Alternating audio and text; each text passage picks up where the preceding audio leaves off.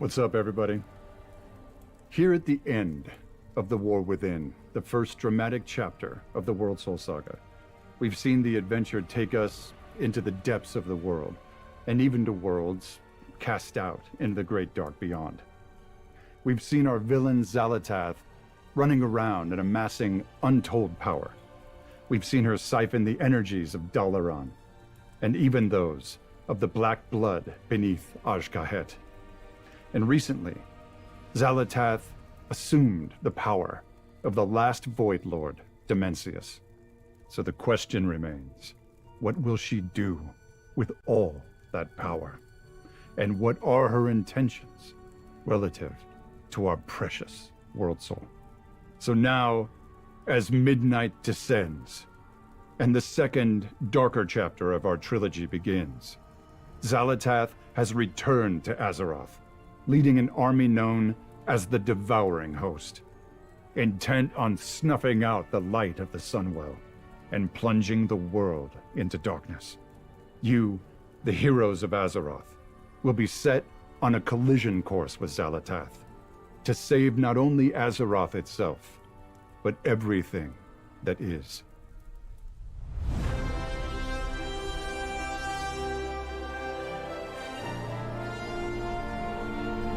Good morning. I am here.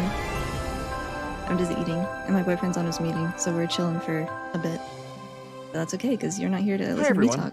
As we kick off our Midnight Alpha, we'd like to give you all a deep dive into what's in store. We want to recap everything we've shared so far, along with some brand new details. Today we're going to talk about the story of Midnight, as well as the zones, dungeons, delves, and raids that await if you want to save our world from Xal'atath. We're also going to talk about some big new features coming in Midnight, like Prey and the Devourer Demon Hunter specialization. And of course, let's not forget housing. Thank you so much for joining us today. And as always, thank you for being a part of this amazing community, for choosing to spend your time in Azeroth and with each other. Now, without further ado, let's see what's in store for our home away from home. After all, it's nearly midnight.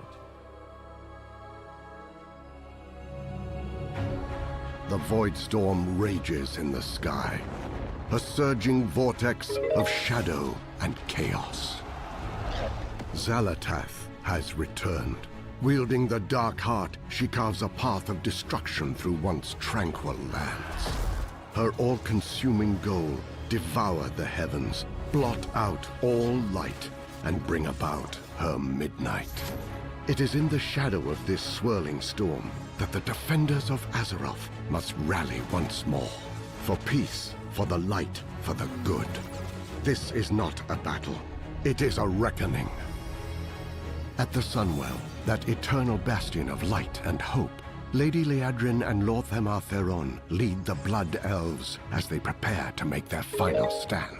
Because across all worlds and all stories, one thing never changes. Home is worth fighting for.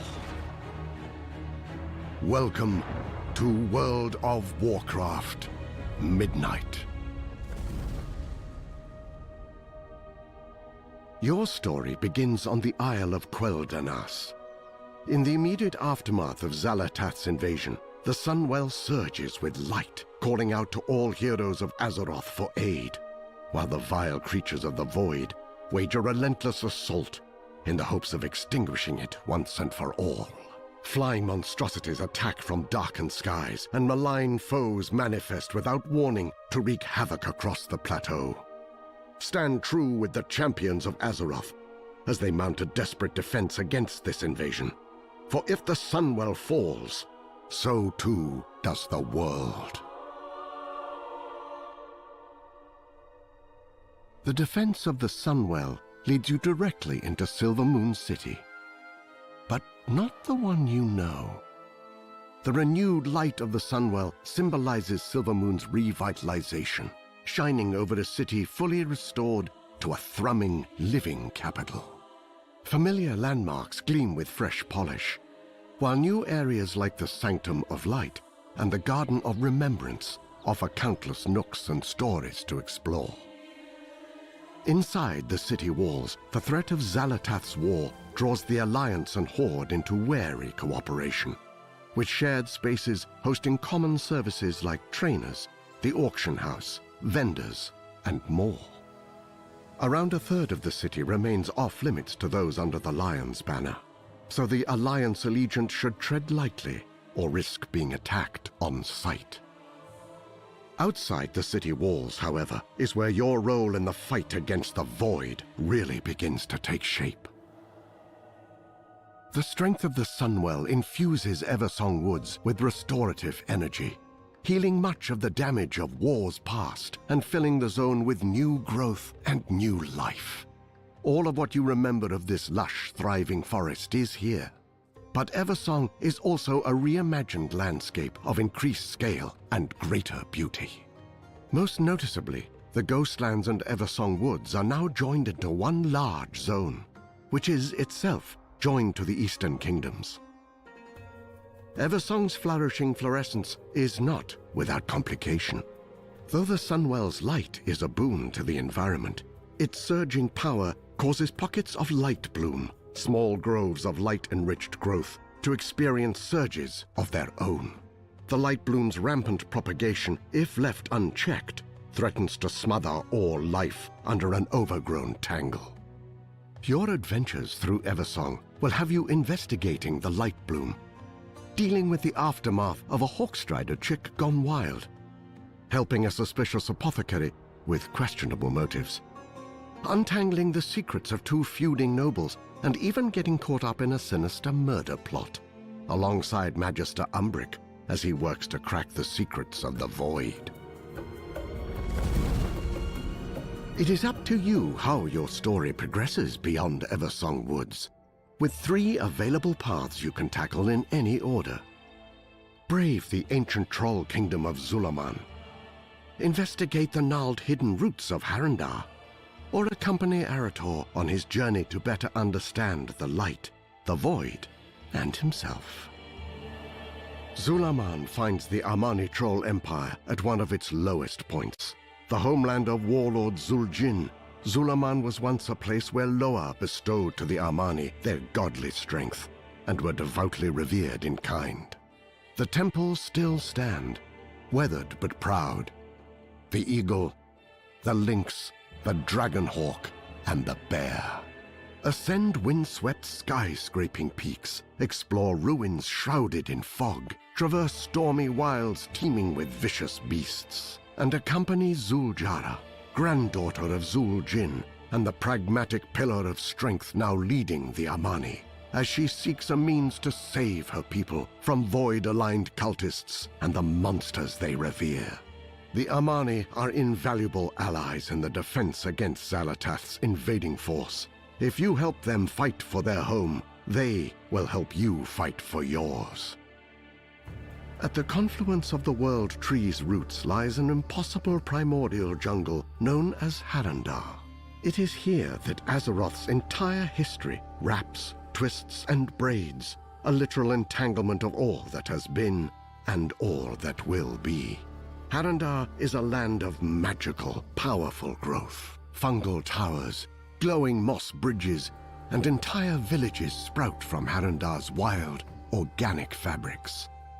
The pulsing heart of this knotted tangle is the Cradle, once the domain of a nascent goddess, long vanished, and now the home of the Haranir, who have for generations lived secretly under its soothing light. The reclusive Haranir are a proud and insular people.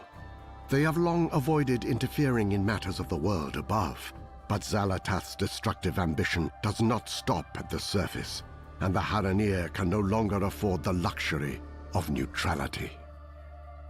There is another way you can help with the defense of Azeroth against Xalatath's cruel machinations. Accompany Erator, son of Turalian and Aleria Windrunner, on a continent-spanning journey in the hopes of bolstering the Sunwell and strengthening the vanguard of the light.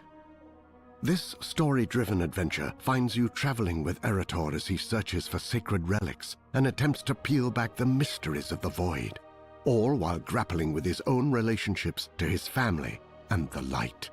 Erator's mission brings new experiences to familiar locations. defend Light's Hope Chapel from an attack by Scourge forces, fight through the darkened corridors of Scarlet Monastery to put to rest those who would pervert the light for their own nefarious gain, and work with Sunwalker Desco in Hammerfall to help Eretor in discovering the paladin he aspires to become. Eretor's story reaches its climax in the shadow of Blackrock Mountain, where alongside the Sons of Lothar, he must face the weight of his father's legacy and decide once and for all whether he is willing to rise to meet it. The raging center of an unraveling shadowy maelstrom and the epicenter of Xal'atath's power, Voidstorm overflows with violence, chaos, and hostility. Stormfields twist and fold its space. Gravity becomes untethered and tethers again. Insatiable void creatures known as Dominar stalk the storm, each one as unique and ancient as it is hateful and hungry. They carry on their eternal hunt for power under the black gaze of 3 enormous nexus points, hubs of the malicious dark energy Xal'atath draws upon to fuel her void spar and conduct her unyielding assault against the Sunwell. Join Azeroth's champions and the Void Elves in their quest to understand what powers this storm and stave off its approach. Though much of the world of Midnight lies in the ominous shade of the encroaching void, there is at least one refuge for the weary, the Arcantina. What began as a hidden sanctuary is now a not-so-secret tavern haven for Horde and Alliance alike. A big, cozy space filled by music, chatter, and life. If the void is the bleak and the cold, the Arcantina is its opposite, a warm spark in the heart of every patron. It is a place to gather with friends, find the perfect comfy sitting room, or just soak in the atmosphere of a well-traveled watering hole. As a crossway for people of all kinds, the Arcantina also serves as a source of new adventures. Familiar faces stop by here and there, spinning stories and offering quests that send you far across Azeroth in search of relics of the past. Follow the course they set for you to discover a fresh perspective on familiar locations. Xal'atath is determined in her destiny, an unrelenting foe with an army that never sleeps. But you can't live every moment in grim resistance. The Arcantina is always here, should you find yourself in need of a little respite. The mysteries of the origins of the Void and the knowledge and power to stop it are not to be found only on the surface. For true deliverance, as always, hides in snarled labyrinths, looming temples, deadly ruins.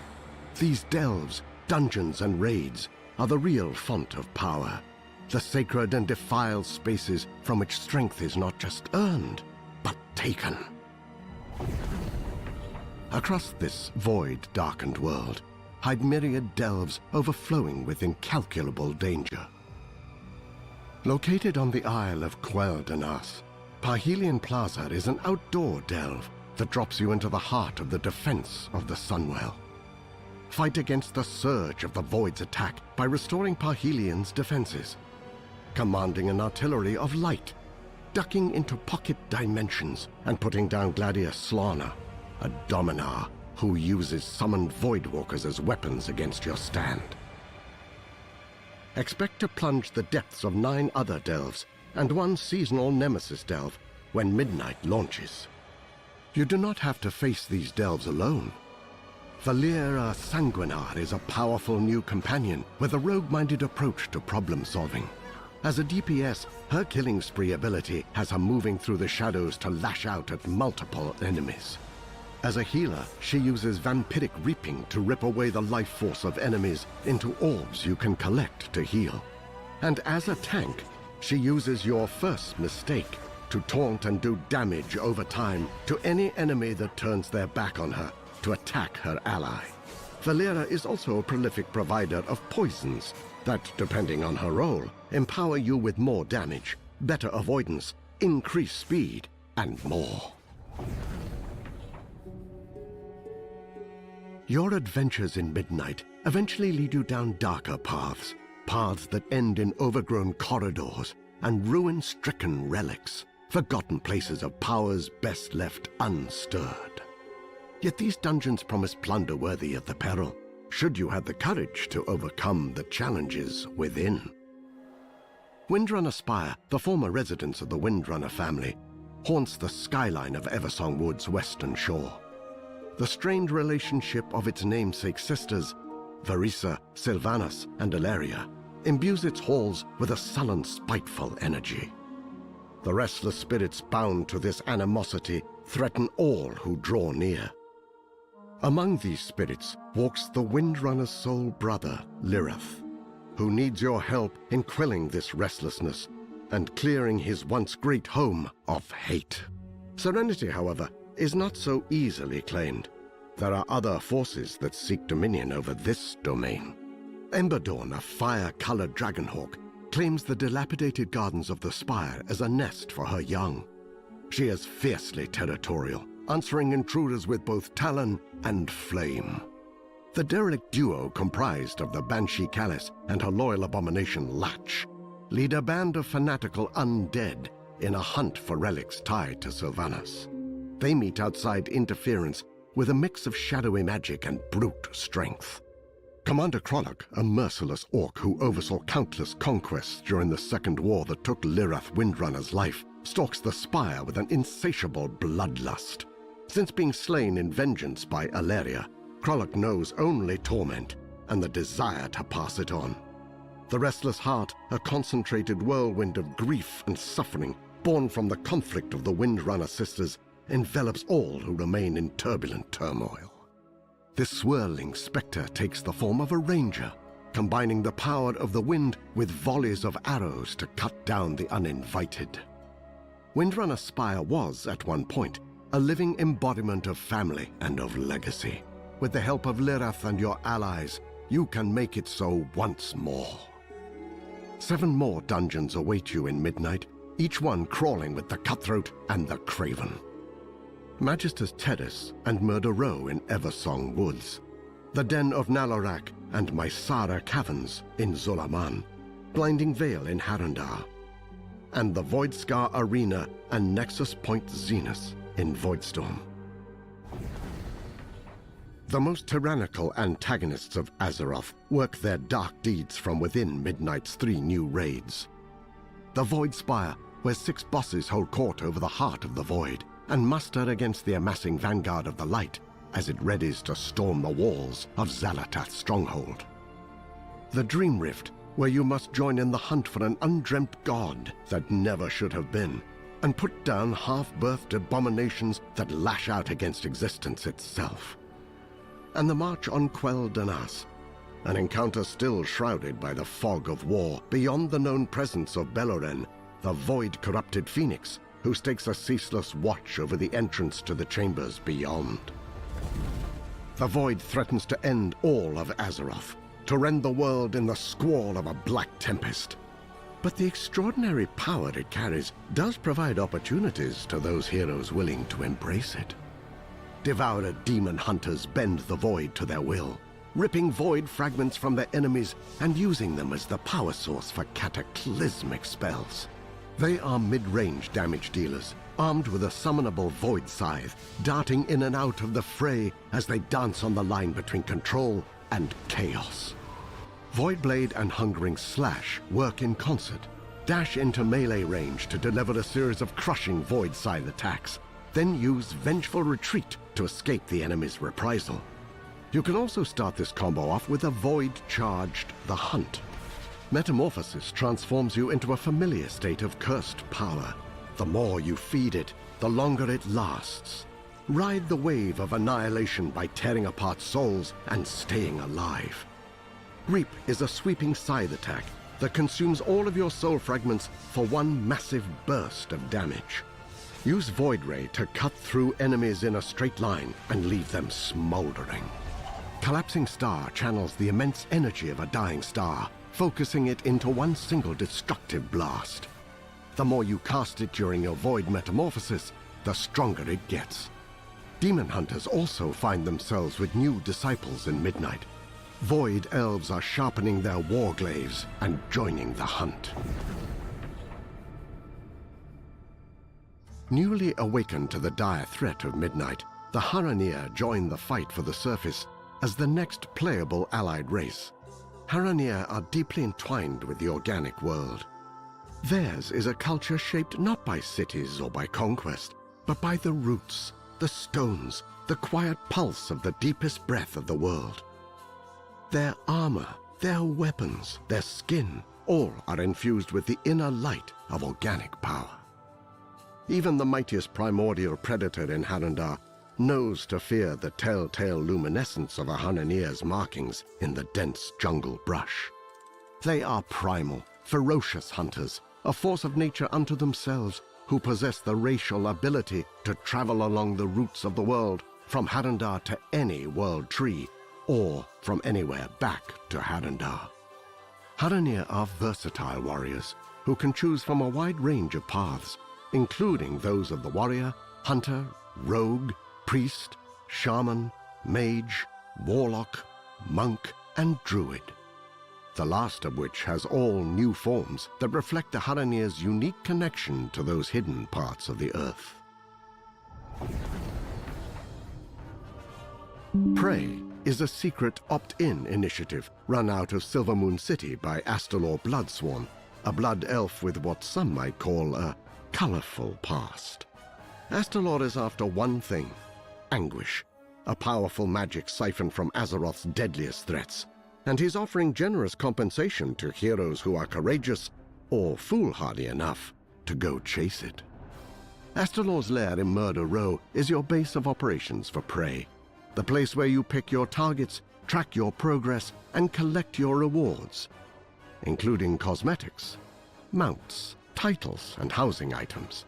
The deeper you go, the harder the challenges, and the more you unlock. Prey has 3 difficulties.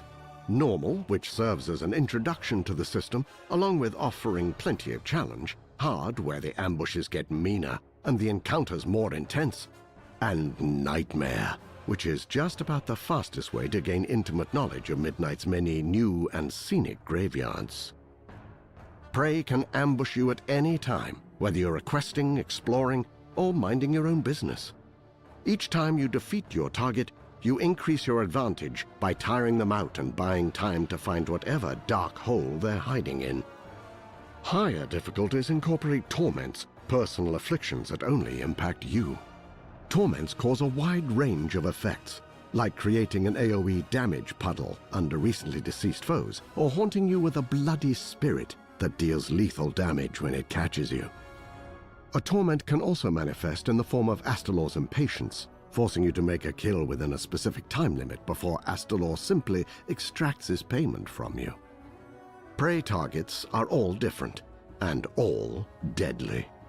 Magister Sunbreaker, a disgraced blood elf whose reckless magic is a threat to Silvermoon and everyone near it.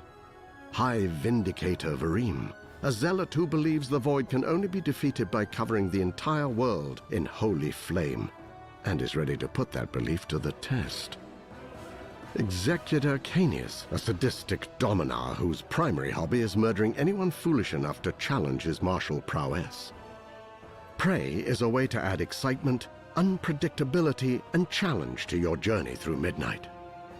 But be warned, there's a reason Astalor isn't chasing these targets himself. For those who tread the worn paths and soaring skyways of Azeroth, it is more than a world, more than story, character, or conflict.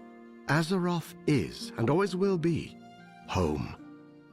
Housing in Midnight is dedicated to that ineffable feeling of being part of something bigger, of something greater, of living a real life as a true part of a real world. Housing in WoW is built to give you boundless self-expression in the place you call yours. Collect hundreds of decorations and dive deep on customization. Place, rotate, scale, and move items to your heart's content. This is more than changing a coat of paint or choosing a different picture frame. It's a sandbox for your imagination. World of Warcraft has over 2 decades of content, and the time you've spent in Azeroth over the years will yield a bounty of housing rewards. Milestones like completing your Legion Order Hall campaign or finishing completionist achievements like Back to the Beyond will award housing items post facto. You'll also earn decor through dungeons and raids, reputation vendors, achievements, quest lines, housing endeavors, the auction house, holidays and live events, and crafting. All professions from all expansions can craft decor. Search the world for lumber, a new gathering resource, and use it to craft decorations that can be bought and sold on the auction house. Many housing-specific items can be dyed, giving you greater control of the finer details of decorating. Imagine your dream home. Collect and craft the decor to bring it to reality. Then tweak it until it is just right. Floor plans are flexible. You can rotate and stack rooms to create multi-floor structures. A variety of room types and shapes are available, including normal squares and rectangles, L and T hallways, as well as some more fantastical configurations. Advanced mode takes the toolset even further, allowing you to adjust each piece of decor exactly as you want. Rotate, float, scale, and more to make your home a perfect reflection of your taste. And that's just the inside. The outside of your house is also customizable. Place your home how you want it on your plot. Add fountains, statues, planters, and more. Change out your windows. Pick the perfect chimney. Add a tower, and decide on the door of your dreams. Exterior plots also have the same advanced mode as interiors for even more modification. At Midnight's official launch, you'll have a choice between exterior themes based on orcs, humans, blood elves, and night elves. These aren't just skins. They're full architectural styles with unique customization options. Orc homes feature hide rooftops, bonfires, and rugged surfaces. Human homes are rustic, with sturdy stone walls, warm wooden floors, and colorful banners. Level up your house to unlock more flexibility. New rooms and floors, bigger house sizes, increases in the number of spots for decor, and more. Every house is in a shared zone known as a neighborhood, where you and others can show off your homes, build community, and participate in rolling challenges to earn housing rewards. Neighborhoods feature a wide variety of biomes, from spooky forests and coastal plains in Founder's Point to lush oases and windswept bluffs in razor-wind shores. All contain different kinds of plots. Some are secluded and quiet, while others are clustered for the socially vibrant. Your neighborhood is faction-coded in its aesthetics, but not faction-exclusive in its residency. You have the choice between two types of neighborhood. Private neighborhoods where guilds or groups of friends can form their own space. Public neighborhoods where you'll find a home among friends you haven't met yet. Private neighborhoods come in two varieties: guild neighborhoods, which scale to fit your guild roster, and charter neighborhoods, which are capped at 50 homes and are perfect for tight-knit communities. Endeavors are monthly neighborhood-wide activities that bring everyone together to complete tasks, unlock themed decorations, and contribute to helping your neighborhood evolve. Participate in endeavors to earn House XP and community coupons that give you access to exclusive decor. Above all, housing is designed to help you find your perfect space and transform it to your own fantasy haven. To create your own home, sweet home. And there you have it. Thank you so much on behalf of the entire World of Warcraft team for joining us for this overview of Midnight. And if after what you just saw, you can't wait to get your hands on housing, don't worry, because it's coming your way if you have Midnight in early December of this year. Thank you again, and we'll see you in Azeroth.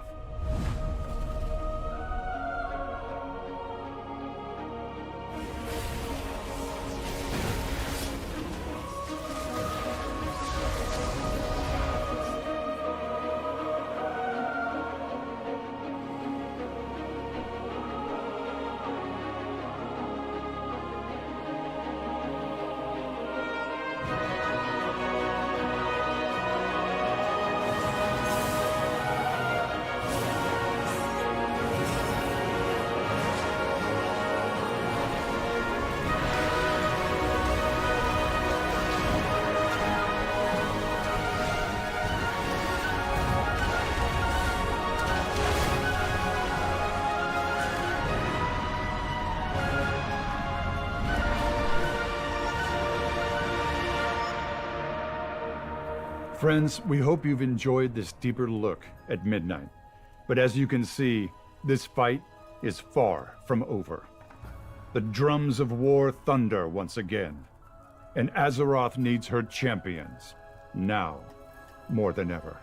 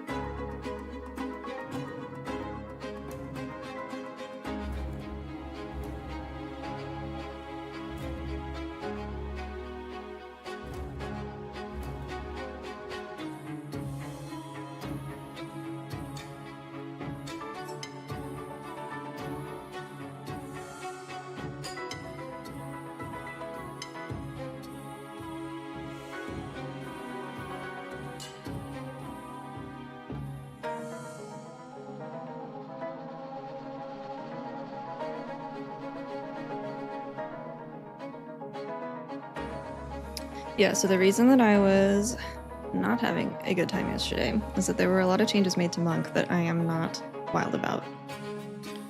Some of them were overall like philosophy changes, like defensive pruning, and some of them were very specific to mistweaver.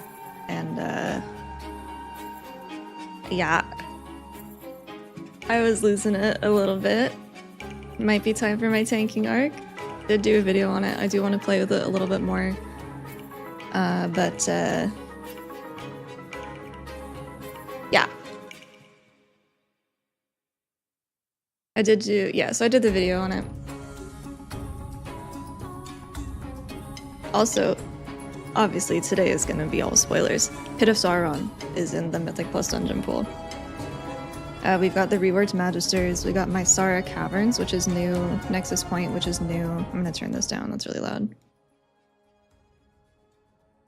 Windrunner Spire, which is new. Algothar Academy! Oh my god!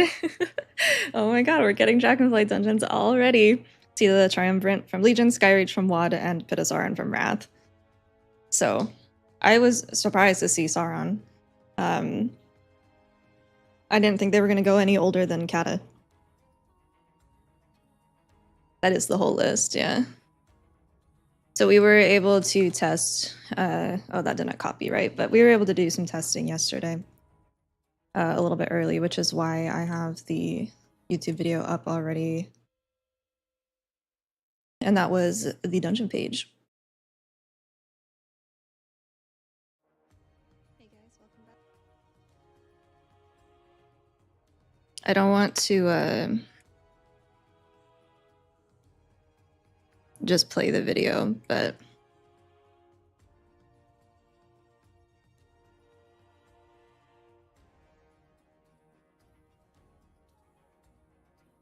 just real quick, the class tree. Actually, I need to mute this other one.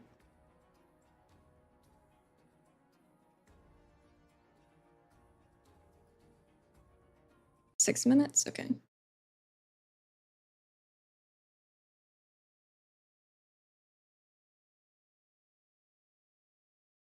The class tree, we got quite a few like little tiny things.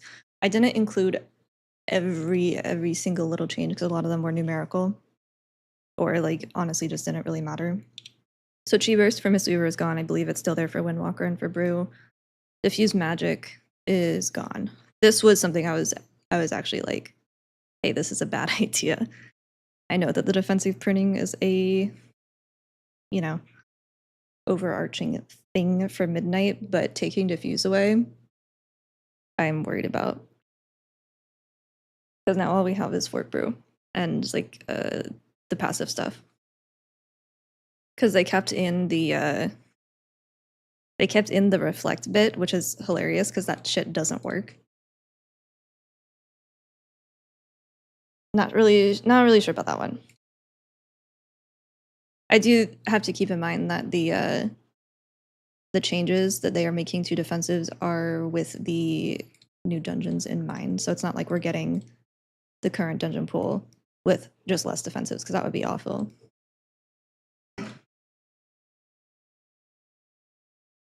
Class tree, new talents. This is just the old tree and the new tree next to each other. I know you can't see, but the old tree is on the left, so it doesn't matter because you should know what that looks like. But all the stuff on the right is the new thing.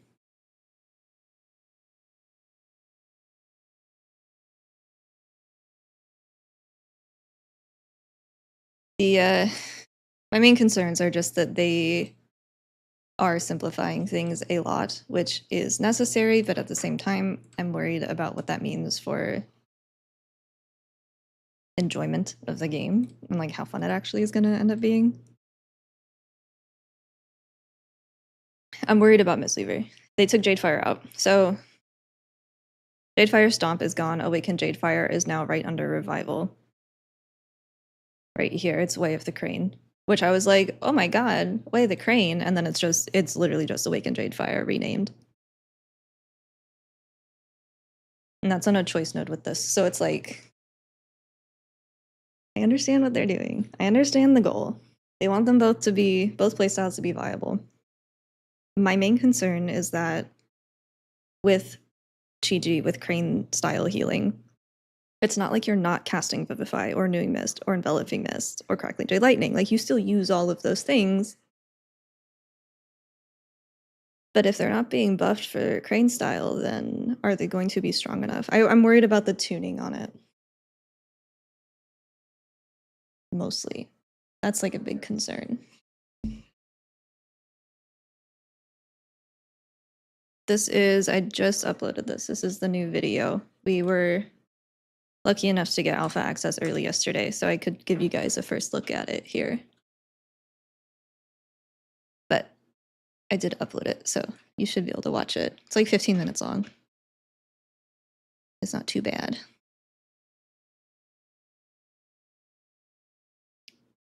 Another big thing was Shaylun's. When you're talented into Shaylun's, it now replaces Vivify, and that is scary sounding. There's a couple of things that I couldn't test because they weren't working at all, but yeah, so I went over it in the video as well, but there's some very interesting changes made. And I'm trying to come at it from the perspective of everyone is getting significant changes like this, and that we're not going to be doing the content right now that we're doing with like the new talents because it'll be designed differently because it is a new expansion. But I'm a little afraid. I think the biggest thing gameplay-wise is that Jadefire's gone, and that Shaylun's Gift replaces Vivify when you're talented into it.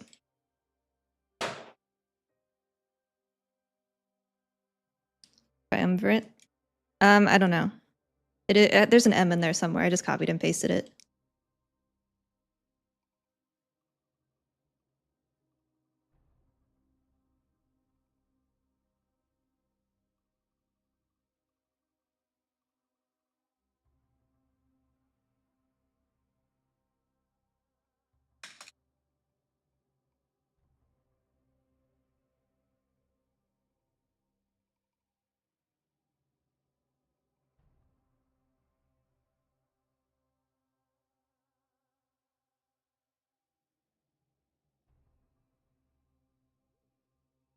I'm not doing the MDI.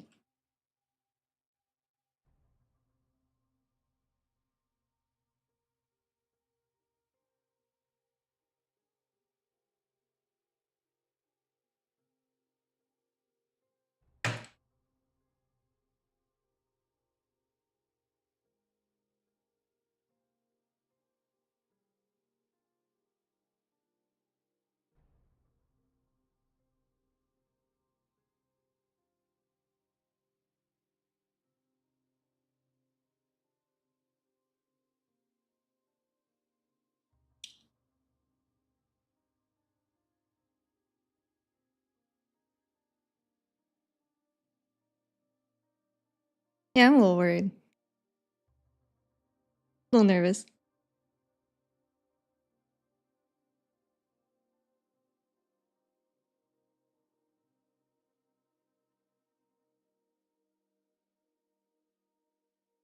There was also one that like wasn't noted, and that was that Celestial Conduit can't be used by itself now. You have to use your Celestial first, and then a minute after your Celestial, then you can use Conduit within that window. That one was really weird to me. There's a lot of really weird changes where I'm like, hey, there's a really low-hanging fruit. Let's take care of those, and then that wasn't what happened. Welcome to I don't the know. We'll World see. of Warcraft Midnight Q&A. I'm Randy Jordan, and I go by Kyvax on the Warcraft community team. We recently asked WoW players on forums and social media sites to submit questions, and you delivered. So, we've got 3 leaders of the WoW development team here. Please introduce yourselves. Hi, I'm Ian Hasikostas, Game Director on WoW. Hi, my name is Paul Cubitt. I'm Associate Game Director on World of Warcraft, working on the Midnight expansion. Hi, I'm Maria Hamilton. I'm the Design Director for WoW. We got a lot of questions, and I want to get right to them. We're going to start with some housing questions. So, Cyglaive on the forums asked, it actually said, during a Gamescom interview, it was mentioned that Horde players would be able to use Alliance-style housing exteriors and vice versa. However, in a recent blog post, it was stated that the housing styles would be faction-locked. Can we get clarification on that? Yes, there was a bit of confusion definitely around the Gamescom messaging there. As we just saw in the deep dive video, the neighborhoods ultimately are anchored in specific locations in the world. If you are in the Alliance neighborhood, you are on the outskirts of Stormwind in the Elwyn area. If you are in the Horde neighborhood, you're on the outskirts of Orgrimmar. While private neighborhoods can be cross-faction, you can have your guildmates, you can have your friends of the opposite faction move in, the general setting, the exterior houses there are going to reflect the location. The NPCs that are wandering around the neighborhood, again, are anchored in that place in the world. Maybe something that we revisit down the line, but for the time being, if you're in the Horde neighborhood, the home exteriors need to reflect the Horde aesthetic. Take that up with the Orgrimmar HOA if there's a concern. Speaking of things wandering around, a player named Hey Hey on the EU Spanish forums asked, I know there are plans for combat pets to appear in housing. Are there also plans for hunter pets? Yes, so pets are something in general that we're working Wait, towards. hunter pets walking around your At house. release in That's Midnight, fun. Battle pets won't be available to be placed just yet. I think something that we need to solve to make that work on the engineering side is actually making sure that they can path and move comfortably around whatever configuration of objects you might happen to place in your home or in your yard.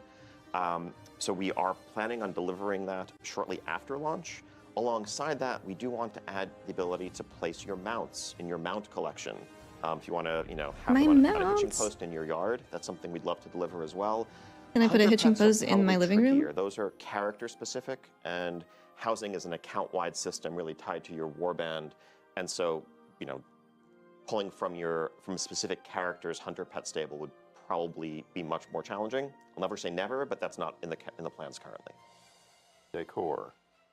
Björky on Reddit asked, how will the trading post housing items work? Let's say there's a chair on the trading post. Will we have to buy the chair multiple times if we want a set of 4 in our house? Will there be a 10-chair bundle for a set price?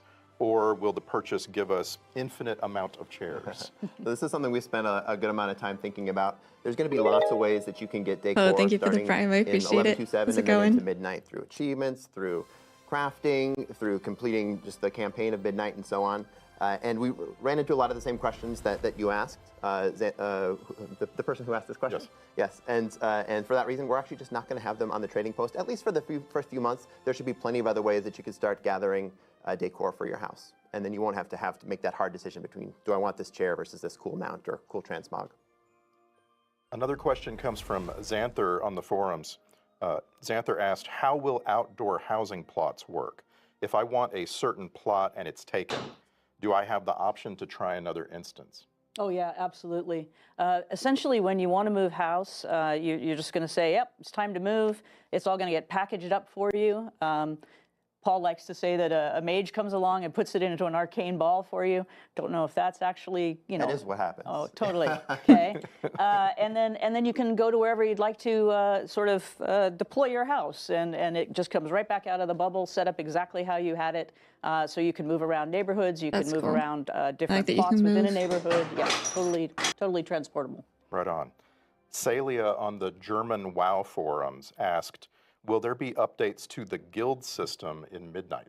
I think most of the updates we see to the guild system are going to be in the form of neighborhoods.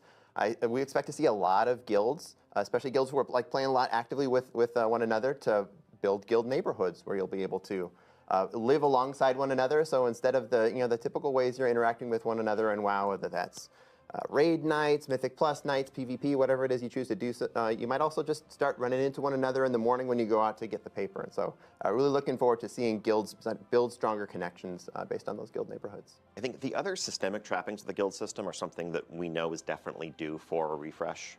Guilds obviously have been there since the beginning, and there's definitely room for improvement. Our focus for Midnight, though, really was on the housing integration side of it, and the rest of the system is something we hope to get back to in the near future.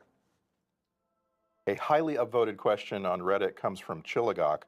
Chilligok asked, will we ever get another texture update for older races, especially compared to Earthen? The hairstyles I kind of are figure most of the outdated now. Q&A questions are We do going to have a be couple like which are coming cosmetic in and Midnight. housing-based As you complete things. the Amani campaign in Zulaman, you will be able to unlock some cool cosmetics for Darkspear Trolls, some cool hairstyles, and actually skin colors as well. And so if you have any Darkspear Trolls on your account, you play through the campaign, you'll be able to get some cool customizations. And this is one of the ways that we do try to approach this, is as it's appropriate to the story, we'll look for cool ways that you can integrate cosmetics into your own character. That's not the only way that we might do this, though. Yeah, exactly. I think it's something that we see as an issue to chip away at over time. We want to roll out extra customizations, hairstyles, you name it, for the existing races to continue to bring them up to parity with the very newest options.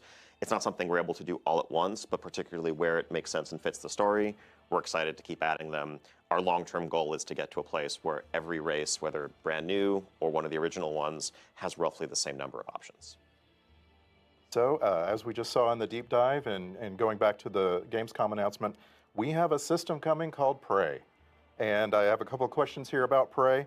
System of Cells on Reddit asked, will the Prey system make all mobs in the target zone more challenging, or only the Prey target plus world quests unique to that system? Yeah, it will affect everything in the zone for you. So if you have chosen to go into the zone chasing a nightmare mode prey, everything is going to be much harder for you. It's based on an aura that's put on you, sort of like it's almost like an affliction in a way, or a torment. And as you move through that zone, it's going to be harder. And the player in Prey is on their own? They are when they finally wear down that boss. If it's in one of the harder modes, then you need to go mano a mano. If it's in the normal mode, then the rest of the players in the vicinity can help you out. Gotcha. The WoW creator Fandy asked, is the Prey system planned to be a part of the World Row in Vaults? Yeah, in one way or another. As we build our expansion, one of the last things that comes in is specifics on rewards. So we don't have the specific details now, but when we do look at Prey, we look at it as similar in difficulty and sort of player activity to the types of things that you do in Delves.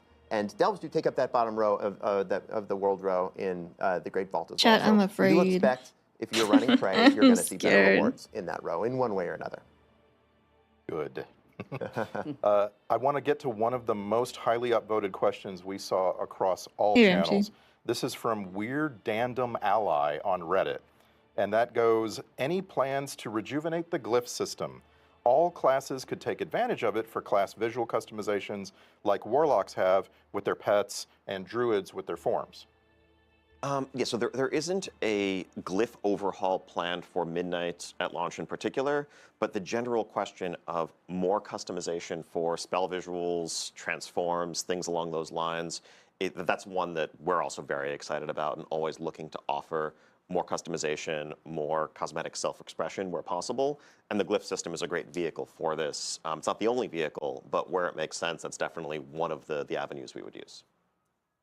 Speaking of highly upvoted questions, we got a lot from the PvP community.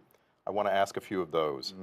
So starting with Keth Cup on Reddit, the question is, do you have any plans on making PvP less daunting for new players?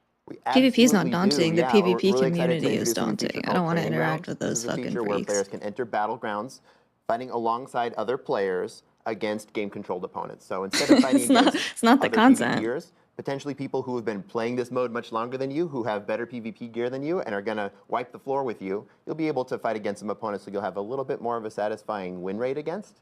And because of that, we think this will be a pretty good on-ramp for people who are PvP curious, who want to get into PvP, but feel like there's just too much of a steep on-ramp because of those daunting aforementioned players who want to wipe the floor with you.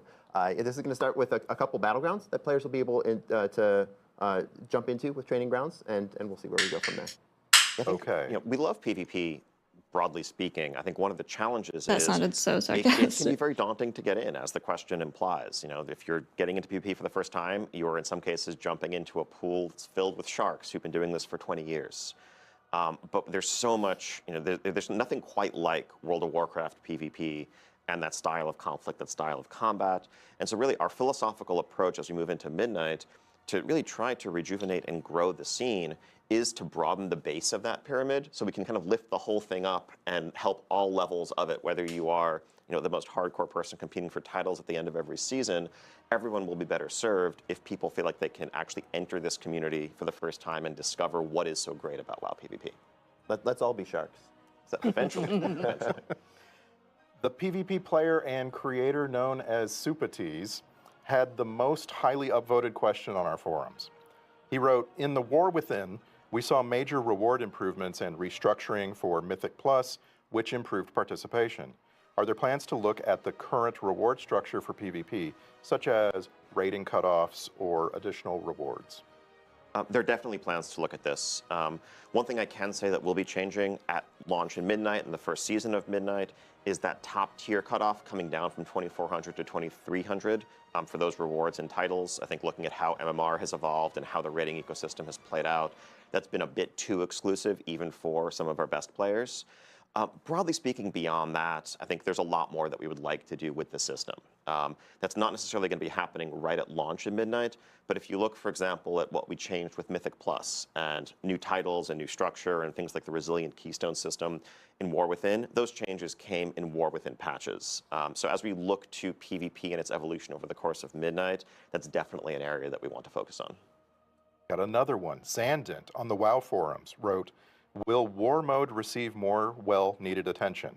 More activities like I zone forgot War Mode objectives or existed. rotating events? Maybe a free-for-all treatment?" Yeah, we're adding a whole new area into the Voidstorm zone, a giant war mode area which reflects the same space as the Slayer's Rise battleground. If you watched the deep dive video, you got to see that. That Slayer's Rise is also made manifest in the zone itself. And this is, if you've played war mode in past expansions, you know that we've taken a couple war mode areas and had maybe one in each zone, one in Ringing Deeps and one in Isle of Dorn, where PvP, when you enable war mode, you'll have some special, unique activities. We took all those and glumped them all together right into this Slayer's Rise area, and so there's going to be a huge PvP playground if you have war mode on, be able to do lots of cool world-class activities, reasons to just kill one another, and even if you don't have war mode enabled, there'll still be PvP-themed content for folks doing world quests up in that area. Why would you not have war mode enabled? That's a very good question. Yeah. Because you're afraid of sharks. Yeah, it's sharks. Okay, all right, Yeah. thank you. So, MacLemente26 on Reddit asked a question that we saw a lot of, which is, when can we expect reputations from expansions prior to Shadowlands to become Warbound reputations? So yeah, taking full accountability here. I know that when we rolled out the warbands, we said that we were going to work our way backwards through reputations. We haven't made progress as quickly as we would have liked. We got some of the Shadowlands reputations, but not the Covenant ones. This is something we're going to pick up and resume. I can't commit to a definite timetable, but in the long run, we don't want this, just internal disparity between how different expansions' reputations are handled, and we'll continue to start with the most recent and work our way backwards. Thank you. 610 on Blue Sky said, War Within is the first WoW expansion without a legendary. Can we expect anything in Midnight, or is the team taking time to reevaluate what place legendaries have in the modern game? I think we always want to avoid things seeming formulaic, where it's like, okay, you can expect it's a new season, it's going to be a new legendary, this is how it's going to work. Legendaries should always remain special. They should feel like these are items that have clear stories behind them and feel worthy Here, we of can that read special the, orange they gave color. us some patch And notes yes, we're this also time. looking always at I issues cannot with show how they're them to you, but I awarded. can read We want to make them. sure they feel special, but also don't turn into something where it feels bad or grindy because they feel required if you want to be competitive. There's a fine Obviously, line it to is walk alpha there. notes. It's an early There aren't draft. currently any planned for the first tier of Midnight, but So there as may we be some face things that certain foes change. down the line, it may make sense for some of the items that they yield to have that orange color, and we'll cross that bridge when we get there. I want to ask some lore questions. So, as Mira asked, will we be getting any more background information on story regarding Lyrath Windrunner? Sorry. Any of the other Windrunner family members, perhaps? Absolutely. I don't want to talk too much about patches, but certainly in Midnight, as we go into the Spire, you will have the opportunity to really get a brother's view of his sisters and an opportunity to look. I'm sorry, I don't. It's lore. It's lore. Mistweaver Midnight updates are focused on simplifying moment-to-moment decision-making and tracking, streaming, and streamlining their cooldown moments. We are also removing Jade Firestorm's positional gameplay, as we felt this did not match our combat approachability goals. Way of the Crane and Way of the Serpent is a new choice node worth highlighting. It is something new that we're trying to highlight different aspects of Mistweaver's toolkit, in particular, based on a player's preferred playstyle. Our hope is that both options have relevant situations in which they're useful and therefore encourage solid build diversity between content and also individual preference. Which is why I'm worried about tuning in that case.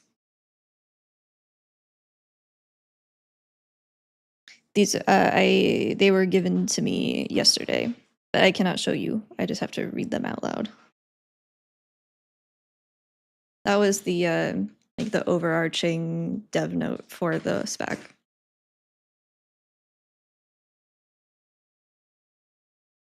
For Chi-Ji, we are simplifying the prep for invoking Chi-Ji and removing stack management to streamline the experience within the effect. Overall, that's good.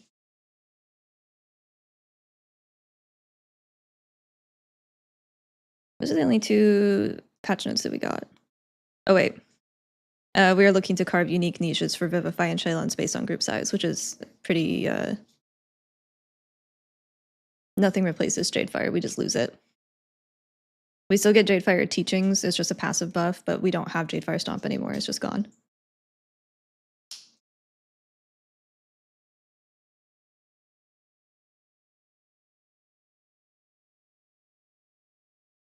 Their mythologies. Not timed perhaps anymore, it's just later, an aura, yeah. In The Last Titan. Okay, good. Let's talk about add-ons. WoW creator Polka TV said, given the upcoming removal of many boss mod tools, how do you plan to preserve the intended difficulty of encounters? You think they'll add that to our once these toolkit? tools are no I longer just available? posted a video So yeah, this is a great question. For some extra for context, Alpha, folks and are the going to tier set see from in Maniforge the next Omega day or is the two, conduit, as some of the media new row for the interviews done conduit last day go hero out, talents. We don't know the that Master of we are Harmony ones rolling yet, they were out, not done some for yesterday's changes to build. the add-on API with the launch of Midnight. And so that is going to remove the ability for add-ons to read in real time combat state and combat information specifically. One of the big reasons why we're doing this with the launch of a new expansion is so that we can really build all of our combat, our encounters around that expectation, around this new ecosystem. Yeah, the As Master we've of been Harmony discussing one, I over don't the know. course of the year, really the We will main find goal out. with this shift is to create a level playing field where external There was a tools lot are of no things that I longer thought that they were going to take felt out to be because it was kind of required just in like order shit to talents engage that with no one content, takes. at a competitive level. And then And those also stayed to and other shift things some that of the I things liked were that we are removed, and asking I when don't it really comes know to how to feel about difficulty. it. Actually, I don't Away like it from so far, first but reactions I to don't how want to quickly you can judge run too early. to the circle or diamond marker that I your do add-on not like the told you to run direction that to, we're headed, I and rather guess. to more of the collaborative coordination that have traditionally marked cooperative PvE. Rest of Druid lost their kick, But by the the way. goal is to keep difficulty largely the same. No more school bash. In terms of how many pulls it takes to down a boss for your guild, whether you are aiming for Yeah. ahead of the curve and defeating heroic, Mistweaver or still whether has you're ours. pushing into mythic I or don't know if whatever other healers else, got to keep theirs. I would assume overall, it should take you Shaman about the same amount keeps of time theirs. to I don't accomplish know what about you're the used to others. accomplishing. It's just that difficulty may come in slightly I didn't different look at other places. healers too much. Without add-ons to solve mechanics for you in real time, it may well be the case that we just need to give you a couple more There was a seconds lot to of get into AUG place. stuff. or that there should be one fewer ad to interrupt. They like or buffed what Og, have so you. like Evan might. I think you We also are ask going to Cass be or watch rolling Cass's out- video, but we are Evan actually might going to like. be launching alpha with a raid boss available. I think it's for just testing raid wide, like early 100-yard on. raid We wide. have a ton of native improvements to the UI, like There's boss some timers, pretty boss significant alerts, Og so you can see a changes. timeline of upcoming boss abilities, nameplate improvements, cooldown manager improvements, and more to, again, kind of create a unified experience that's baked into the UI. But the goal at the end of the day is for difficulty to remain where it was, and we will be making tuning changes in alpha and beta, as well as, of course, once these encounters are live, to make sure that things are landing in the right place and players still feel well equipped to overcome the challenges in front of them. Following that, Sped Bros on Reddit asked, what is your plan for upkeep and development of these now built-in add-ons? Yeah, so I think the functionality that we're pulling into the base UI is something that, as always, we're going to be evolving in response to player feedback. Again, part of why we're very excited to get people having a look at these right at the start of alpha is so that we have the entirety of the alpha and beta cycle to iterate on them before midnight launches. And then, of course, as always, even after the game is live, we're going to continue to add functionality based on the player requests and the feedback that we're receiving. Ossicrond on the WoW forums said, sculpting your UI over the years is almost like working on a classic car. Fine-tuning with different fonts, color palettes, and even different types of glow alerts. What is the depth of the available customization, and are there plans to expand it in the future? So there's a couple of facets to this question. First off, couldn't agree more that I think UI customization and using add-ons to tailor the aesthetic of a UI, how information is presented, and I think where I it's blame presented, Conduit for making it so that and really one of the Life strengths of the Cocoon game isn't for buffed going because to there's so much 21 years CDR now. tied into it. There are no plans to eliminate or remove that. The approach we've taken Fucking knew in it. changing I the knew way that the was gonna add-on API happen. works really is just focused on access to that real-time information. There'll be details coming out very soon from our UI engineering team on exactly how this works. But whereas in the past, when we have restricted aspects of what add-ons can do, we tend to just kind of wall off sections of our UI and say add-ons can't touch this at all. But when it comes to things like nameplates or unit frames and the like, that would have been an unacceptable approach here because that aesthetic customization is so essential. So there's a brand new system that's been created where essentially pieces of information about what's going on in combat are put in the black box. And add-ons can paint that box pink or yellow or green or make it bigger or smaller, but what they can't do is know exactly what's inside the box and use that to drive logic. In addition to that, the new UI functionality that we're adding, whether it's improved nameplates or whatever, have extensive customizations in terms of size, shape, location, aesthetic, all of the edit mode functionality, and more. But we have no intent of pulling back in any way from the aesthetic customization that add-ons have always offered.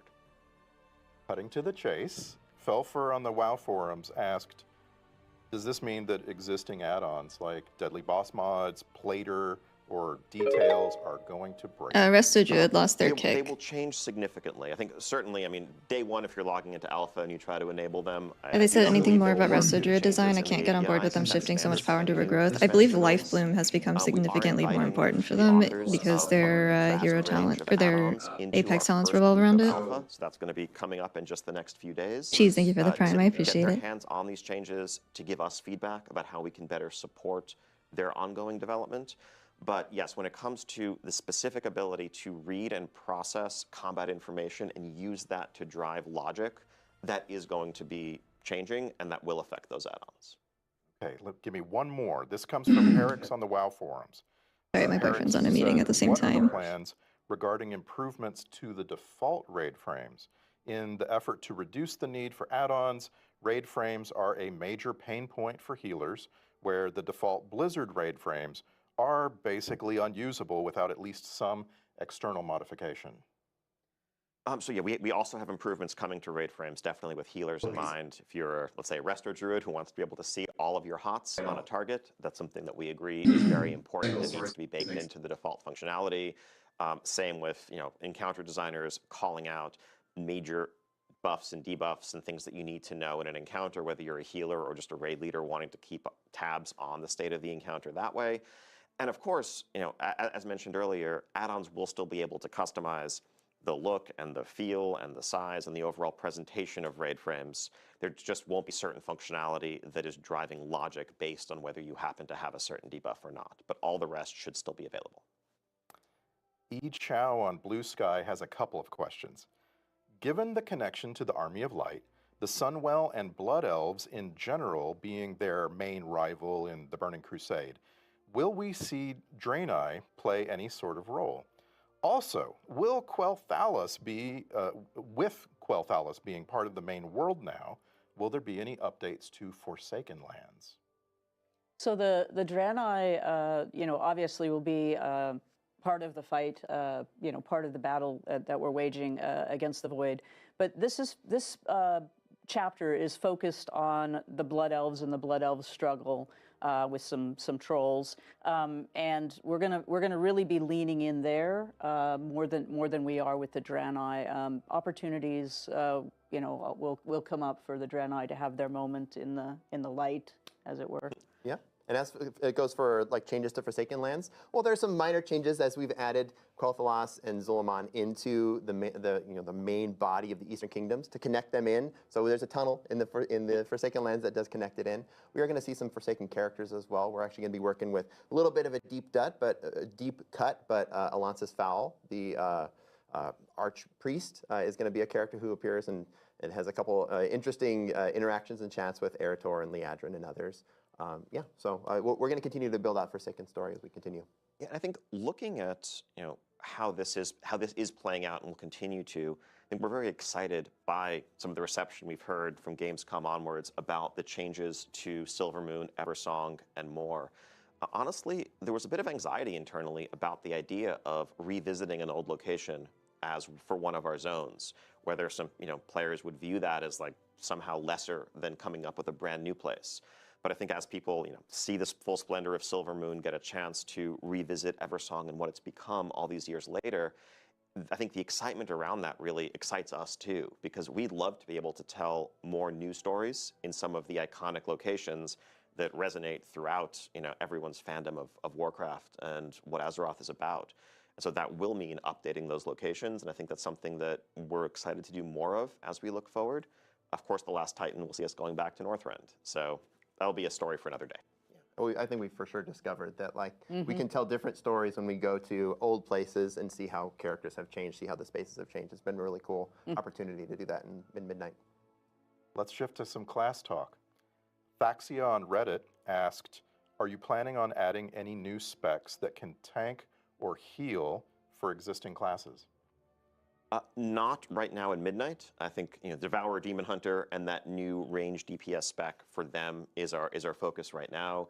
But I think we've seen, whether it's this or whether it's augmentation, there is excitement around the idea of established classes getting. Yeah, Rested Druid lost Skull Bash. They don't have it anymore. Something I think we are likely to explore as we look to the future. Zerotics on Reddit asked, throughout the War Within, some classes and specs received visual updates, and as a monk player, the update to Vivify was very appreciated. Are there any other classes or specs that can be revealed to be getting updated visuals in Midnight? Yeah, there's a couple really cool Apex talents. So Apex talents are the new talents you'll be able to learn at the bottom of your spec tree, and a lot of these have some fantastic visuals. Ones that Dude, they jump out keep to saying me cool are Apex talents, the and none of them have been augmentation, where cool. you summon a bronze dragon version of yourself from the future to fight alongside you for a little bit. The Frost Mage one as well. You summon a Hand of Frost that chases down your target and attack them. And so these are some of the new abilities that are going to get some new custom visuals. As far as looking back at older visuals, as was the case with Vivify, this is something that we tend to do as we continue to build smaller patches. Most of our efforts for Midnight was building all the new stuff, but then as we continue building out the game, we look to the future. This is where we look back at, as we did with Vivify, find abilities where we can raise the floor and say okay, this one has aged not as gracefully as the rest of our visuals, and we can bring it up to par with the rest.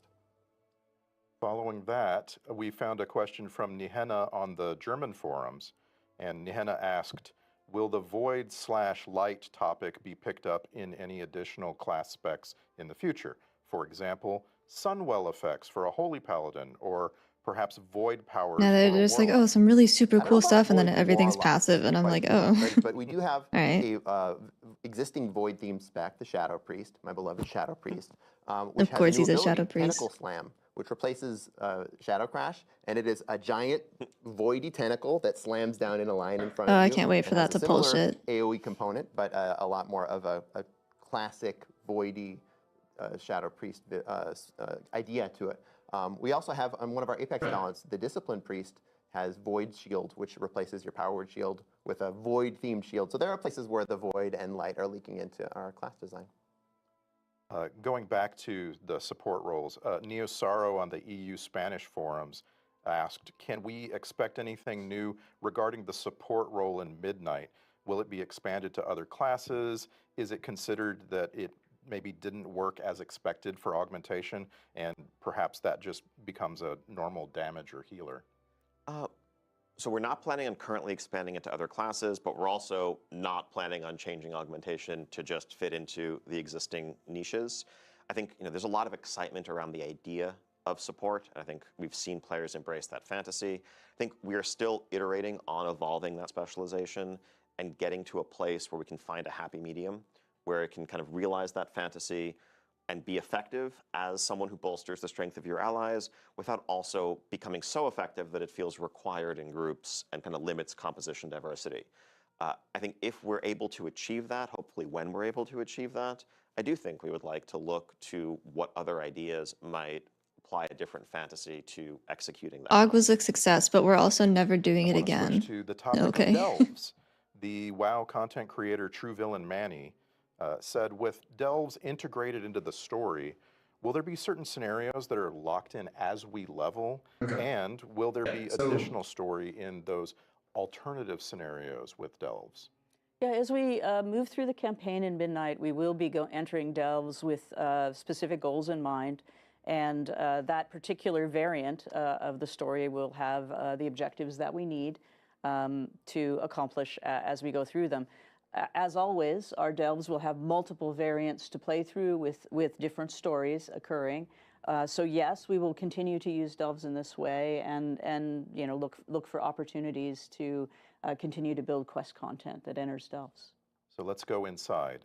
Varteris on the WoW forums said, will delves have even greater variety? Yeah, delves than are in the War for Within? a Maybe a different randomized population puzzle of to the solve, game, a race, which is fine. a whole new set of abilities.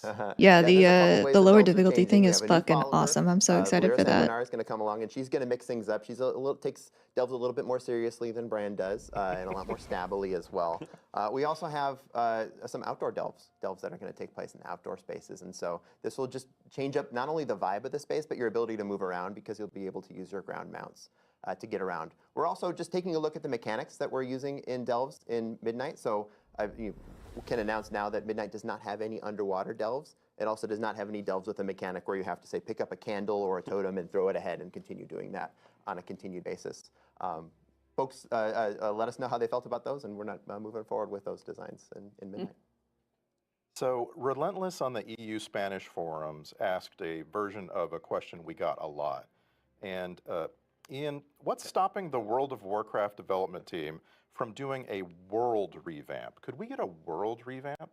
I mean, I think, the idea of revamping everything at once is a terrifying one, frankly. But I think, as touched on earlier, we definitely want to tell new stories in iconic locations. And in doing that, we would certainly do much more than just do a fresh coat of paint on the area. We would really reimagine it and bring it into the present day, as we have with Eversong.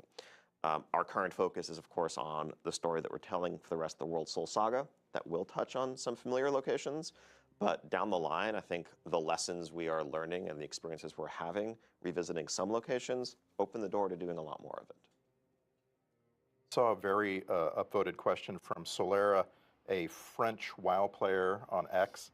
Solera asked, without giving away spoilers, very important, Okay. does Midnight introduce any completely new elven tribes or expand on lesser known ones? Maybe the Kelderai? Without spoilers. Without spoilers. That's a tough constraint. Yeah. Maybe. That's right. I don't think it's spoilery to say we're going to be learning a lot about the elves and the elves' relationships with one another, and that would include Quel'Drai. Thank you. And Zoris on the EU Spanish forums asked, with the Devourer specialization, all Demon Hunter abilities will use void effects and icons, even those shared by all three specializations. Has there been any consideration of extending this aesthetic customization to other classes? So I think philosophically and narratively, what a Void Demon Hunter represents, what a Devourer Demon Hunter represents, is one who, rather than harnessing and channeling Fel energy, is channeling Void energy to turn it against those who originally wielded it. And so that is going to transform a wide range of their abilities. On the other hand, when we look at, let's say, a Fire Mage or a Frost Mage, they're not forsaking the arcane when they become a Fire Mage. And so Blink is still an arcane spell, and Counterspell is still an arcane spell, and so forth. And so I think when we look at other classes, we generally like to look at that broad base of multiple, areas of focus. And just because you specialize in one thing doesn't mean that that transforms all of the others. That said, touching on some earlier questions, when it comes to glyph spell customizations and other things that players may want to customize the look and feel of their abilities, there's always an opportunity there. Another highly upvoted question all over the place. I'll take the version of this question from Navarel on the EU German forums. Would you consider replacing the ready-made group in follower dungeons with characters from the player's warband? Definitely something we are considering. Not something we're going to be able to deliver for Midnight, but ever since the introduction of both warbands and follower dungeons, this idea, this request has popped up. It's something that we're excited about internally as well. There's some technical hurdles to kind of pull that information down in real time and make it work, but it's something we do want to deliver down the line. Ian's not lying about technical hurdles. There were multiple technical hurdles in the way. We're actually jumping over one of them with Training Grounds, where we're changing the way that some of those game-controlled characters or bots are built to be building Training Grounds in this way gets us one hurdle closer to being able to do what you're asking for. There are so many people on this development team that I would call technical hurdlers. Engineers, that's just what they do. They jump over hurdles. So, Maria, Silo on the WoW forums asked, will there be new mini-game type quests in Midnight? Yes, there will be. We actually have a new mechanic that was Mini created game for quests. Zulaman specifically, where you will do some, underwater stuff. Oh, not the it's quite underwater fun. stuff. It's the Amani Abyss Oh, no. style. You're gonna be going fishing troll style. Okay. Yeah. That's a revelation. I like that. While we're revealing things, Musselton on the WoW forums asked, I'm extremely excited for the Heronir. Can you share more information on their druid forms? Well, conveniently, if you watched the deep dive, you saw a flash of those. Fundamentally, they all have quills to throw back to sort of the Heronir. But the tank form is a pangolin bear with sort of Pangolin. bat-like Yeah, ears. that's cute. They all sort of got those ears. Yeah, they right? got the ears and the quills. And we have a wolverine for our feral spec. We have an owl-like, quilled owl-like sort of boomkin. But best of all has got to be the swimming form, the swimming travel form, which is an axolotl. Axolotl. With quills. We're all going to learn how to say axolotl. Yeah, I probably said it wrong, but yeah. No, I think you got it right. I think you did. Okay, cool. The reveal of the Heronir led to a very common question.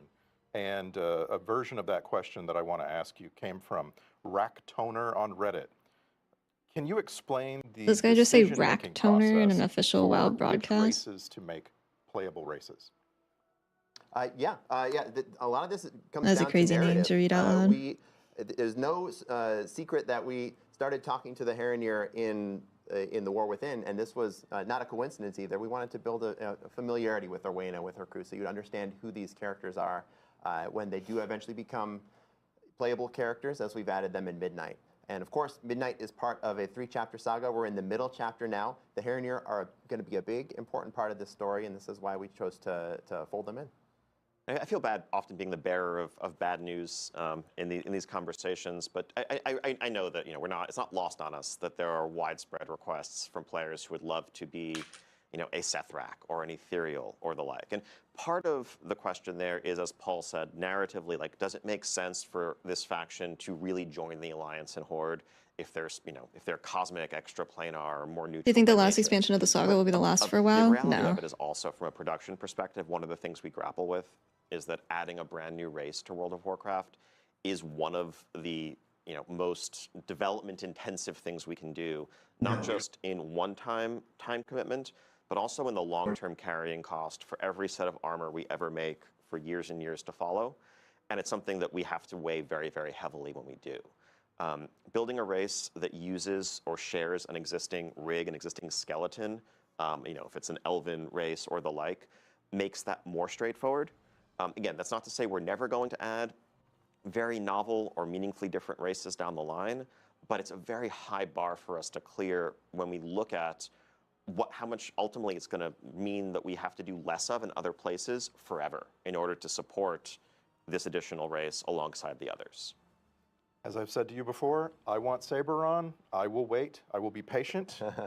Please give me Saberon. So, Massive Bear on the WoW forums asked, will Haranir be unlockable in the 3 days of early access? I remember Earthen were not. No, not during the first 3 days. Yeah. So during that early access, we want to make sure that we're letting players who are in that early access be able to play through the campaign and understand what's going on, but not getting any meaningful jumps ahead of anyone else who does not have that early access. Meredith on the WoW forums asked, how is Blizzard progressing in the war against toxicity in terms of the entire game? Yeah, this is something that's a huge focus for us, and really there's many facets to the question and the discussion. I think when people say toxicity, there's a few different meanings perhaps, or things that they're referring to. Some of it is just the overt, hostile, harmful, antagonistic interactions that may occur online between players. We're always continuing to shore up our reporting tools, improve real-time monitoring, and get to a place where people who are disrupting our game world can be punished and ultimately removed from it if they continue to do that.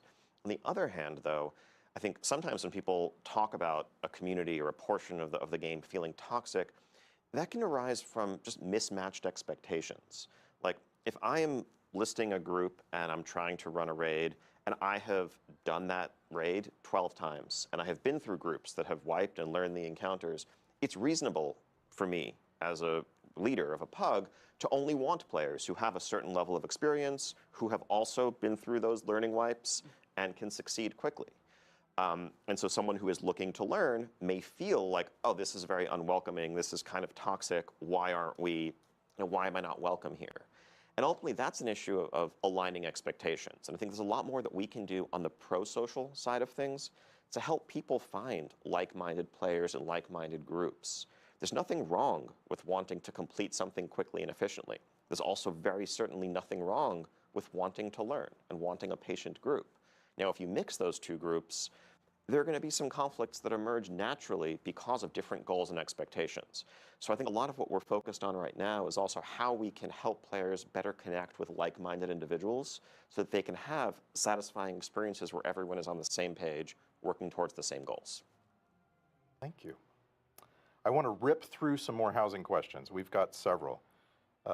Will we get to see our alts walking about, or maybe sitting in a chair in our house? Paul? Yeah, this is, we're looking at a lot of the same technical hurdles we talked about earlier, not only with being able to show players and other players in game, but also the pathing issues that Ian mentioned when it comes to being able to have your pets moving around and mouse moving around and whatnot. So not planned yet, but something we do talk about is a potential for the future. I know, there's so much I'll soothing take this moment to stuff. say that like housing is one of those features which is really exciting for us because there are so many cool ways for it to grow. As we've built Midnight and we're sharing housing for the first time, we're going to be looking to you to tell us, what do you want? Is it that we want to see our house? Do we want more features? Do we want more decor? Do we want more ways that I can style the interior, exterior of my house? So let us know as you continue playing. Yeah, philosophically, with a feature the size of housing, this is something we've been working on for a very long time. to really deliver what players have been expecting and what they deserve. But there comes a point when we're developing, especially a social feature, where we're almost hesitant to take it too far until we can actually share it with the community and understand what people are into, what they're maybe not into so much, what they want more of, what they don't need more of, to make sure Yeah, that I'm we're really not putting our time and our resources in the places that are going to wild maximize about that it. value for players. And so we're so excited to see people jump in the months ahead in alpha and beta, of course, and then beginning this December on the live servers, and see where it goes from there. So here's a very specific question from Alastril on the WoW forums. For housing and professions, it was stated that professions through all expansions will be able to craft housing items. Will we be able to use this as a skill catch-up for the past expansions? For example, could a leather worker start at Wrath Leatherworking Skill 1 and craft Wrath-themed housing items to get all the way to level 75? I mean, these will give skill ups for sure. Yeah, yeah. I don't know how many of them will be available at level 1, for example. They may be tuned based on how elaborate the piece of decor is. But in general, yeah, once you get the level that you're able to build these things, then you continue to use them to level up. So many very specific requests. I want to just give you this one. It comes from Spera on the WoW forums. Is it possible to add a functional bookshelf to player housing that could store and display collected in-game books? I have a lot of those. Okay, this is what I'm talking about. People Like, collect once you, in-game books share and housing with hold the them in world, their bags? Then What? 1,000 cool ideas come out, and so we What? will start gathering up all these cool ideas and say, what can we do next? I can confirm there will be bookshelves. Whether those bookshelves For will be why? functional, no, not at least to start. But this is a really cool idea Why? collection that we're gonna take back to the team. And Why a not? couple more. Ian, That's bag space. Devanir on Reddit wrote, what is the minimum player limit for a private or guild neighborhood? What happens if you make a private neighborhood with the minimum amount of people and then some of them go away? So this is something that's still a bit in flux. I think our current thinking is that just like signing a guild charter, you'll need 10 players to charter That's the new a meta. private neighborhood. And that's for a couple of reasons. Part of it is, in order for neighborhood systems, endeavors to really function optimally. I'm behind there's on a the certain times. number I of guess I gotta players start that are gonna collecting be in-game expected books. to really drive the system. But also a piece of it is just server performance. Using an extreme example, if literally every single player online had their own personal neighborhoods, that would be potentially millions of simultaneous entire districts that need to get spun up, trying to make sure the servers don't melt here. And so striking a balance between what's going to be a good social experience, but also recognizing that players have friend groups of various sizes, and we want to be as flexible as possible. I think if we're able to lower that number from where we're starting, it's something we would aim to do as we see how the tech side of it unfolds. I saw an upvoted question on Reddit from a player named Backstabbeth, and this is a question I have myself. Fairly a trustworthy fellow. Very much. Will there be a list of collections and their sources for housing materials before housing goes live so that we can begin to start hunting for those items, maybe reputation, achievement requirements? I'd love to know what I already have or what I'm close to having. A ton of that is going to be visible in the alpha build coming up in just a day, but we'll have a blog summarizing it, so you don't need to go trawling for the information, and that way everyone can get a head start on checking off those achievements that you may have missed. Let's come back to a couple of fun questions before we go here. Bail Samel on the WoW forums asked, are we getting a capybara Loa? There are capybaras in the Yamani screenshots. The people yearn for a capybara Loa. Well, conveniently, there is one. His name is Philo, the capybara Loa of children. Oh, nice.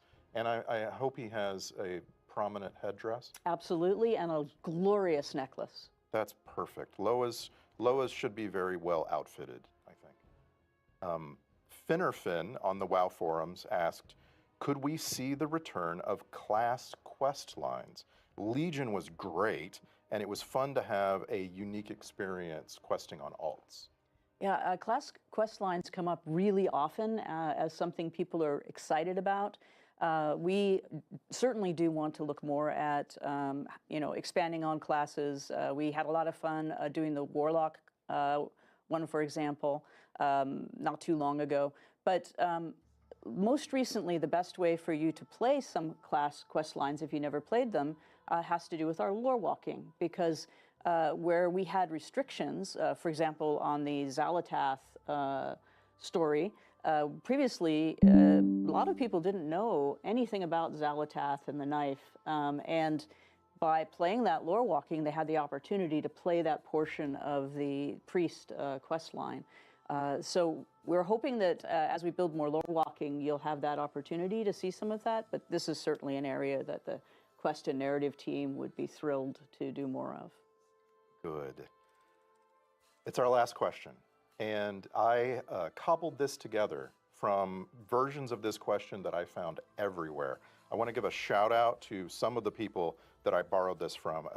Aziriel, Simplejack, Martian, Zuburius on our forums, all asked versions of this. Ian, how will player power progression be updated in Midnight, especially regarding Valor Stones? So yes, so the way the upgrade system has played out over the last couple of expansions, I think we're happy with the sort of granular incremental progression that complements that spiky randomness of loot drops. But there is, and we agree with player feedback that we've heard, potentially one too many moving pieces and a bit too much complexity in the current system. So I can announce that Valor Stones as a currency will be going away in Midnight. You're already needing to gather the crests that you need. Did you just say Valor Stones are going away? We're also looking to streamline the system a little bit and more clearly pair Fucking individual thank crest God. tiers with appropriate gear upgrade tracks so that there's potentially less confusion about what crest matches to what. Anything further, Paul? No, I think that's great. Yeah, yeah. Super excited. We're over here pumping fists. Yes, We're absolutely. very Yes, excited. Yeah, rip Valor Stones. Well, And on that note, that's our time.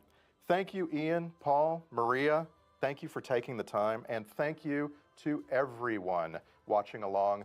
We've got Midnight Alpha testing starting very soon. We can't wait to see you there and welcome you home. thank you.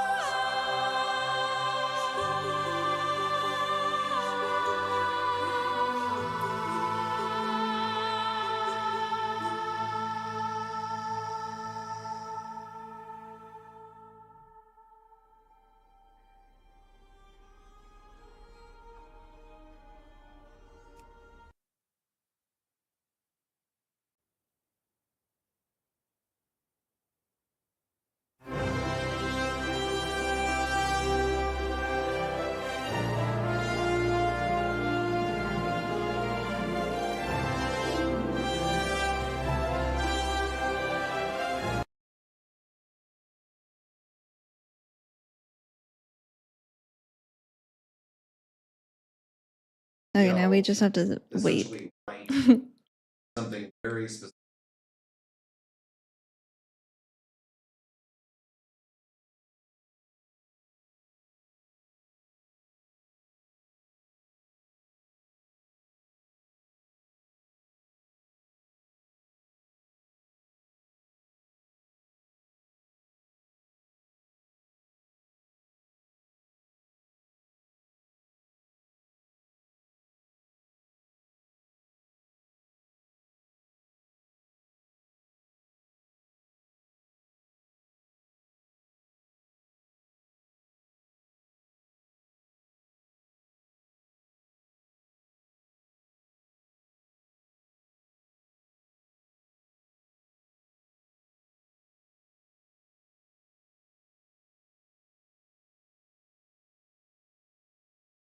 Um,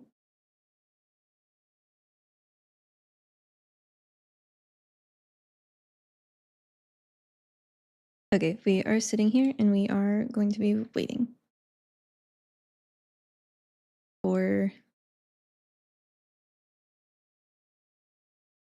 a response.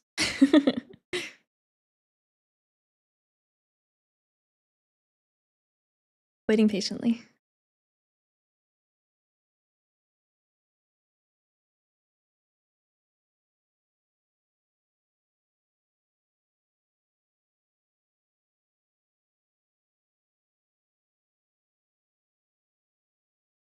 Did any other healer post a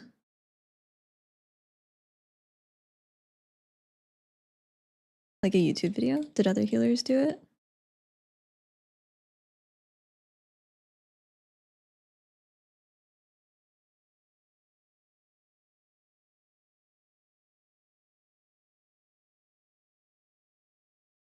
I guess Shaman lost Cloudburst Totem too. When I checked Shaman. I didn't see any Apex talents for them. All of the raw process data.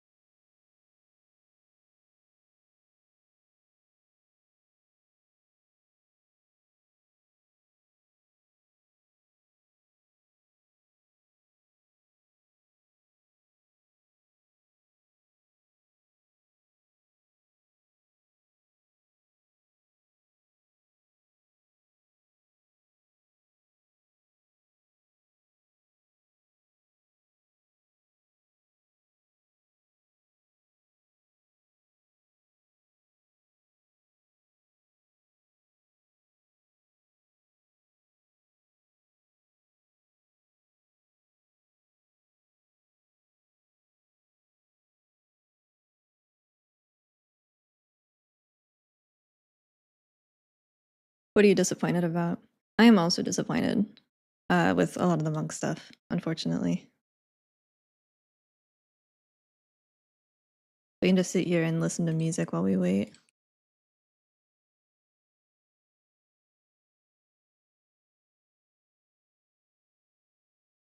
Not this one though, I don't want that song. No link for the alpha talents. Where does the data exist? Now? There's a link to the Wowhead stuff, but a lot of it looks like it's wrong, just based on what people are saying. Oh yeah, we can take a look at the new trading post.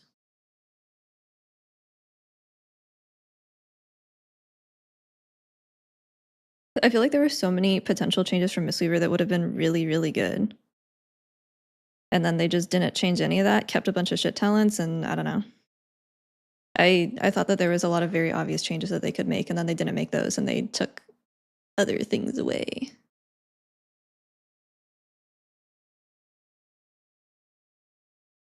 Servers are not down now. They should be up.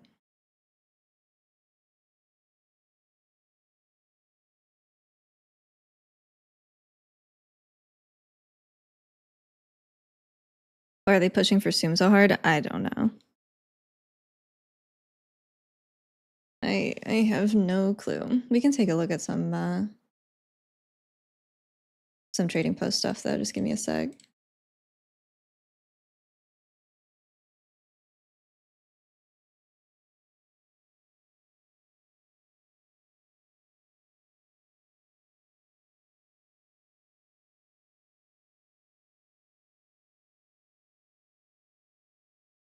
Days move fast, yeah.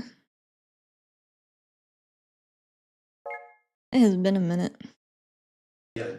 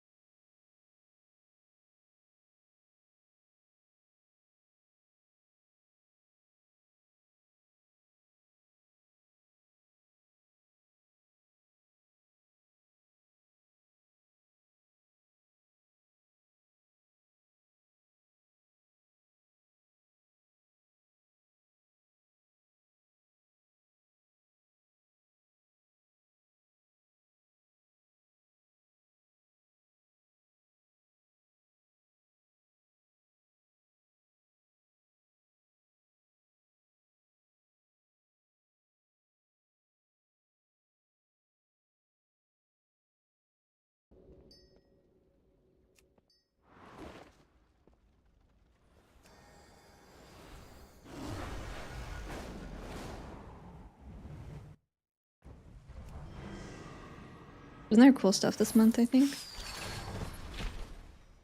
Oh yeah. That's very, yeah, Hollow Fall-ish. Hollow Fall-esque. That's cool.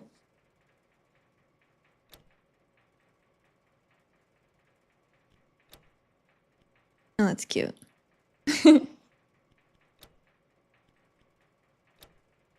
Snooters. Yeah, I don't like the gray. That looks like Zoltath.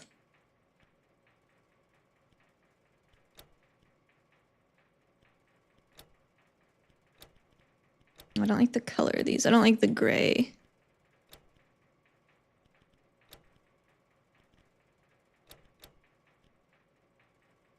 What add-on do you have that turns off the combat animation?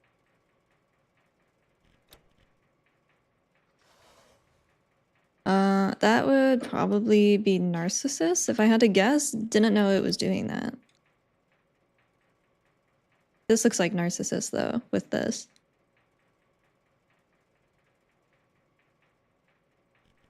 Didn't know I could do a catwalk. It is, yeah. Housing cosmetic systems are all well and good, but they don't get class design right, and the game isn't going to keep me hooked. Yep, I would agree.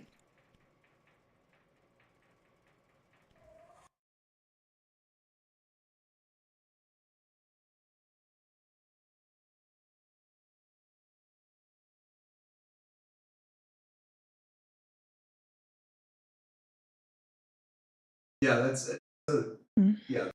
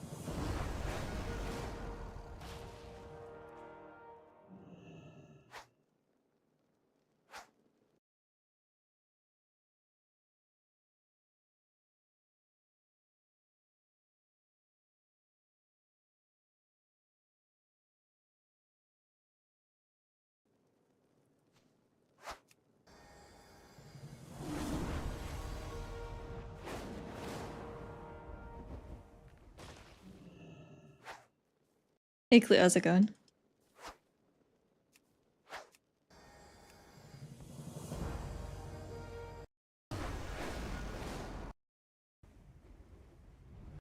Alright. I do not love the monk changes, but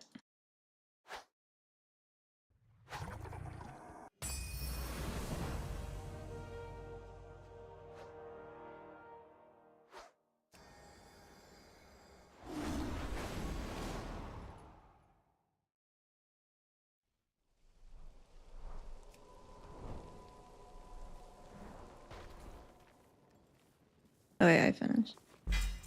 I'm never getting this stupid fucking cat, man.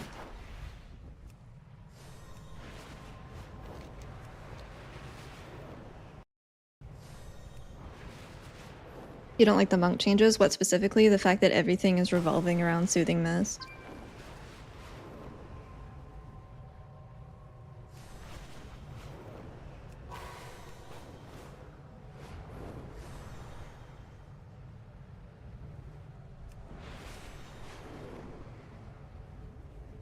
Dude, I've been doing this since early access for this expansion, and we're starting Midnight Alpha, and I don't have it. Every week. Every week since early access. Get me out of here. You haven't played them? I mean, I haven't really either. Like, they're not working.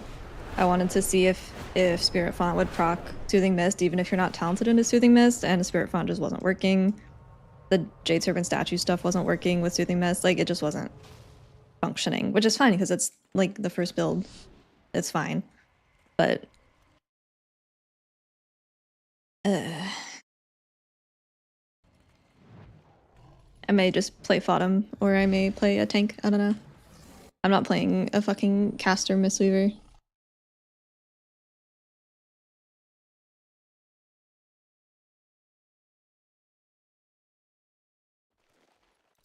We're like, hey, you can just not talent this. And they're like, oh, you want Apex talents revolving around this? And it's like, no, that was actually quite the opposite.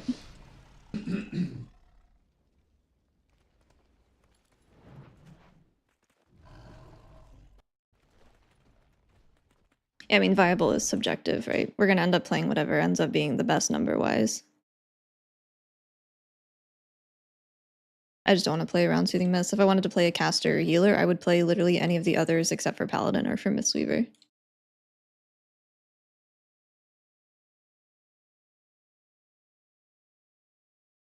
And I'm not completely sure, like with Serpent Stance and with, it's not Stance. I'm fucked though. I'm gonna be saying that forever.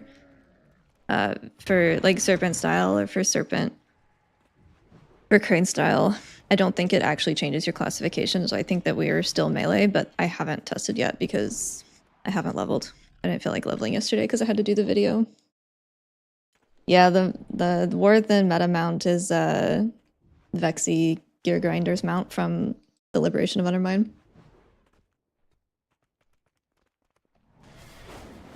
A lot of healers are more simplified and getting more passive. It might just be time for me to not play a healer. Maybe it's time I DPS or tank or go play Fellowship. But part of the reason I liked Mistweaver so much is because it had variation and it was complicated. But if they're taking that away from every healer, then maybe it's time to play a different role.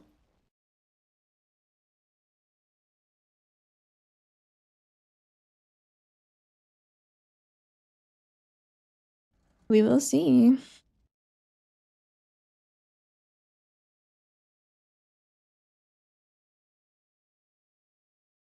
Are they making tanking easier? I don't know. I haven't looked at the tanks.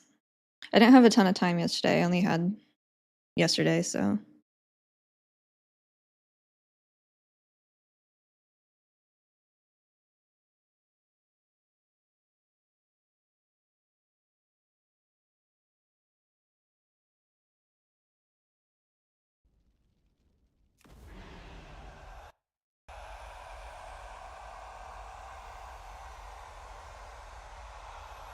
I don't. So, whoops. That's the wrong button. Oh well. I understand the idea behind the change that they're making with Shaylens and with Vivify, but I don't see the vision. Like, I understand the idea, but I don't get it.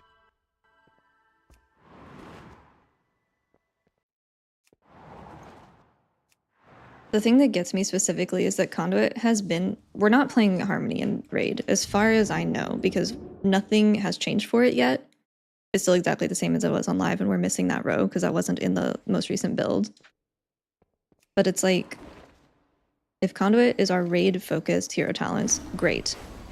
They took the square root scaling off of Vivify, also great. You have to have Shaylens to proc Heart of the Jade Serpent unless you are only relying on Unity Within to proc your Heart of the Jade Serpent, which you're not because we have this tier set as talents. for the conduit tree, so you're going to be running Shaylens. So why did you remove square root scaling off of Vivify if we're not even going to be able to use it in Raid, because Shaylens replaces Vivify? It's like, I get the idea, but also, what? I get the idea, but you can't do that. Unless there's some like internal cooldown on the Heart of the Jade Serpent and whatever the other one got renamed to. I don't know. It seems like the builds are stepping on its own toes. And then I don't like that you have to take Shaylens to get to Rising Mist unless you want Peaceful Mending, which is fucking gross, or Misty Peaks, which is useless in 5-mans. There's a lot of tree changes that I have issues with. No.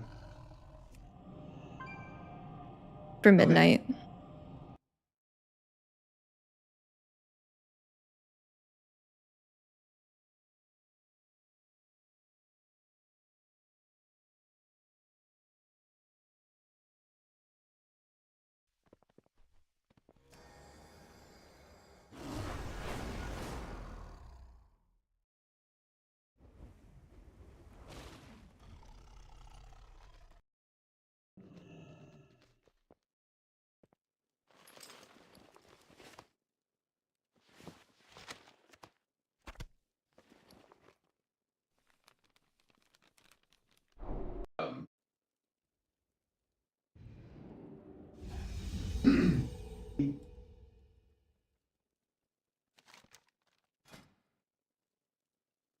Okay. I need them to make Spirit Font work before I have opinions on it, because it was not working.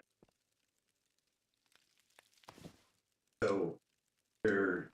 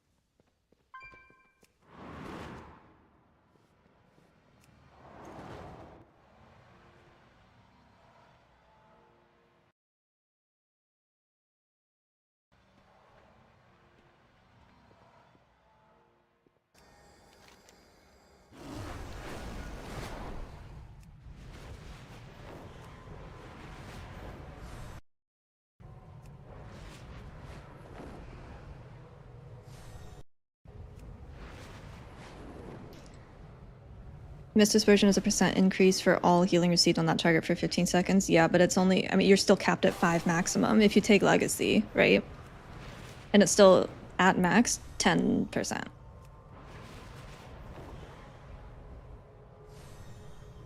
Mending Proliferation versus Jade Empowerment. I mean, it is more of that bullshit that I didn't want, where they are splitting up the casting aspects and the damage conversion aspects. It says all sources. It's still 10% on 5 people. Like, it's not being taken to raid. Maybe you take it into keys, but it's still, like, kind of mid. I don't know. I wasn't over the moon with that one.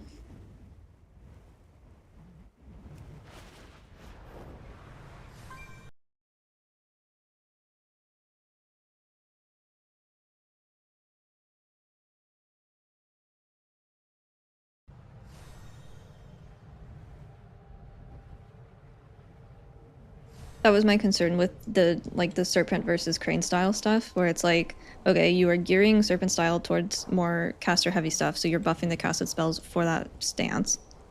Great. That doesn't mean that Crane style doesn't cast at all. We cast a fuck ton, actually. Oh wait, I think I finished this one. I did. I don't know, they're further diversifying, like, not diversifying, that's not the right word.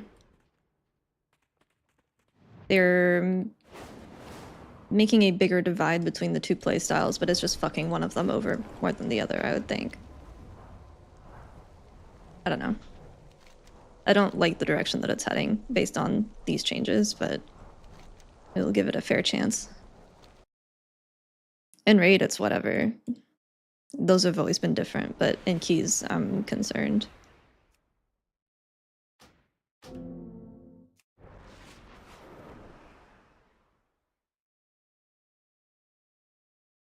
Didn't I have like one more daily to check? I don't.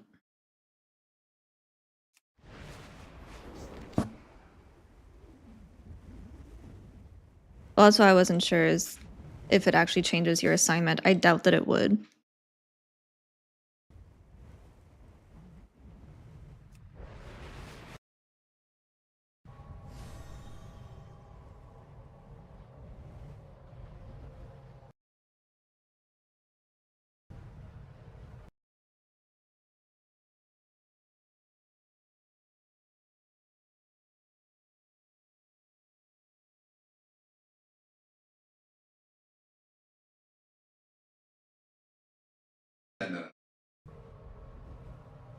Sounds like the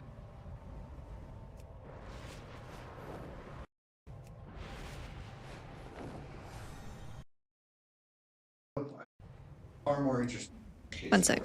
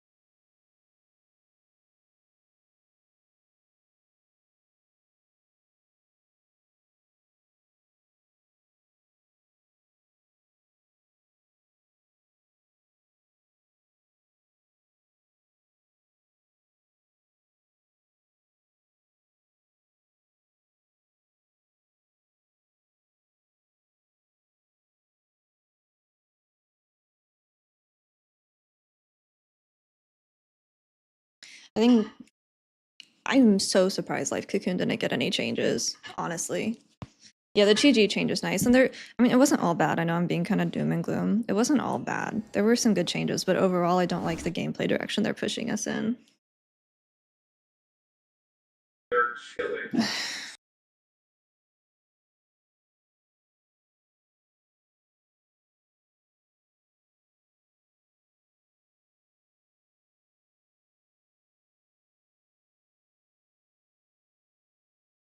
Apex, I mean, maybe. It doesn't work on beta right or on alpha right now. It's just more passive shit, and it's tied to soothing mass. I'm not wild about it. When they introduce Apex talents, they're like, yeah, some really super cool talents, and then all of them are passive. And I don't think passive and super cool are usually synonymous. I'm not a big fan of it.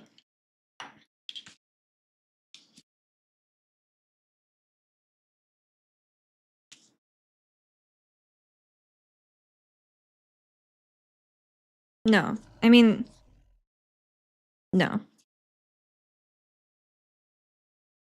Servers are up, are they?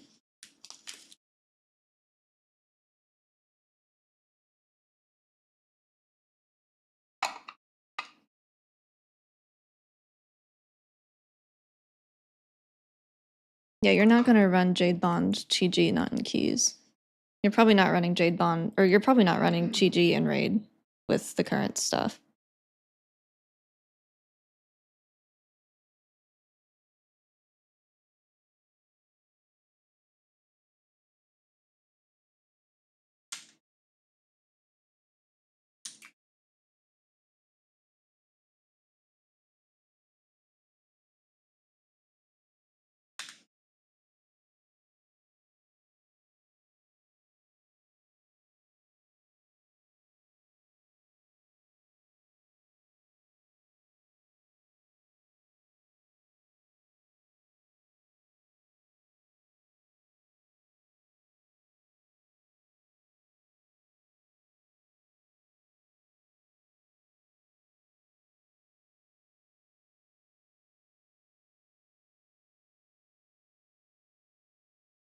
Curious to see how many Soothing Mist interactions actually work with Spirit Font or with any of the other passive things that we have.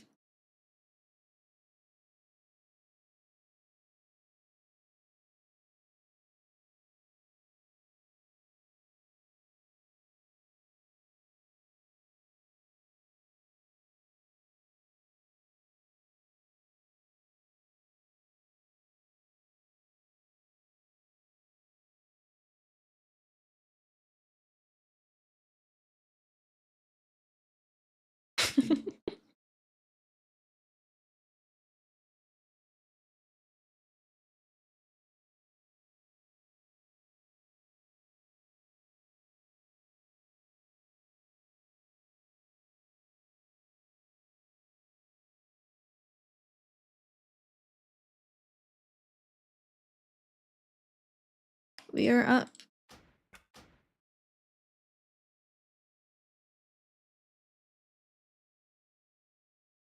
Shaylin's gift replaces Vivify? Yeah. Yeah.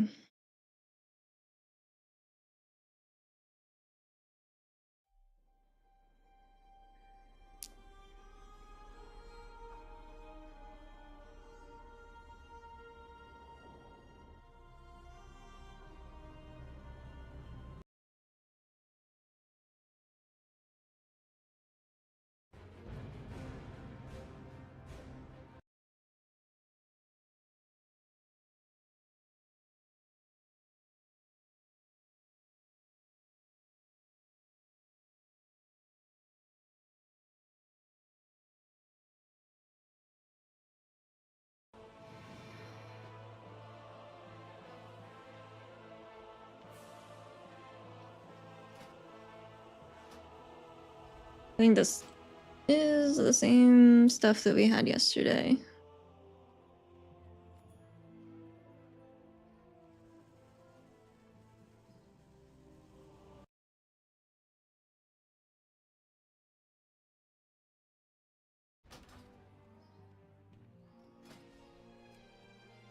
Now my builds got all fucked up.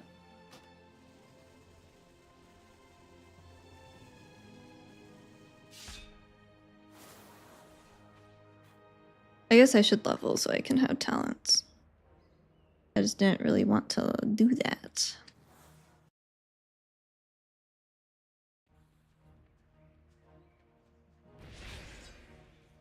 What did I say I was gonna check? Oh, Thunder Focus Tea. Yeah.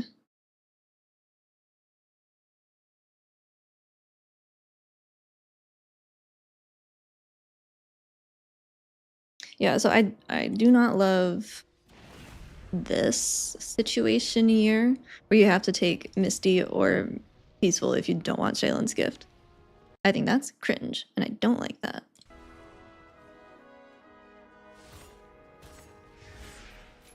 No, there's no Harmony stuff yet. This is the same build, I think, as we had yesterday, and we didn't have any of that stuff.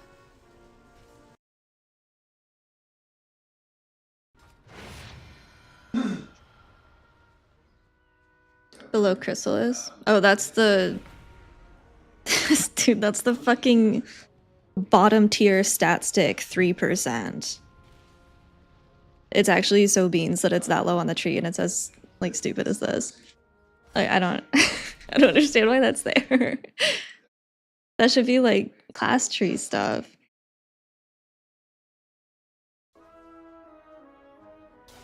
I can't believe Resplendent is still here.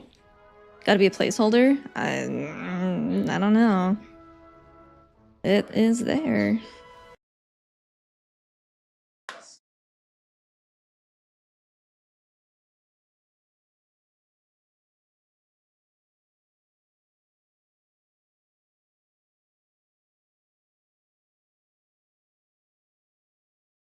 What did Swiggles want from Vivify? That was Windwalker's Ascension. It's like the extra chi point.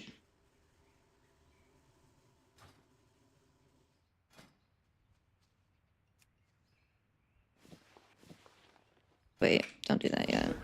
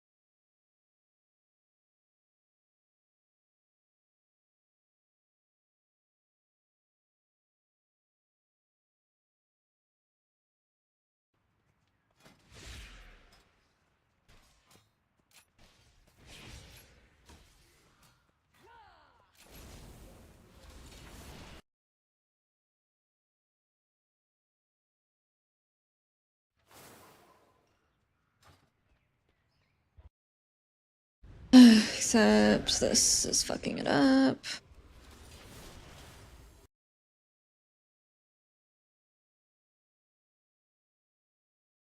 Do you think these changes will affect how much damage we can do? No, I think that that is completely up to tuning. Oh yeah, I forgot to mention in the video, they took away August Dynasty because they took away Stomp.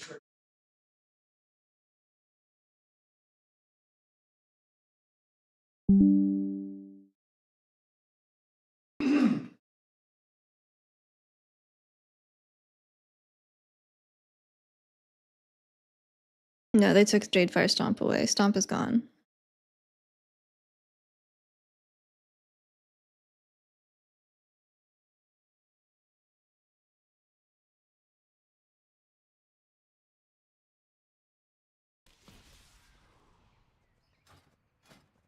I wanted to do dungeons today.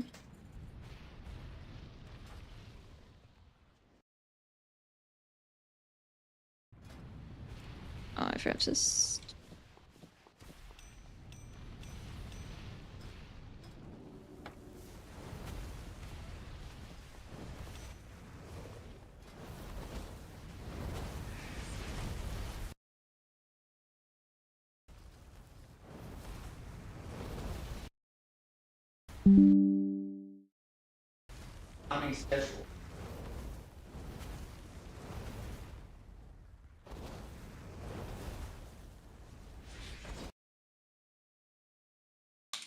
I have them all in the video. It's pinned at the top of the channel. I'm looking for a couple specific things right now. It's pinned to the top of the chat, though. I went over all of those.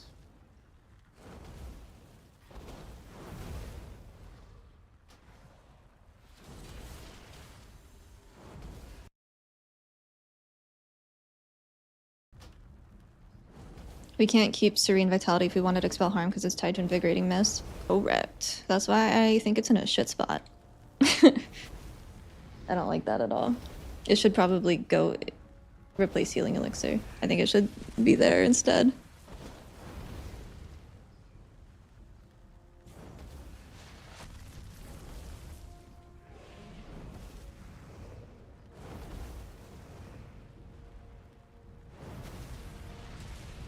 Is that everything?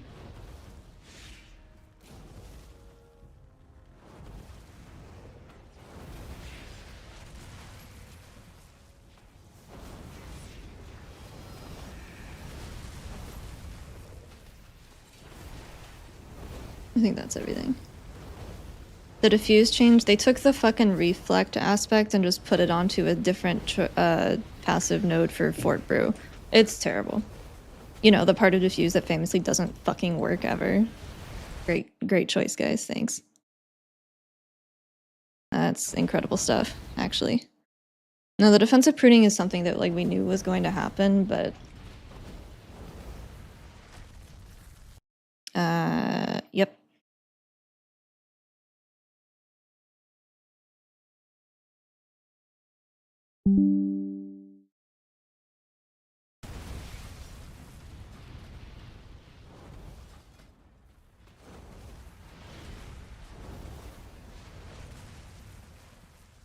Where's your gear? I took it off. I was getting people some numbers.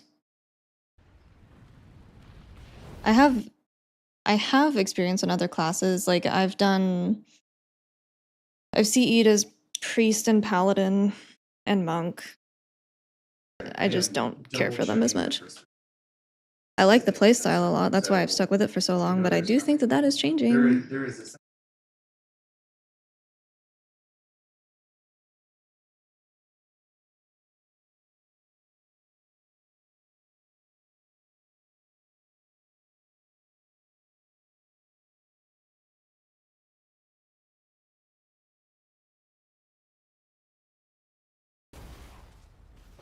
Yeah, I do not like the current changes at all. I fucking hate Soothing Mist. I do not want to touch that fucking button. I got title on Shaman some point in Dragonflight. Or Shadowlands, rather. But I also had Monk.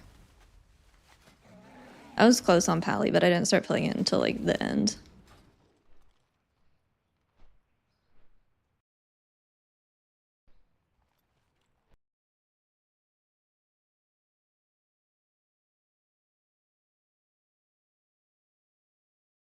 Healer changes. How do I get back? I was questing and then I stopped. How do I get back? Illyria?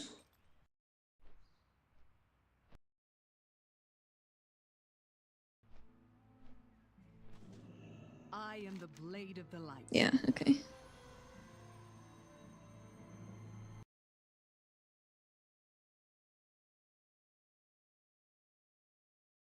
What are these healer changes?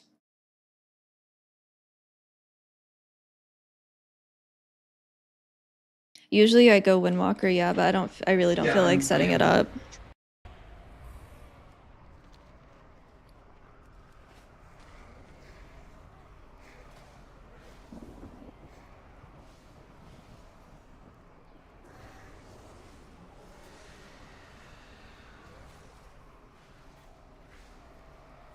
What the fuck was that?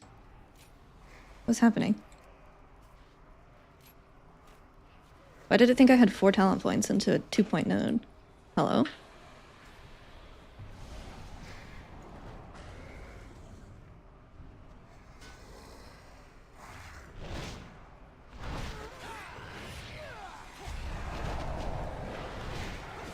I had a heart attack yesterday because I accidentally body pulled something thinking it was my rock. I'm tired of being in the fucking kitchen, you guys.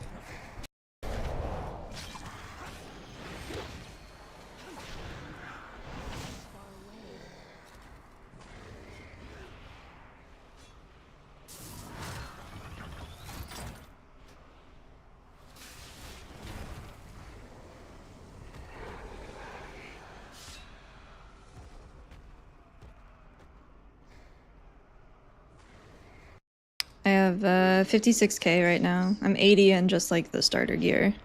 All squished down. No, Yulan's Whisper's fucking here for some reason, still exists, don't know why. Some of the most useless talents ever made it. Resplendent, both of the T talents, these did get reworked, but that's not in yet. Yulan's Whisper is still here. Overflowing Mist is still here. Like, just some of the most useless garbage stuck around, and we lost good stuff. And I don't get it. I don't understand. I do feel like I could play Mistweaver on a controller now.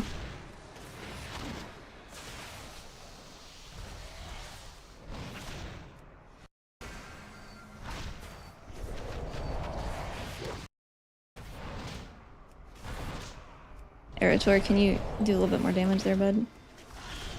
There's no vitality tracker yet. The cooldown tracker has not been updated for Mistweaver yet because Cheapers is still in there and Jadefire is still in there. So I'm waiting. Surely we get a Master of Harmony, like a vitality tracker, but we shall see.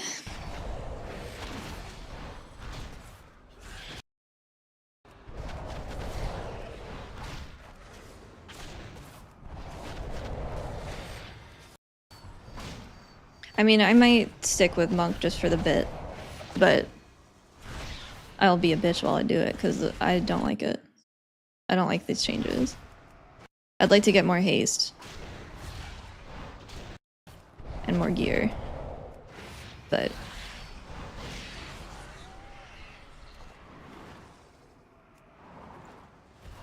I don't like these void guys. They're too smooth. Yeah, I've got a, what, 17% right now. Very powerful.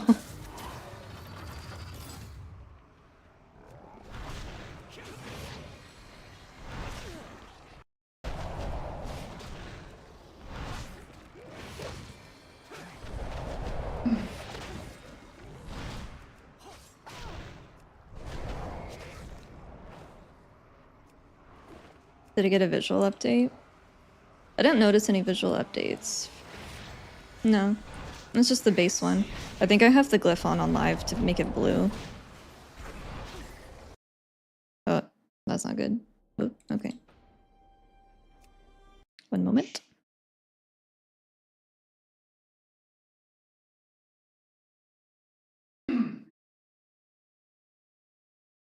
Is the war within mount requirements on the alpha? I will check when I get back in.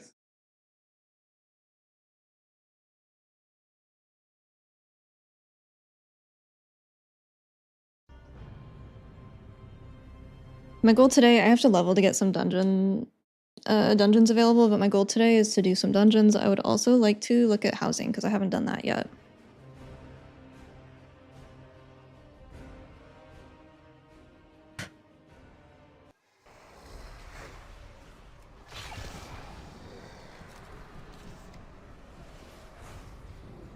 Expansion features, right? Soul searching. Yerevar Palace, Maniforge Mega, you shall not pass. Glory of the Delver.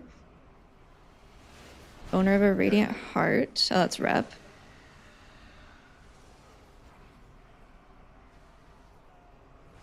Undermine, Khazalgar, questing, Pathfinder, going Goblin mode, and then Unraveling. I'll have to do this. I did not do that. And then the Koresh quest. Yeah.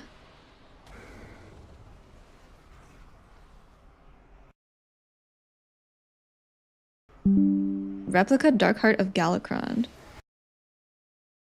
Where the fuck did Galakron come from? Has it always been that?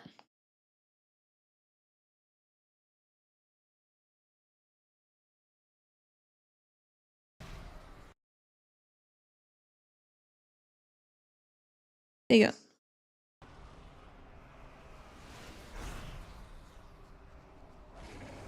Is there Mythic Plus in Alpha? Not in this wave. I don't think we'll get actual keys until Beta, probably. Is usually when they do keys. We have a couple of dungeons. Here's the current season, by the way. We talked about it earlier, but Triumvirate, Skyreach, Sauron, and Algathar. And then the 4 new ones. Hello, Steve. It didn't, excuse me, it didn't have his name attached? Oh, okay. Yeah, I wasn't sure.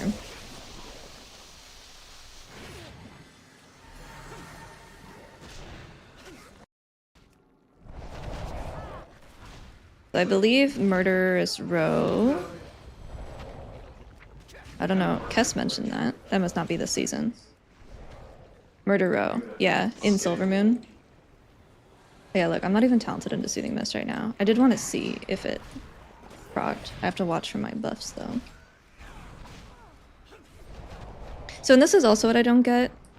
If I'm not talented into Shaylun's, or if I'm not talented into Vivify, it should say, it should swap. Rising Sun Kick, it should be Rising Sun Kick and Shaylun's have a chance to activate Spirit Font. But because I am talented into Shaylun's, it hasn't swapped, and I don't know if that means that... Okay, so there it is. Next enveloping mist to channel Soothing Mist from you onto up to 5 allies. I cast it. I don't see Soothing Mist on my bars. It says I am. I don't see it. I am not talented into it. So this is the same as yesterday. I was trying to see if I could proc the talent without actually being talented into Soothing Mist, and it wasn't working even with Soothing Mist, so I think we have to wait on that.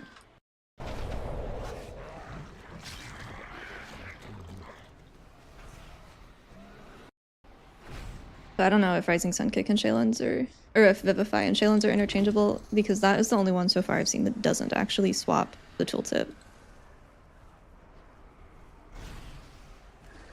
It's so funny that Academy's coming back. If they don't, dude, if they don't fucking fix Croft, oh my god, I'm gonna lose it. I don't remember if they fixed it in Dragonflight. I think everyone was done playing at the point that they did, if they did at all. I genuinely don't remember.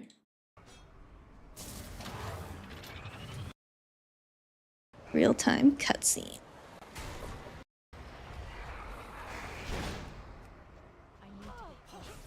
Yeah, this is season 1. It's Pit of It's the 4 new ones. Pit of Sauron, Algathar, Seed of the Triumvirate, and the Skyreach. And then Xena's, Windrunner, Caverns, and Terrace. This one's technically old, but it got reworked.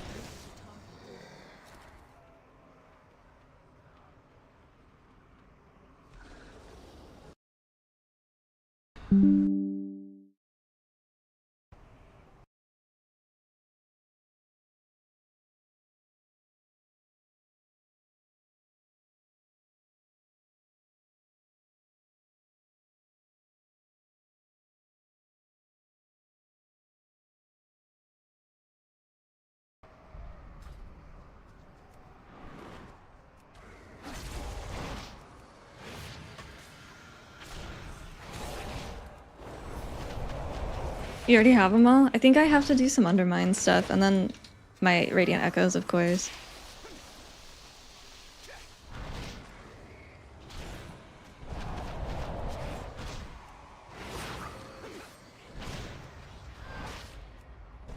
There's a Wrath Dungeon? Yeah, Pit of Sauron. It looks like it might be getting reworked because they have just placeholders in the journal. It's a pretty old dungeon. I was really surprised. Oh yeah, you gotta fucking glow up like this guy. I was really surprised that we were seeing this because I thought they weren't going to go any older than Kata. And I thought that they had said that. The War Within the meta mount is Vexy's, the first boss of the Liberation of Undermine.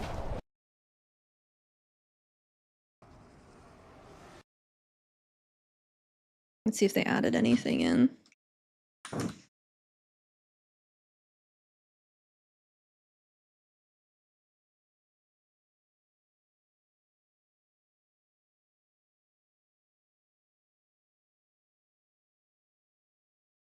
You can see the patch notes now. I read them out loud earlier, but now they are shared.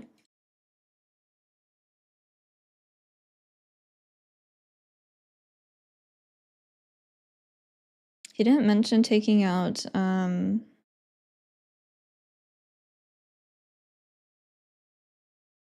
August Dynasty either, but that's gone. There's a couple of things that were not noted that I did end up finding. How's it feel not having to press stomp? Dog shit. I don't like pressing 2 buttons, man. Give me my stomp back. Okay.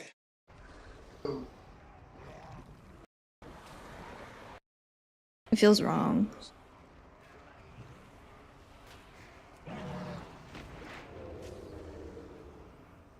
Yeah, I thought that they had said they won't go beyond Kata, but that's fine. Stuff changes. Walk in the light. You didn't come this far to falter.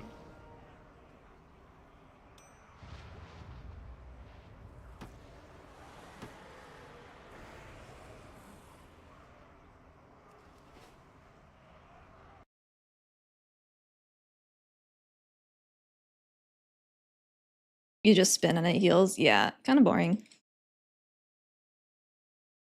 I don't disagree that it needed simplified a little bit, but I don't think removing... I think removing any of the less than 1% healing and less than 1% damage aspects would have been sufficient.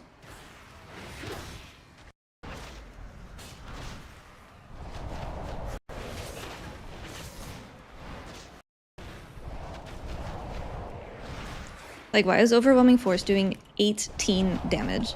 Fucking buff it or get rid of it. Although that one we don't know if that one's staying or not yet. So maybe it will. Raid achievements for the meta mount is just completing the raids, right? I believe so. Yes, defeat them on any difficulty.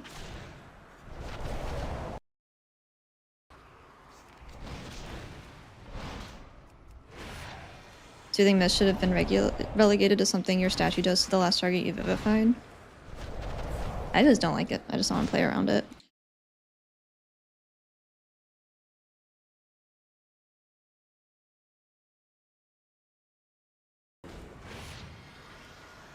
I think it's crazy to go from not even talenting it for like a whole expansion to having everything built around it. I don't think that's good. Yeah, it's crazy how 3% of a squished healer damage is doing like single digit, double digit numbers. Something just hit for 7. I saw 6. There you go. That's good, I think. It's funny. The numbers are like comically small.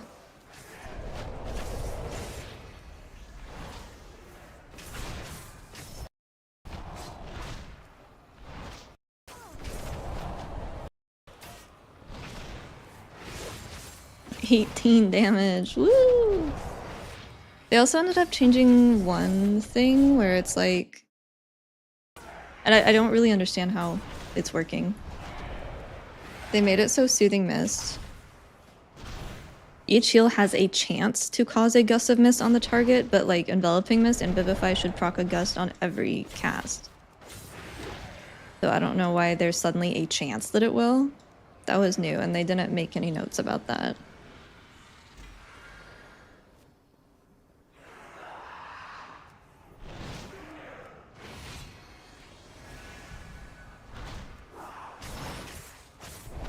What's it called? What's a chance? I don't know. Oh, you mean like what is the change? World Soul Searching is the name of the meta. It's with Soothing Mist. It is a chance to proc a gust of mist on the target. Each heal? Does it mean each tick is Soothing Mist? Maybe. I don't want to press Soothing Mist, man. It's always been that. Shows you how much I give a shit about Soothing Mist.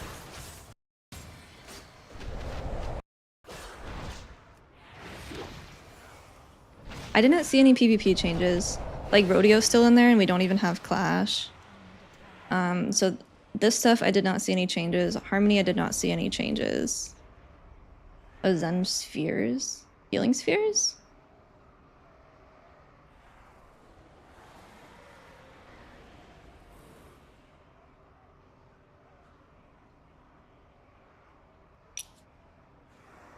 Wait, what is Zen Spheres? Oh, there is Zen Spheres. Soothing Mist and Crackling form a Spear of Hope or Despair. Only one can be active at a time. Increase your healing done or deal 3% less damage and take 10% increased damage. Can I get that in PvE?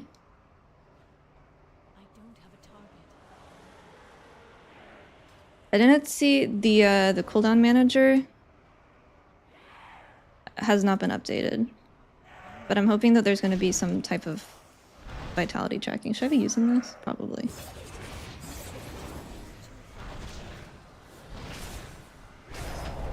Healing has a chance to coalesce a healing sphere out of the mist at your target's location after 1.5 seconds.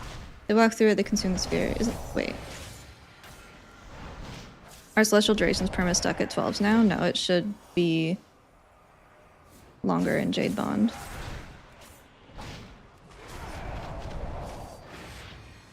Because this reduces the cooldown by 1 minute.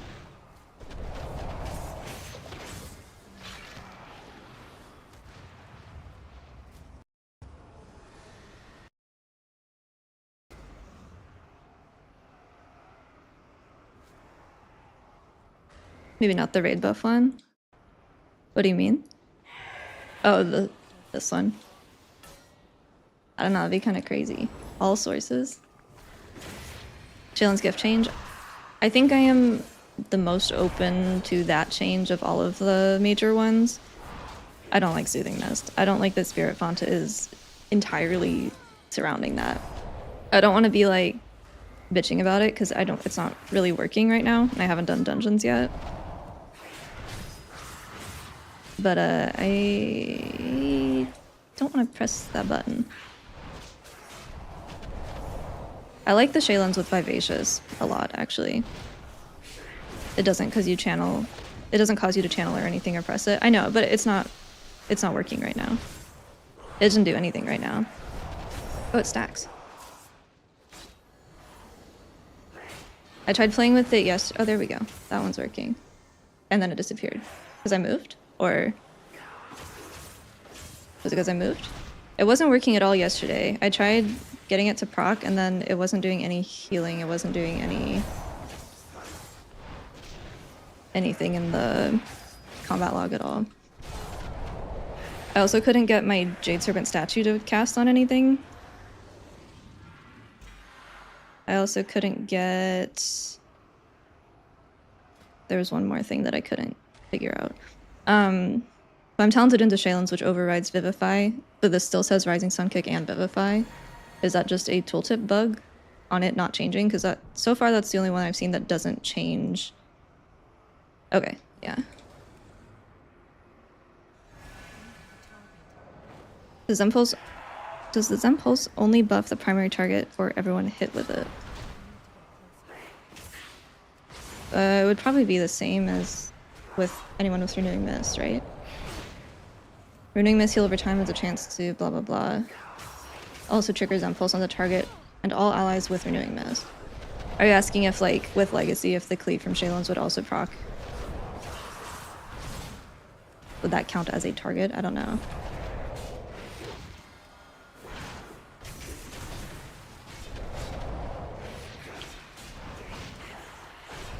Yeah, we're back to up north, way up north.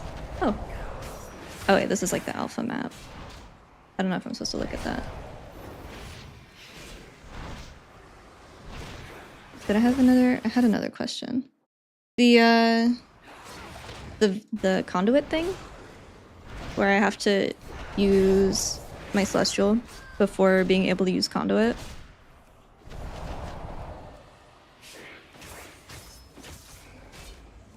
That's only for Windwalker. It's also doing that for Mistweaver right now. And it says when. I know it says when, but that's how it was working. Okay.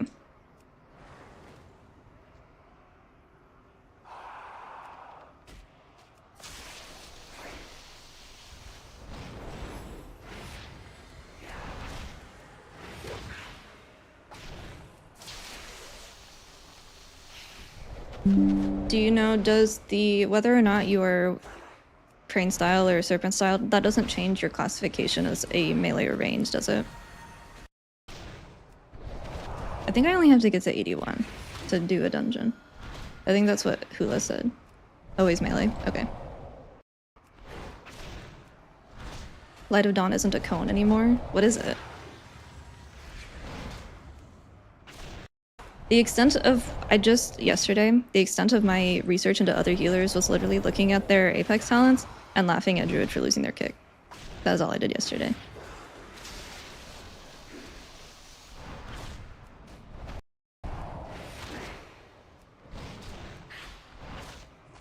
Resto Druid lost the kick. Druid as a whole, they still kept it. But Resto Druid does not have access to Skull Bash. Because they're losers. Okay, I don't feel like fighting all of this stuff.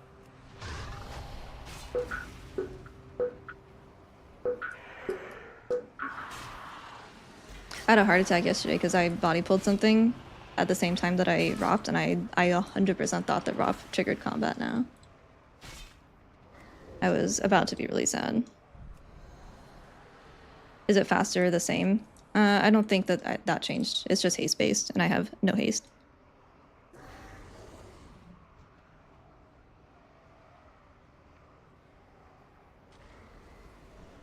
I was hoping for life cocoon changes. There's a lot of stuff that was like, it seemed very obvious that that would be the stuff that would get pruned, and then it was like the opposite. I was really surprised. Blizzard punished for terrorizing the War Thin by being forced to play Emerald Blossom in Midnight. That's not enough. I need them dead. I'm just picking stuff up. I don't know. What the huh? Can I get that? Can that be my Soothing Mist animation? What the hell was that? That was good.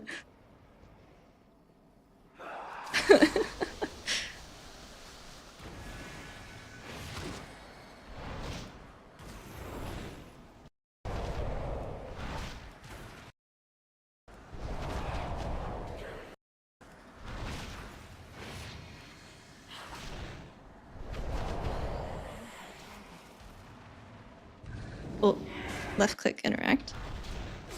Yeah, this is a power stance. This is crazy. Look at my waist. Oh my god.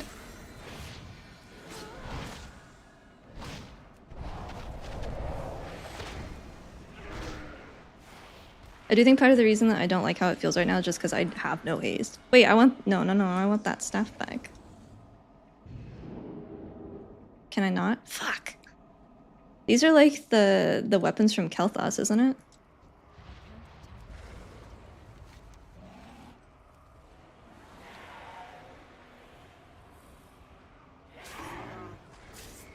Evoker, in fact, may be dead. You remember when they said that they were dead during the last beta cycle?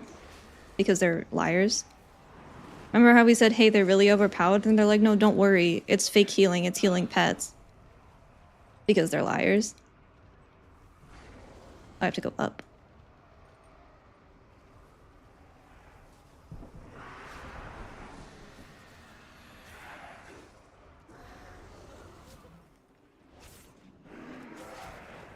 Oh, yeah, I just jumped off last time.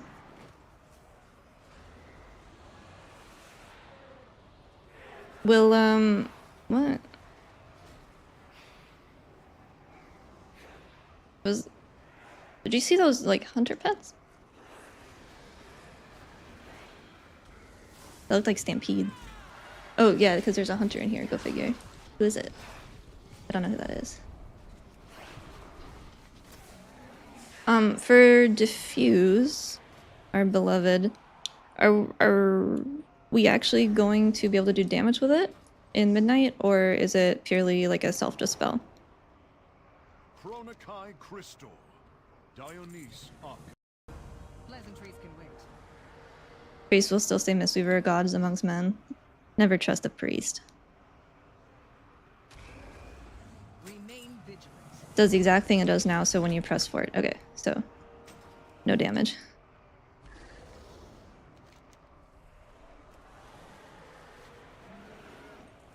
Ah.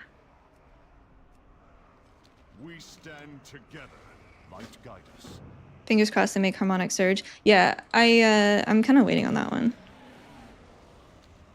From what I remember, I think the Harmony stuff took a while in beta, like in War Within beta too. So I wasn't super surprised to see that not have anything. Hey, Ada.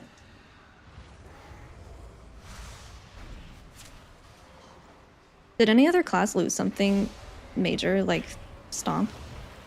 Engulf is fairly big deal.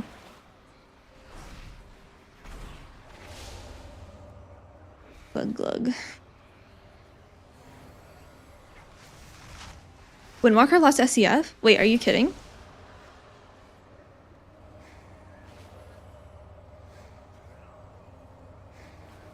Wait, are you fucking with me? No, we still have Dance of the Wind. The one that you saw, if you looked at the Wowhead post, it is probably the Brew version, which is dodge, but everyone else, well, maybe not everyone else. Mistweaver still gets dodge, or Fizz DR rather. Are the changes written somewhere to read? Yeah, they just posted notes, I think. SCF is gone? What is Windwalker then? Like, what do you do? I didn't even look.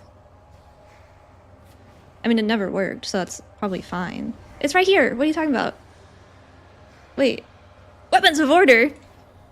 Wait.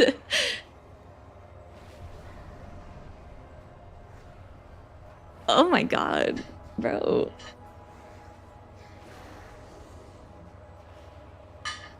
There's Ascension. There's where that icon came from. No, I know it was buggy, but I barely knew them. I was just getting to know them. I don't play Woo. Woo looks cool, but Fox's Fox's Windwalker arc is starting. She's gonna crash out when she realizes that 2 of the 3 specs have Woo and Mistweaver is not one of them. My faith is my Resto Druid lost kick. Yeah, just the healer spec. Losing SCF is crazy. I haven't poked my head into the Windwalker channels yet.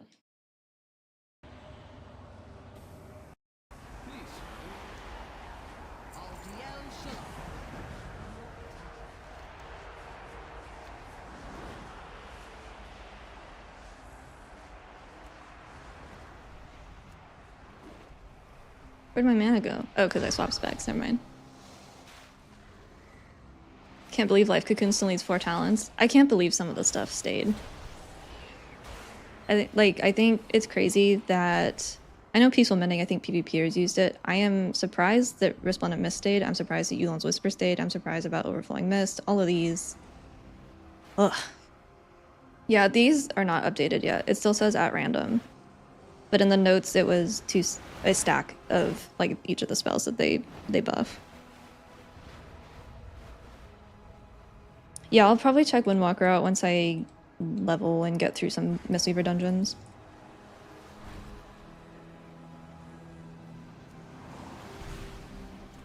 I was gonna do it yesterday, but it was like, I finished recording at like 11:30. I was tired. I did not have it in me to level as Mistweaver through quests.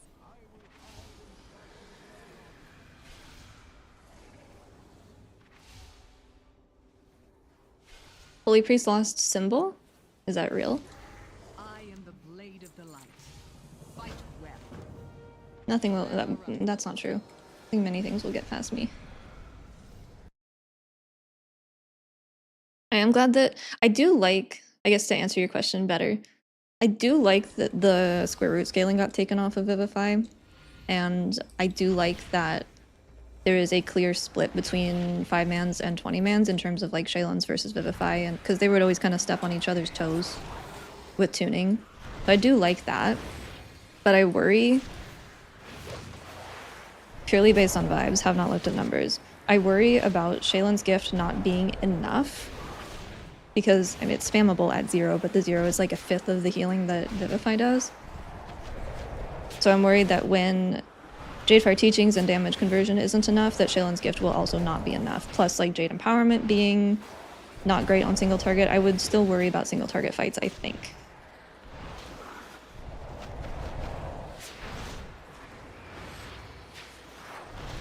And I also worry about Way of the Serpent and Way of the Crane, like the focus on either being kind of casting heavy or damage conversion heavy. I worry about one of them suffering, either Way of the Serpent not having enough maintenance healing without like Jadefire Teachings and or whatever we're calling it, Way of the Crane, or like the Crane style not having enough healing on demand without buffed casted stuff. I think that made sense. Summer, thank you for the 25 months. How's it going?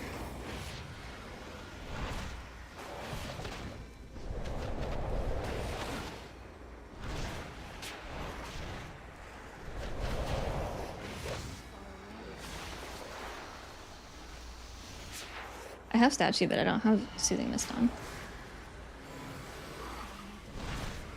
That's good, I think. First impression, I haven't looked at like the new healing overall. I looked at mistweaver stuff and I'm a little worried about it. I saw skimming that they're moving away from rotating cooldowns, which it's like, okay, so is it just all spot healing now or what? Yeah, you need to do World Soul stuff, I think. Or maybe not. I thought it was that, but that's rep.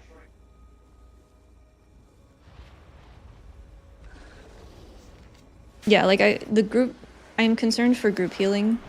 Like I don't know if Shaylan's will be enough, even at low stacks. Holy shit, wait, I don't have to do World Souls. Based on what... So, I didn't read the interview. I attended an interview. But Brandy was having an issue, so I missed part of it.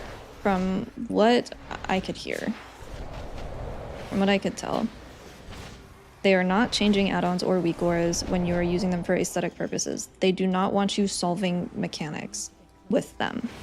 So I don't think Cell falls into the solving mechanics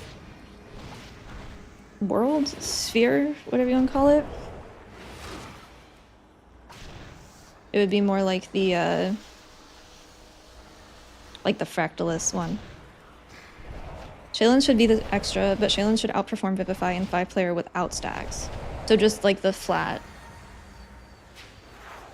God, that's so slow. The flat 0 stacks should be more than a Vivify. Okay. That's fine then. I'm good with that. Dude, Skyreach is crazy. People are gonna get farmed by that stupid bird, aren't they? This guy? Unless they rework it. Oh, do you think he'll drop the mount in here? That'd be crazy.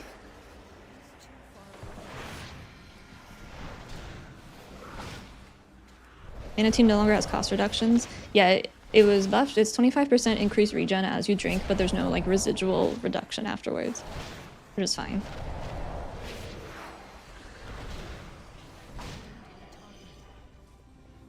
It includes certain hidden debuffs. Yeah, so like hidden auras, I think is what they're calling them.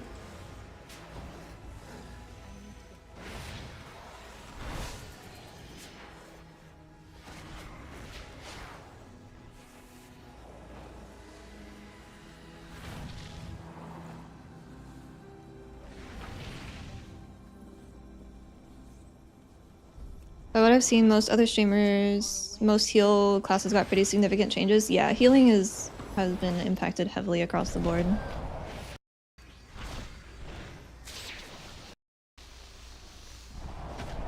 I'm admittedly quite excited about the change on no, the public alpha starts tomorrow. The embargo for alpha content that we did yesterday lifted at 9:30, and then after the Q&A was when the actual streaming lifted. It was delayed though because the servers were having problems.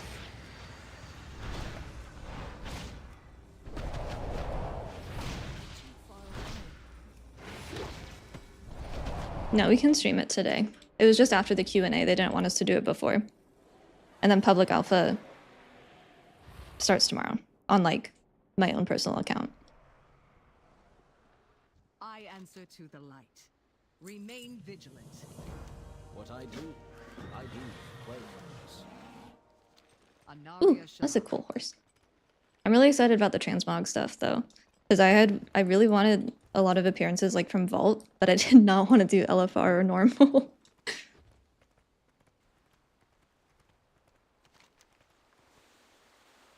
Oh, this is... Oh! I can fly. Ow. You die if you go up there, by the way. Don't ask me how I know.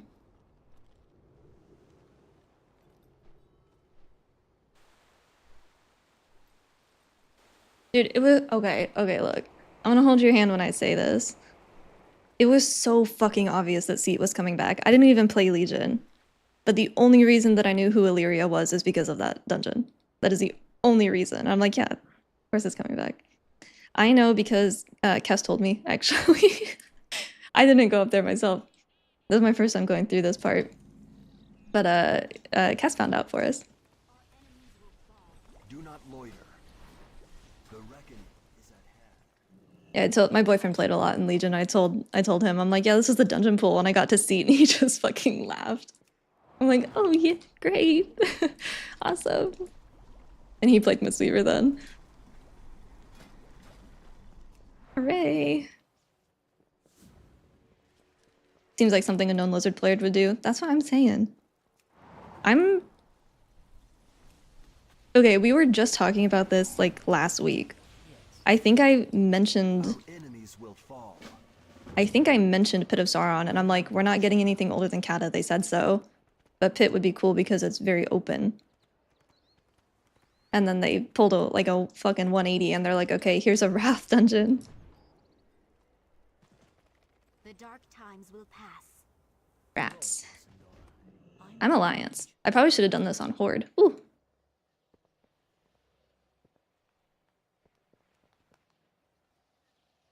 Yeah, that looks fucking amazing. Where am I? Oh, this is Murder Row. This is the dungeon area. Victory lies ahead. Everything has a Bookseller. Open mic night.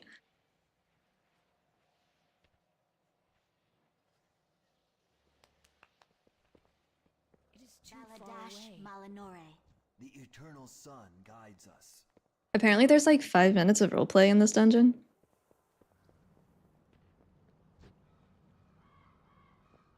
State your business. I don't know if that was an exaggeration or if there's literally 5 minutes, but... Oh, do you think I can get some of those cake displays for my home? I want those. Those are cute. Anu Belore Delana. We will persevere. Necro? Oh, Nethermancy. Glory to the Sindori. Shall we get down to business?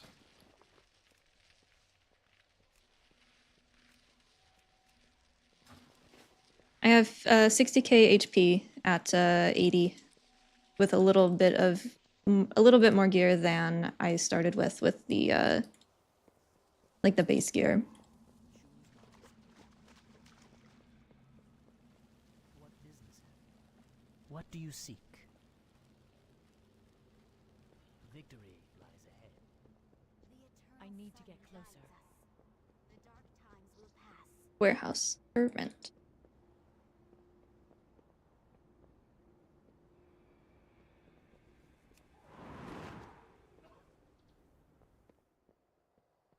Anubelore Delana. Anaria Shola.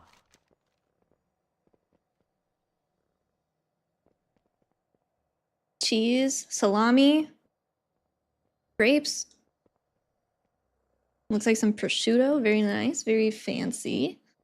Some mixed greens. Anaria Shola. What are The you guys dark up times to? will pass. We will persevere.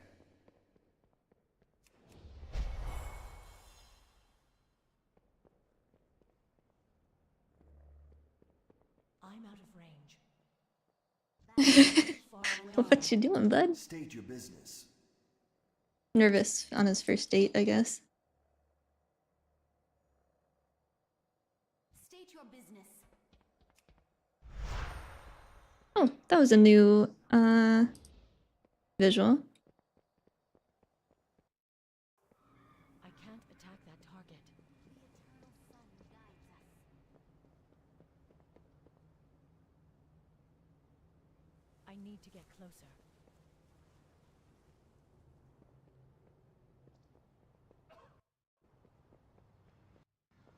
Our enemies will fall. Oh, okay, 81. So this is the 81 dungeon. This is huge, actually. What the fuck? Okay, so this is where the scar was before.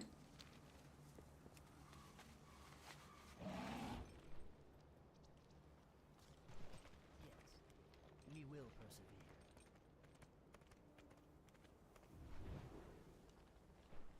We will persevere. Ooh, a brothel. Fuck yeah.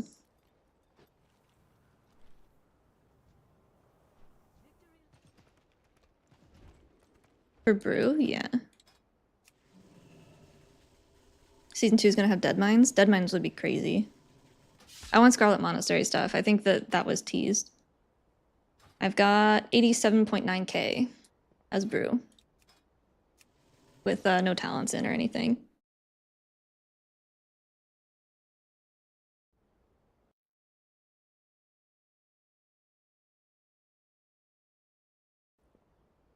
I don't know. I haven't done skywriting actually. I just left it. I have a different mount. I don't like my griffin. Never mind. Griffin's fine.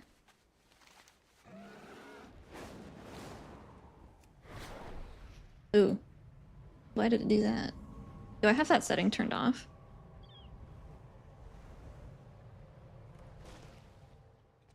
It says that empowering does more... I don't think there's a Windwalker in this. This says does more damage per higher charge. Chi Wave is still a thing, yeah. Chi Wave is here. Where's Slicing Winds now? Same place, or... Oh, there it is. Aw, you still have Jade Fire. I'm taking random stuff. I hope it doesn't matter. I think it's hilarious that Windwalkers fucking hate Jade Fire Stomp, and now they're the only ones with it. Unlucky.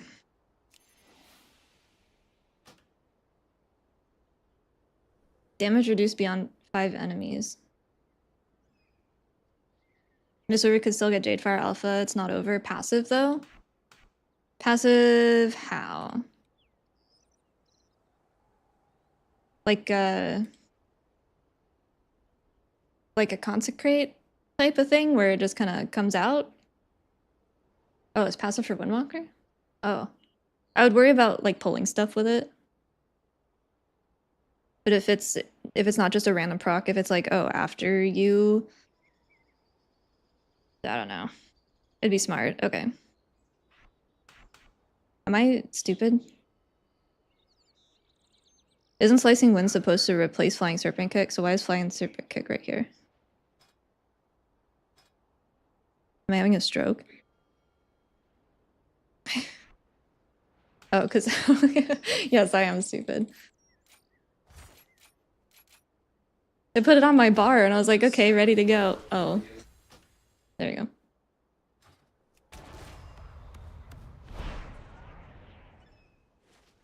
It just says, I mean, this is the same as it is on live, right? I'm not gonna lie, I know people liked stance dancing back in like BC, but I don't want to stance dance. Yeah, the Wowhead stuff, I know that that's what most people have access to is the Wowhead tooltips, but a lot of them are funny. And by funny, I mean a lot of them aren't 100% accurate. I would be totally fine if Jade Fire Stomp came back as a passive. I miss it, I think. I don't like not having it. Why does this look so fucked up? Is this a setting? We got squished. Yeah, stat squish. What is it under accessibility? The dorky stat talents on the left, please. Dude, I don't want to be mean, but I read those and I'm like, are you fucking kidding me? Like this low on the tree and it's just 3% of a stat. Social combat interface controls. Yeah, I read it. I was like, okay.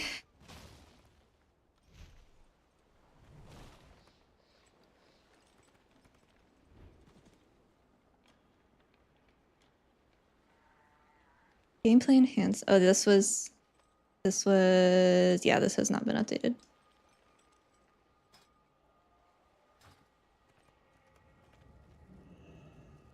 Holy Priest is losing Renew, Heal, Lightwell, and Symbol. Symbol's crazy. Symbol's a crazy thing to lose. We will have justice.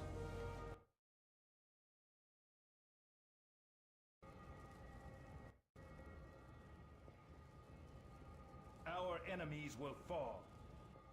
Oh, my bad.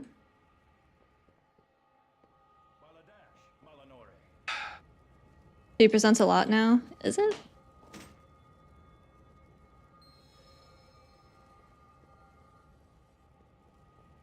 Wait, so why would you ever bring a Holy Priest to raid now? They don't have fairies still, right? Oh, sorry.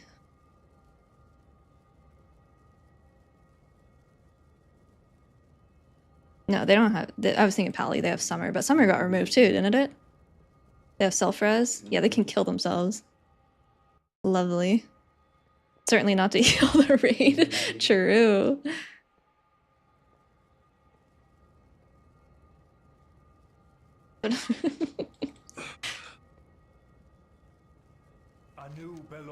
How annoying is it? I don't know. I am moving very, very slowly through this. I've run into the wall like 3 times. I don't know what this fucking guy wants from me. Oh, these. I was thinking, I was like, oh, maybe I should have done this on Horde so we could actually explore, but nope. Enemies will fall. The reckoning is at hand. Apparently, has anyone looked at Boomkin? Apparently they got absolutely fucking bent over in like a bad way. But I don't trust Boomkin, so I need to hear it from someone else.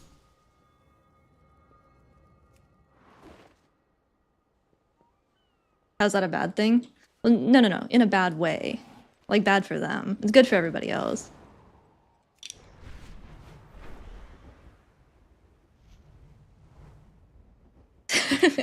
No, that's a good thing. I just need to make sure that it's true. Because if a Boomkin tells you they're bad, they might be okay, but if, like, a mage tells you Boomkin's bad, then maybe a little more trustworthy. Did Tuttle sandbag again? It actually wasn't even from Tuttles. As weapons of order 2 charges. For Brewmaster or for Windwalker? I can check. You'd trust a mage? I would trust a few mages. There's only like 3 of them in NA, so. The most down bad spec right now that you've heard? Probably Boomkin. 2 charges. And it's very pretty. Oh, hello. You get like 1 little friend. That might just be from my hero talent, I don't know.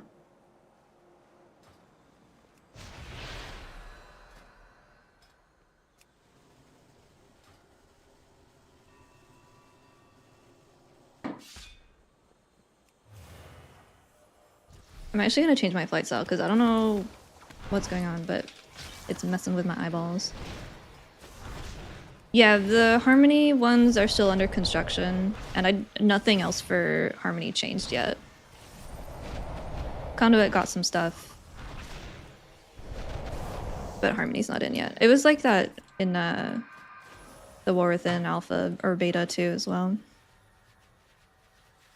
Shadow Pans are missing but done. Maybe tomorrow, right? It'll be a new build tomorrow. Wake me up when they remove kicks from healers. You could play Resto Druid or Priest. You got 2 options now. What's wrong with Croth? The fact that he just wouldn't spawn like half the time.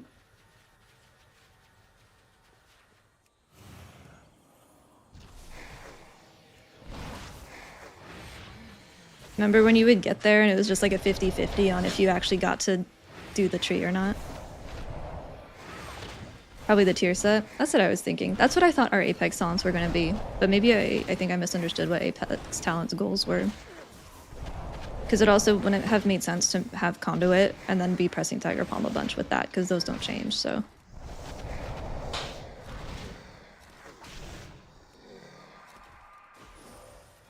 I played quite a bit of Dragonflight, so it's like maybe I ran into it more than others, but I got to a point where I was actively avoiding Algathar. Like a damage reduction? No. No. We got a lot of really good quality of life changes and some more clear distinction between keys and raid for like tuning. We got some good tuning knobs, I guess would be the best way to put that, and some quality of life stuff, but no like DR or group utility.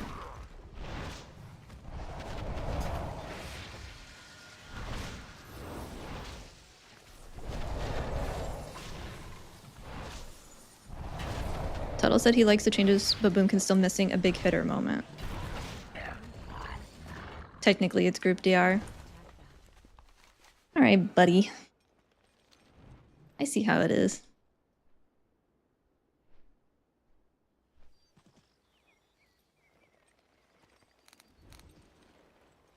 Let me in, brother. Is this because I'm Alliance? Or is it just because I'm not supposed to go in there? Are they being racist? Oh, that's cute.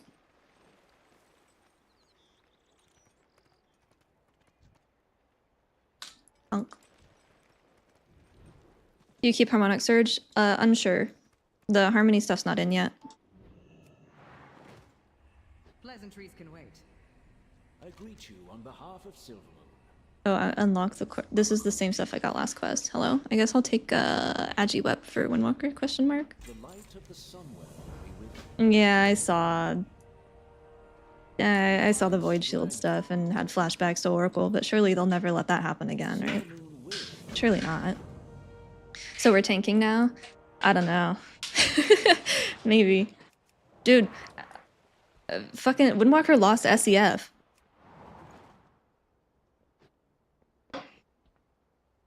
That's crazy to me. That's insane. I'm not even a Windwalker and I can't get over it. I know you guys lost Cloudburst, so I'm never playing Shaman again. Because I really liked Vesper and Cloudburst, and then Vesper got taken away and now Cloudburst is gone. So I'm just not doing that ever. The dark times will. The last I saw shadows descend on Quel'Danas. Wonder if they went overboard on purpose. On purpose. Now another army marches Who are you? streets, saying they're here for our protection. Dude, it's crazy that these birds are towing stuff. They got little baby legs. Oh, what? Wait. Cheese and wine and fruit in a cart? Hello? It sounds like Mistweaver didn't lose as much as other people. We lost 4 talents. Well, 4 talents and like a couple other things because the talents were removed. I like the uplifted changed a lot. I hated taking uplifted because I didn't like the variable cooldown. I just like, are you gonna have revival here? And I'm like, I hope so. Maybe. The eternal sun guides us. I What can I do for you? You are huge. Weren't let me see your ears. Are you Quilterian? No, you're definitely... No. The Hollowfall people were short, I thought. You've got to be Quilterian. Have Blood Elves always been this small? Our enemies will I know Night Elves are big, but goddamn. Glory to the Sindori. Mistweaver Capstone. The Apex talents, it's Soothing Mist stuff called Spirit Font. They remove premonitions. Oh, that was like their deck of cards, right?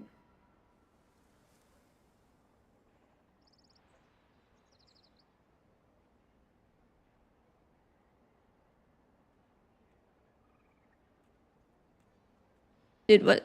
Paladin lost their summer and stuff, right? That's not really... that never really screamed Paladin to me. I feel like that's not as big of a deal. But some of the other specs have lost some really iconic things. That burst of energy from the Sunwell, it was more powerful than any magic I've ever encountered. And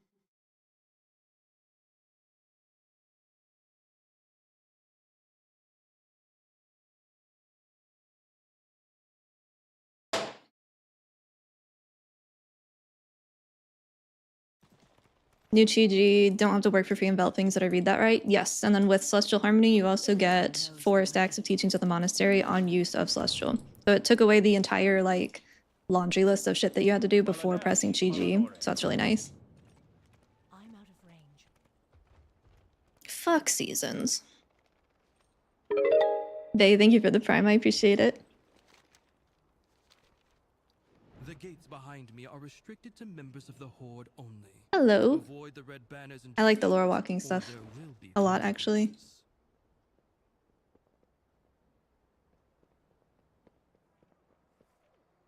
Havoc lost their single target sun and all sigils. What the fuck? Like, sorry, we're taking away Keg Smash from Brewmaster. The eternal sun. Is mana supposed to be a thing again? I'm confused what spells I'm supposed to press. I don't have a mana burn. I don't know. They took away the passive, like the reduction aspect of Mana Tea, but they buffed the regen, so it's like... I don't know. Did Seasons give Paladin... Did Druids keep Innervate? Rest of Druids keep Innervate? Well, not Cloudburst, the other one. What was the other totem that you guys had that cost like 15% of your mana? No. It was like if you had it, you put it down. This guy's tweaking too. And it would put Healing Rain down. I can't attack that target. Surging to yeah, that one. It was expensive as fuck. Is that still there? That's the only one I can think of.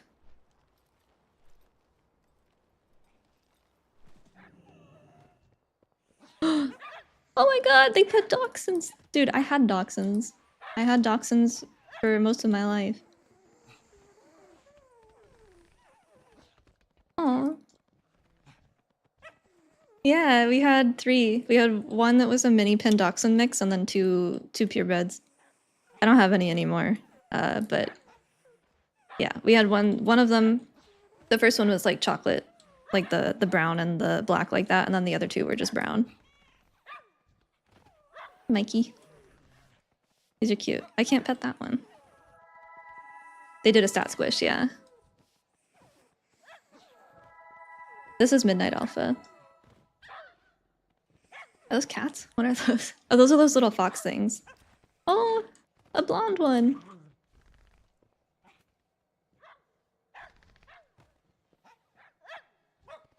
The eternal sun guides us.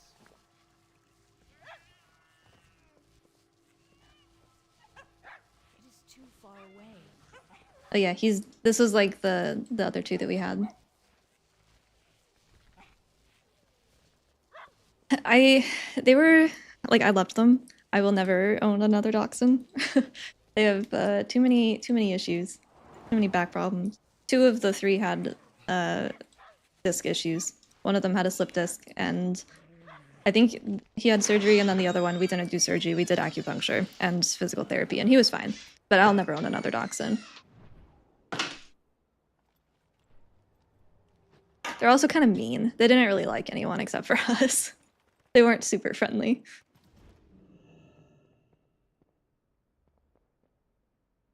Are we having to choose between Vivify or replacing it with Shaylins and the talents? Yeah, so if you're talented in the Shaylins, then you lose Vivify. I've already been down here. Where am I going? Dude, you have to explore. This is most of what I do on Alpha. I do all of the the new stuff for the spec that I care about, and then that's it. I just fuck around for the rest of it.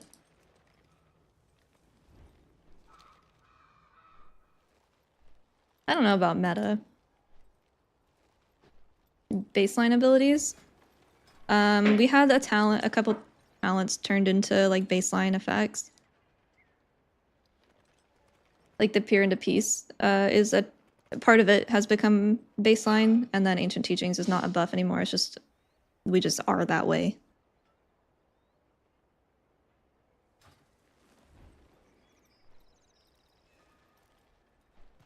I think the cooldown pruning is probably okay as long as it happens across the board. I do not, as a healer, like feeling like I can't do anything for my group, because that's kind of the point of being a healer, is to help your group. But as long as they are taking that into account when they are doing the pruning, surely it won't be that bad, right? Does heart... No, that's what I was testing, that's what I was confused about. And what I was talking about earlier, where Conduit is like the raid talent, the raid hero talents. But if Vivify is uncapped now and designed for raid, how are you proccing Heart of the Jade Serpent and Jade Serpent's Blessing without Shaylin's Gift? Because you want Vivify. So if you're only doing it through Unity Within, fine, but I feel like you're missing out on a ton of stuff if you do. That's what was, I think, the most confusing part to me. I don't know if it's just... Well, no, because it's based on the clouds consumed, so it's not even... Like, you could slot Vivify in there, maybe based on the amount of Renewing Mist you have out. By the way, Vivify now shows you how many Renewing Mist you have out. You see the little 1? That's your Renewing Mist count, and it is just on the bars, so you don't need the weak aura anymore. It doesn't show you, like, the duration on that lowest one, but it's better than nothing, so... That was a nice little change. Am I eavesdropping here? I am. Is there number squish? Yes, there was.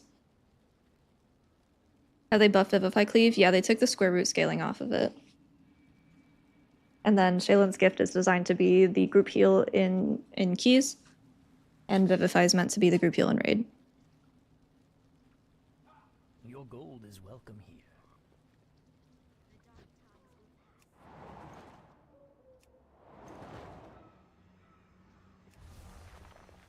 I still feel that way sometimes.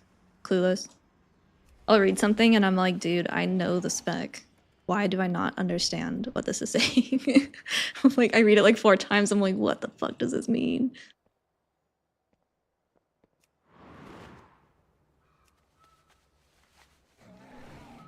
Any archaeology stuff? I've been doing archaeology on live. No. Fuck. It's over. I'm not buying the expansion.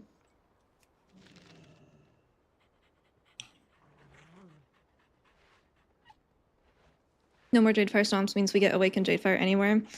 It's not Awakened Jadefire anymore. It got renamed to Way of the Crane and it got pushed up into the tree up here. It's like a 1-to-1. It's the same thing. But yes, that is just active, as well as Jadefire Teachings. It's just, we're just built that way.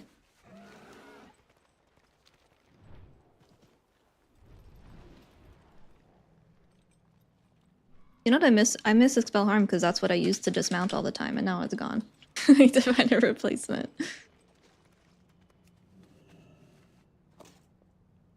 My dismount button.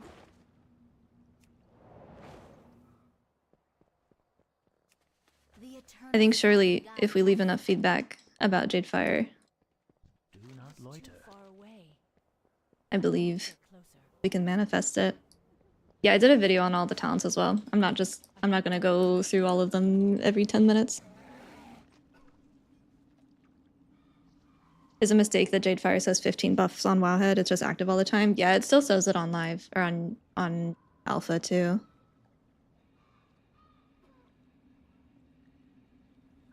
But it is just active. There's a lot of like, it's alpha, so there's a lot of tooltip stuff. There's like misspellings and whatnot.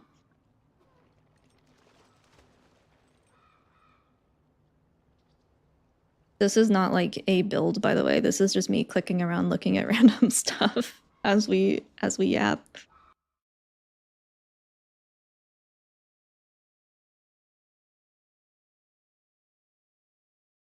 Oh my god, we have raid tonight.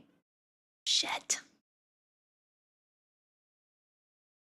Ancient teachings? Do you mean teachings on the monastery? No. They still stack 2 per Tiger Palm. Or, you know, the 2 stacks because of Awakened Jadefire.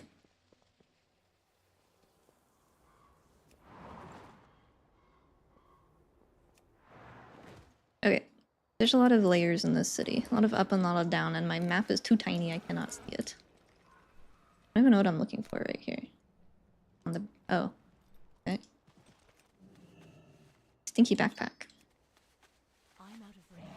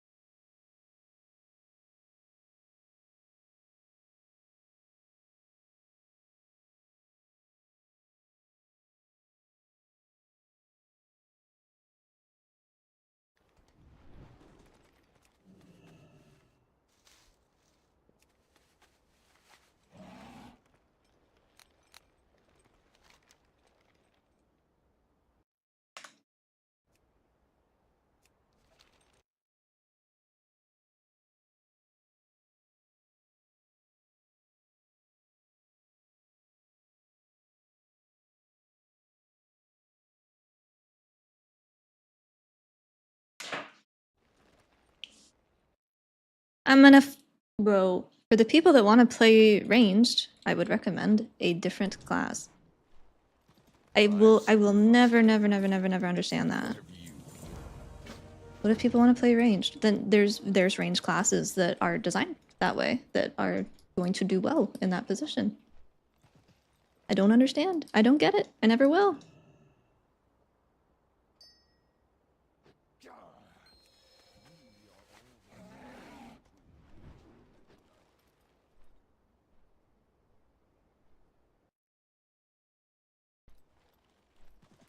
State your business.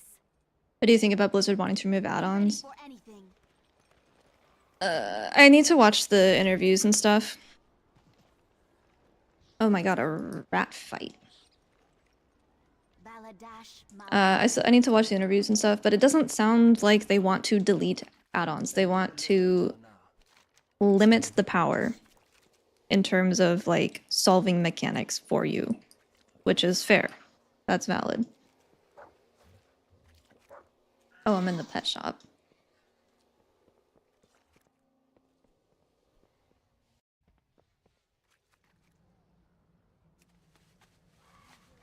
Dude, they're just beating each other up out here. What the hell?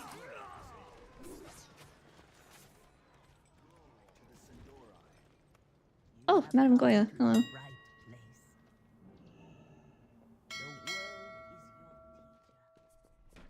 I have one-of-a-kind items. I do not think it will negatively impact Yes. endgame content. I think having 75 polls where you're just trying to figure out a weak aura that whole time is harmful. I think that shit sucks. I hate that. So hopefully that's not a thing as much. I hate weak aura fights. Our enemies will fall. Glory to the Sindori.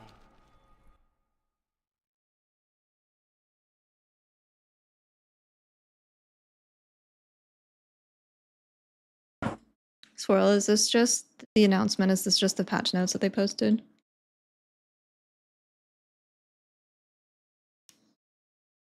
It looks like it.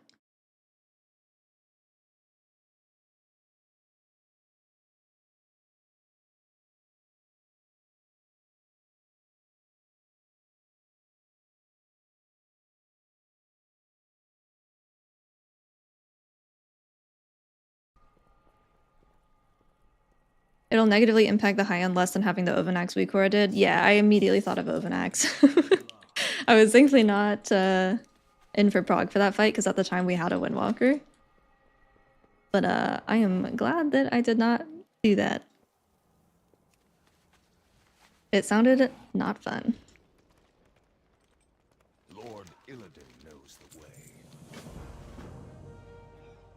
Having a damage meter that pulls from server will be nice for things like fights you split during. Yeah, I think that a lot of the stuff that they're going to be adding baseline will be good too.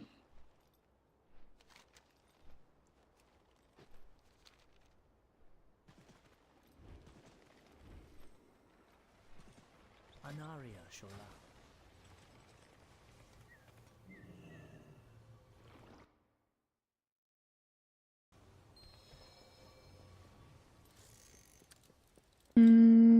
What is he doing here? Hang on. No healing elixir. This point goes there. None of this.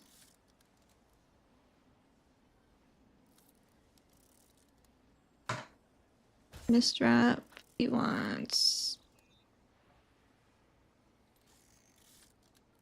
Jade Empowerment. Shaylan's this. Two of these, one of these. 3%. You don't get your... What am I missing? Oh, this. But you can't get there, right?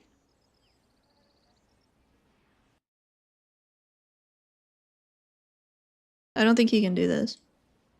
No, I don't do delves as Mistweaver, I do him as Windwalker.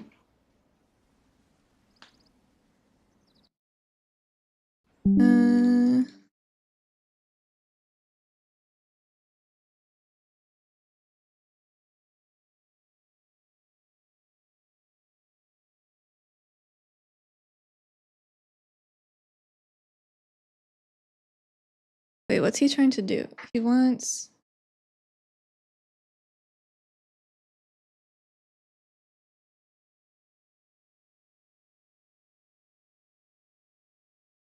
You can't get there. You need one more point. One tier lower. Yeah. They moved it. Okay.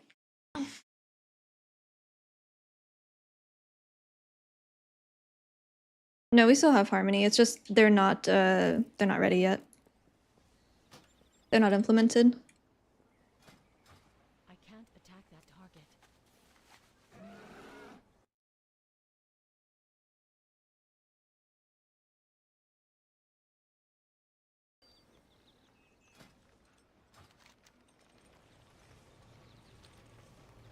Oh, did I miss this? I didn't click it.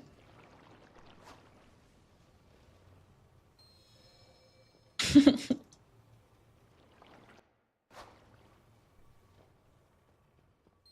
met. Arcanon Poros. What? No, I've never used a Mac before. Ever, actually. The Naru have not forgotten us. How much more Glory the Delver? I might have it.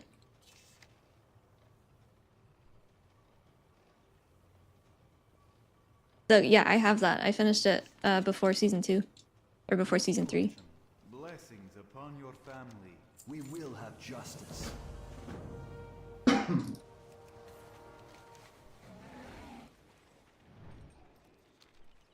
Silvermoon is so pretty.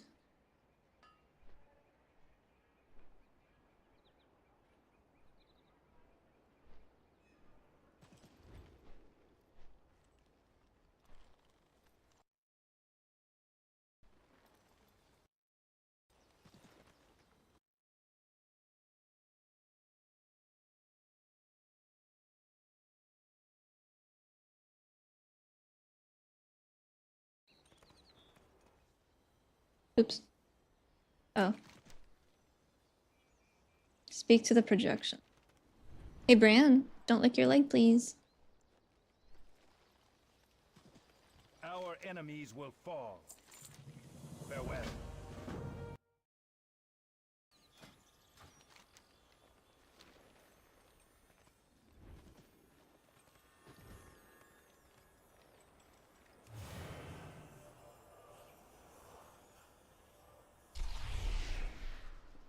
Aha.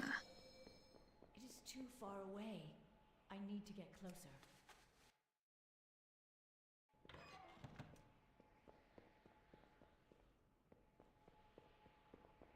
It is too far away. Anu Valore Delinar. Caught.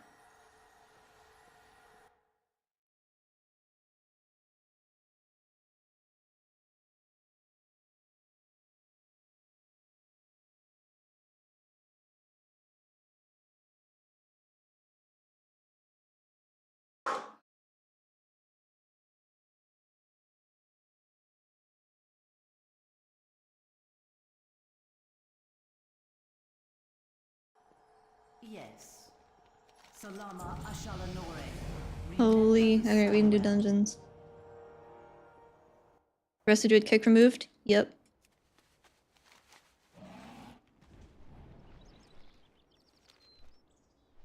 Did they give a note on that as to why? I don't think Druid having a kick was like the reason that they're always so good. I don't think that was it. We will persevere. Bitch. She robbed me. Holy shit.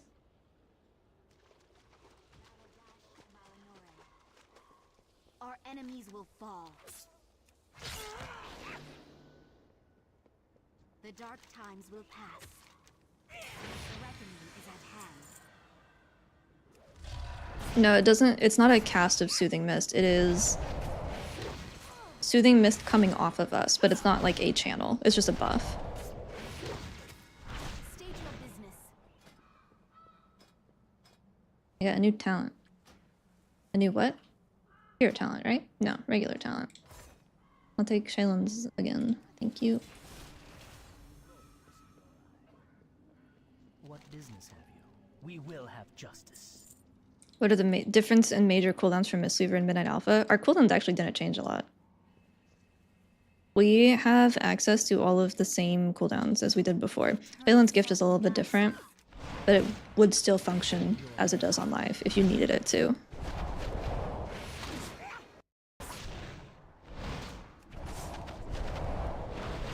They took away Enveloping Breath.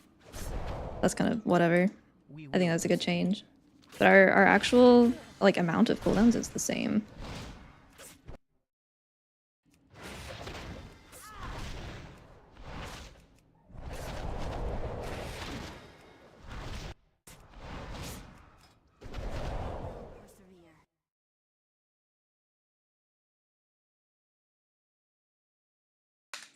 Is default Celestial still 25 seconds? Yeah, it should be. With the Jade Bond.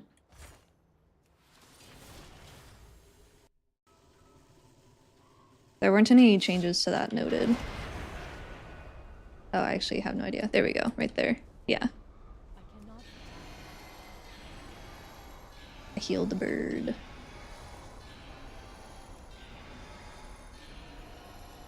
He's so fast.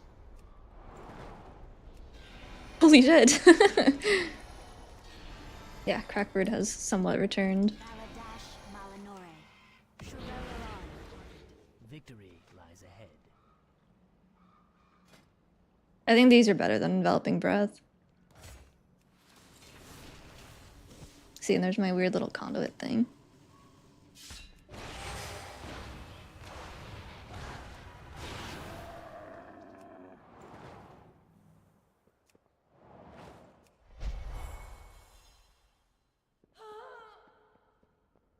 Yes, time is of the essence.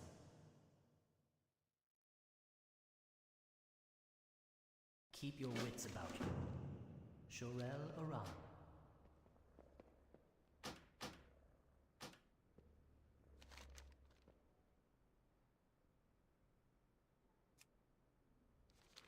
What business have you? The eternal sun. I'm out of range. Victory lies ahead. Keep your What's happening with the other choice node? It's just chi wave now. It's not a choice node anymore.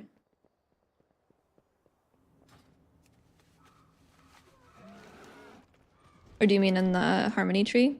That one's still there because Brewmaster still has chi burst and Brewmaster shares harmony with us. What do you seek?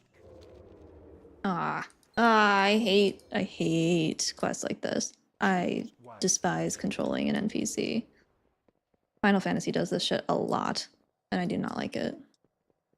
I need to get closer. Although this doesn't seem like it's going to be that bad. I hate when there's combat. This world is vast and wondrous. I'm going to finish this one because this one's annoying.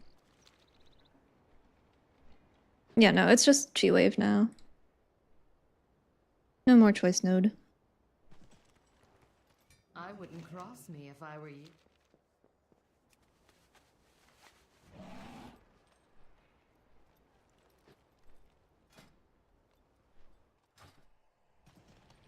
We have made many sacrifices. We are a nation. Let's do a dungeon.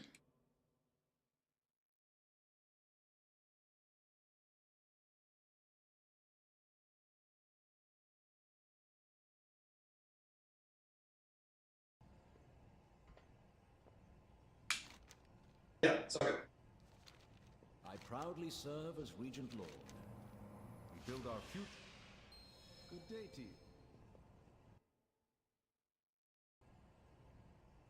I am rather busy. Outside of Jadefire Stomp, it kind of sounds like Mistweaver got off pretty good. There's just a couple things that I'm confused about with like Shaylens and Conduit and Raid.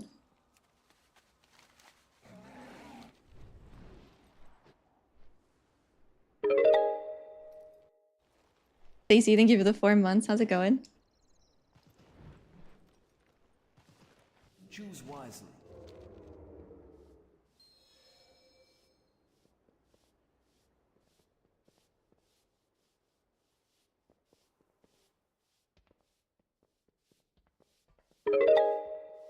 Okay, this one's not so bad then.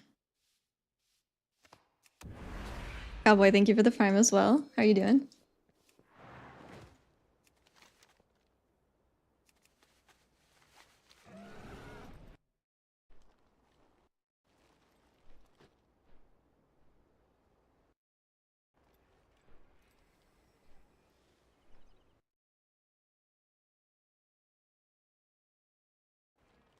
Oh yeah, did you guys see the Pandaren Heritage armor? I actually really like it. Anaria Shola. Victory lies ahead.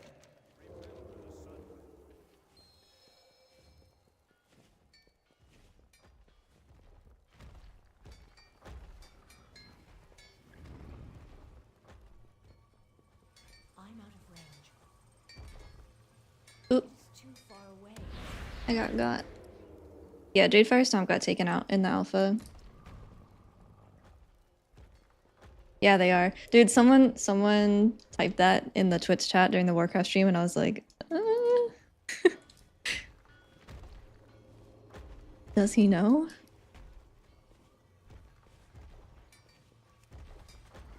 Take it away for Windwalker as well.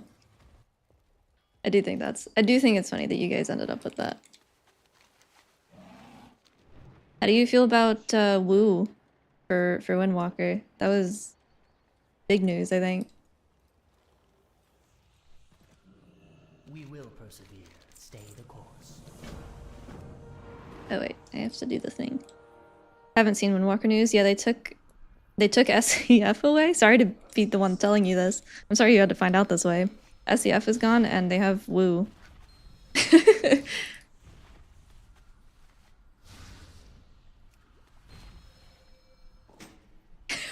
I'm drinking tonight. Woo is just Serenity. I thought people didn't like Serenity.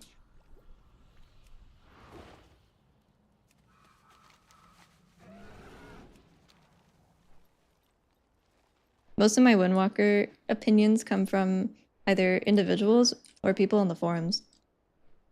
Randy.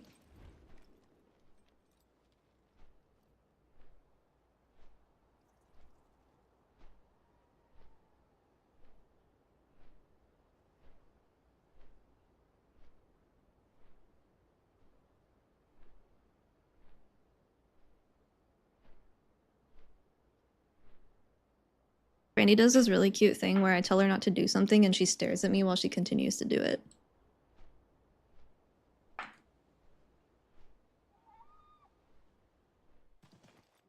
Glory to the Sindori. Time is of the essence. I liked the flavor of SCF, but I do remember just watching them fucking stand there and I was losing my mind.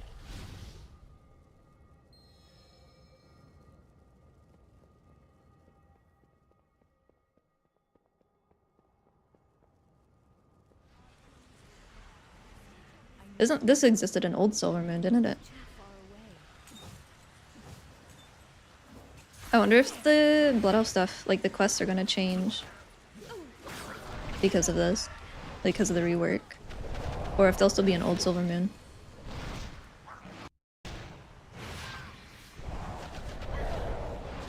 I think the only thing confirmed for like purchasing various versions of the game, I believe, is beta access. I'm enjoying Mistweaver on retail because the complexity. Do you think it might be more boring now? I think across the board, it seems like everything is getting more boring because they're simplifying a lot. I don't think that's a unique Mistweaver thing. Yeah, we got stat squished. The numbers are comically small. I have a couple, like, oh, I'm Conduit right now. With Master of Harmony, overwhelming force hits for like 15 damage. 17 damage. Yeah, it was about time. I'm tired of watching Evokers do 30 million burst healing and die.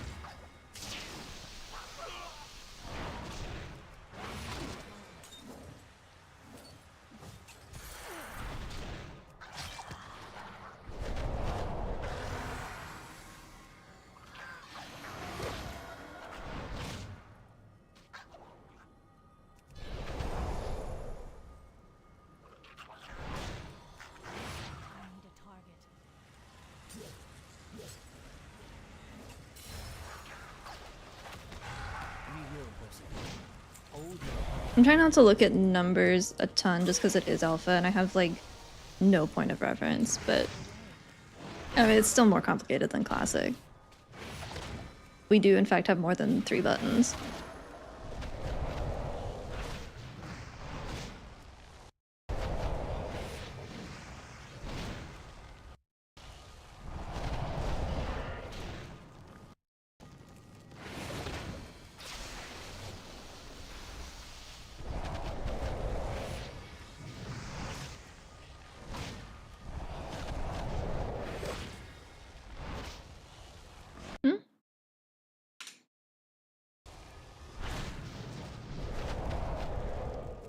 One of my neighbors has hash browns. I can smell it.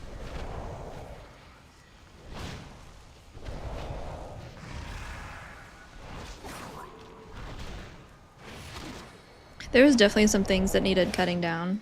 I don't disagree with the concept on it, but I think that no matter what, it's going to feel bad to just feel weaker because you have to lose stuff.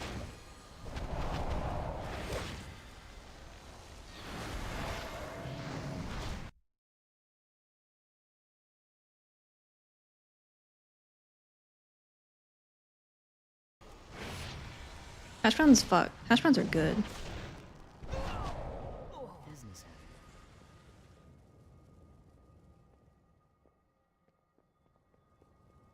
I'm so confused. I don't understand why people think we're suddenly going to use Soothing Mist in Chi-Ji. Yes. We will have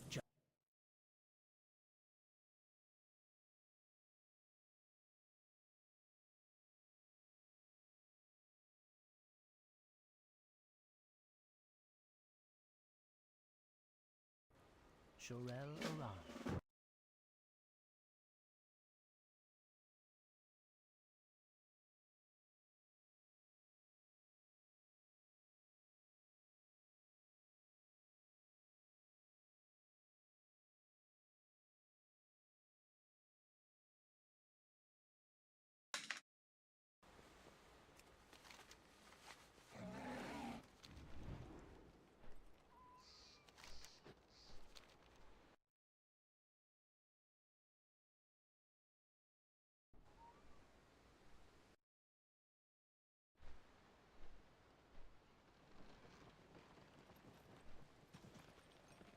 PG changes are not overkill because of Soothing Mist follows.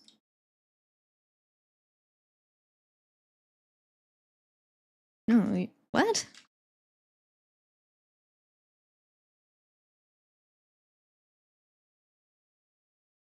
Yeah, you're still DPSing for Gust of Mist and Ancient Teachings healing. I would assume.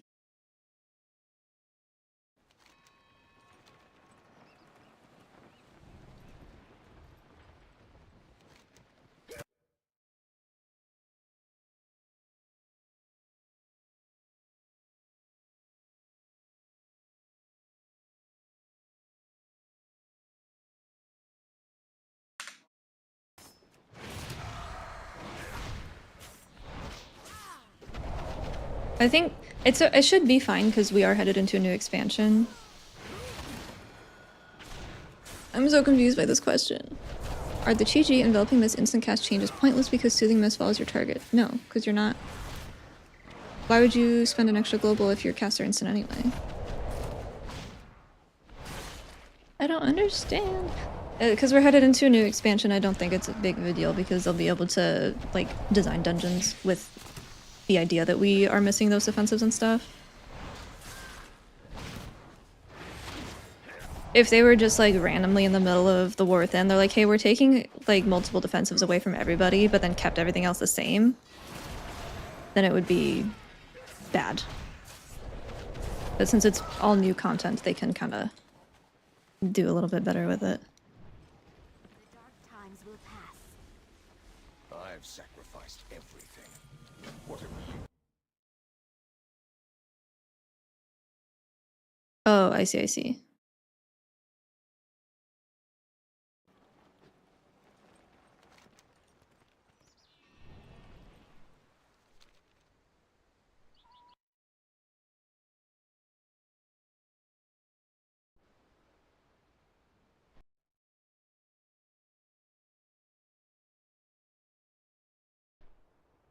Can I queue?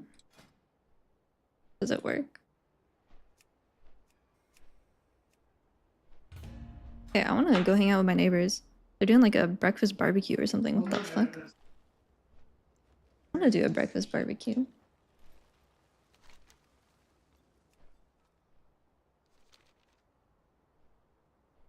No, do not slander Lighter Than Air in this chat. I fucking love Lighter Than Air. That is one of the best talents Mistweaver has ever been given. I love that ability so much. A new Belore Delinar. Stay the course.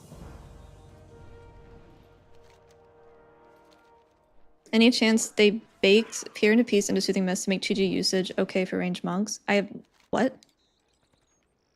We're not ranged. We are melee and we are always melee.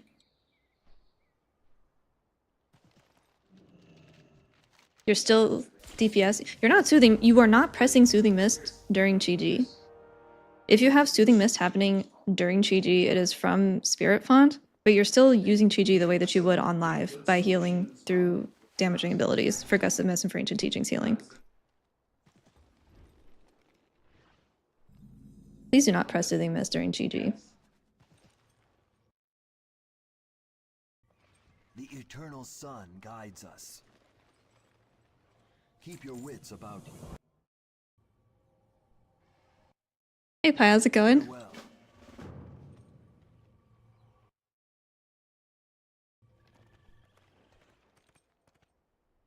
Yeah, they're doing like a bacon and hash brown number, I think, is what it sounds like. Or smells like, I guess.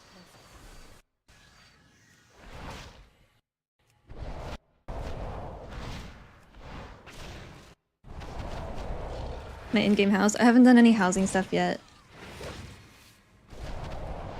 They're holding on to their range dynamic somehow? Not at all. We're melee. We have been melee since MOP. Last time we used Soothing Mist in Raid was Dragonflight because of Clouded Focus, but that got removed, and thank God. That shit was ass. I'm out of range. It's still recharging.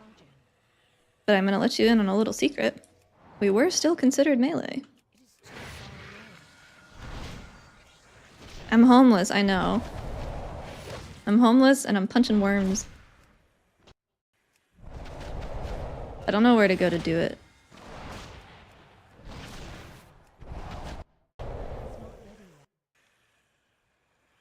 I mean, to be completely blunt, if they wanted to add range support for Mistweaver, they would, and they haven't. Rocks, swirl, rocks. Rocks and hammers.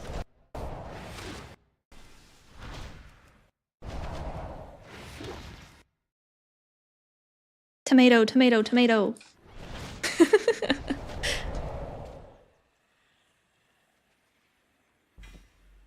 I see it as a emoji.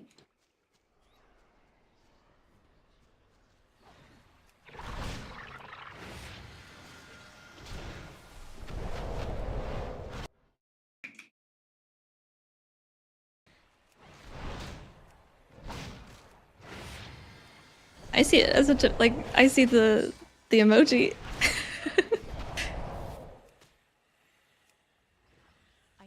Did they change Harmonic Gambit? No. If you're looking at it from Wowhead, you're probably seeing the Brewmaster one, and Brewmaster's Harmonic Gambit and Purified Spirit are swapped compared to Mistweaver.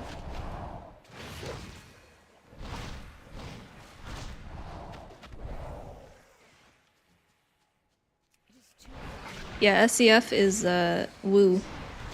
Woo woo.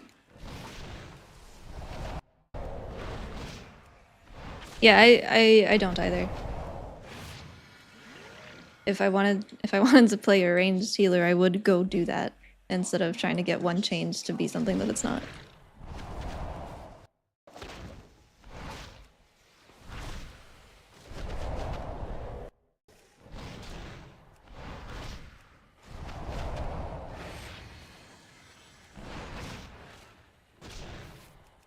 Yeah, I don't know how Wowhead decides which spec to default to for class stuff, but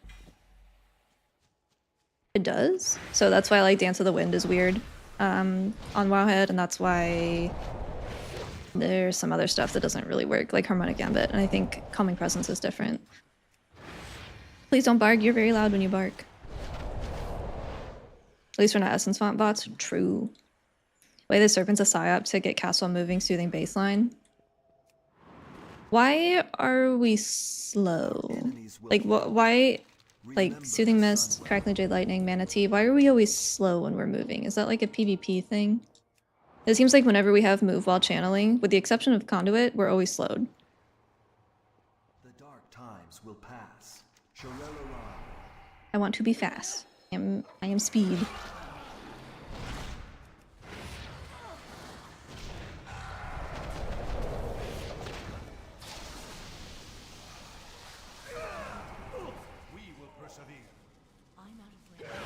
Trade off forgetting to move. Okay, that's what I figured. Counterpoint. Feather Feet. For choice node with lighter than air on the class tree. Right here. Right there. Either dash or movement.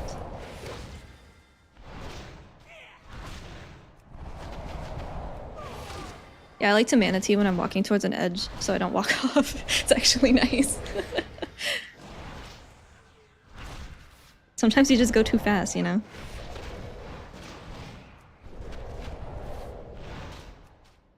What are you doing here?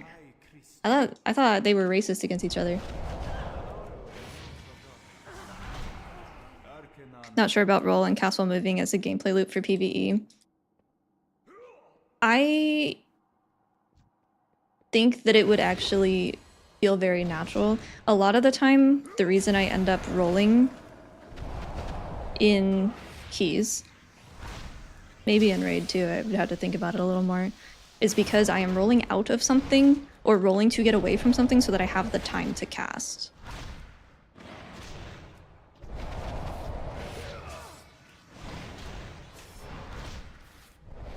Like, a good example, I guess, not the most heal demanding thing, but like the first boss of Priory, I will roll out during the Cinderstorm to get away from everybody. And then after that, you're moving.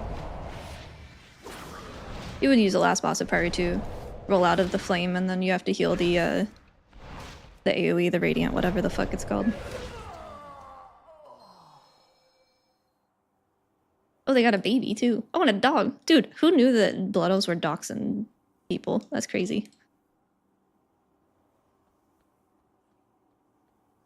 No reverse life grip, because Lighter Than Air is fun. I do fucking love Lighter Than Air. It is one of my favorite things a spec has gotten ever. What do you mean reverse life grip? Just like wild charge for the priest?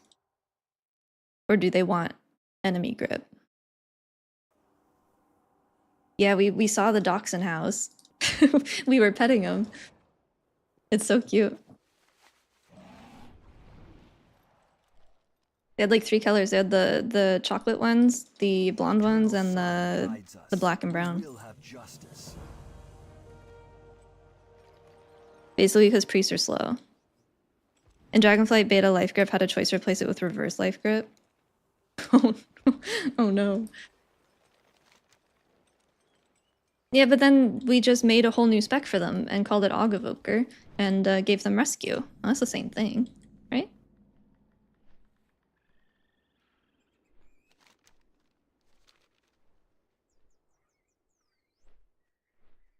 I do think it's funny that they have said that they consider Augmentation Evoker a success, but then in the same breath said we're not doing anything like this ever again.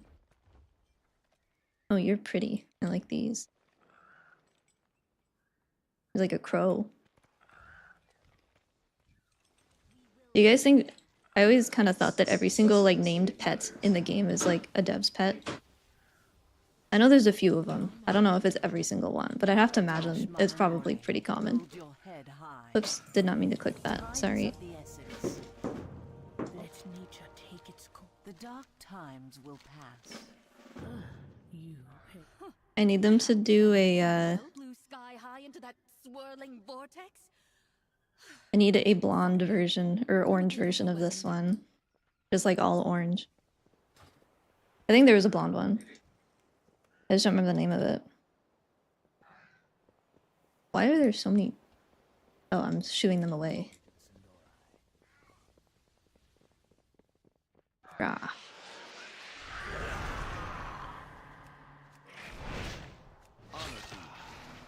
Kaboom. Victory lies ahead.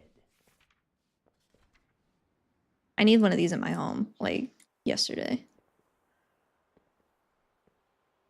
I gotta make a home first, though.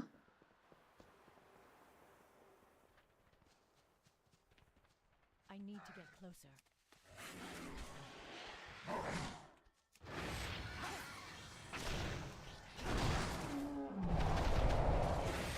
Yeah, the memorial ones are sad. I think they're sweet, though. Are they doing anything to compensate with removal of Stomp? Yeah, it's just any buff that we had from Jadefire Stomp is just active. It is an active... Sorry, a passive buff that we have now. There's no maintenance on it.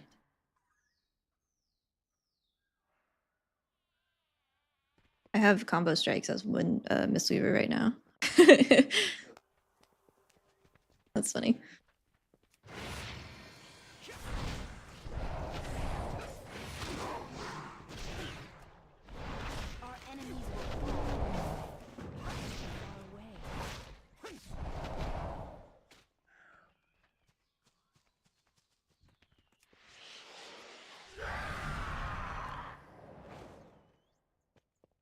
I know we just took stuff away from Thunder Focus Tea, but what if we had Thunder Focus Tea and Soothing Mist and then you could use it while moving? That's like you're empowered, like that channel. The full duration, whatever it is.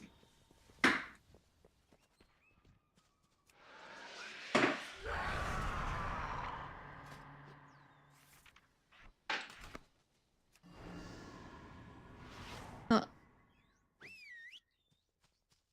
I don't think I needed to do that. Well,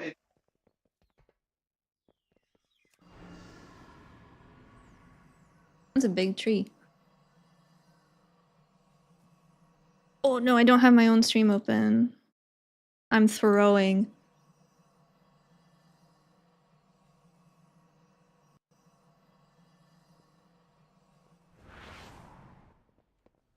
I'm also gonna miss Thunder Focus to expel harm. I'm gonna miss expel harm because you can't not take it for Invigmus. I think that maybe it should be where Healing Elixir is instead.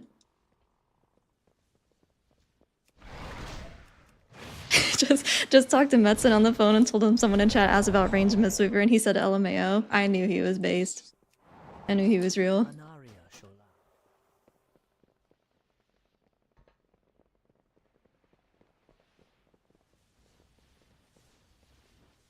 Why are they all tweaking out? Zenflight's still slow as molasses. I leave Zenflight alone. I love her.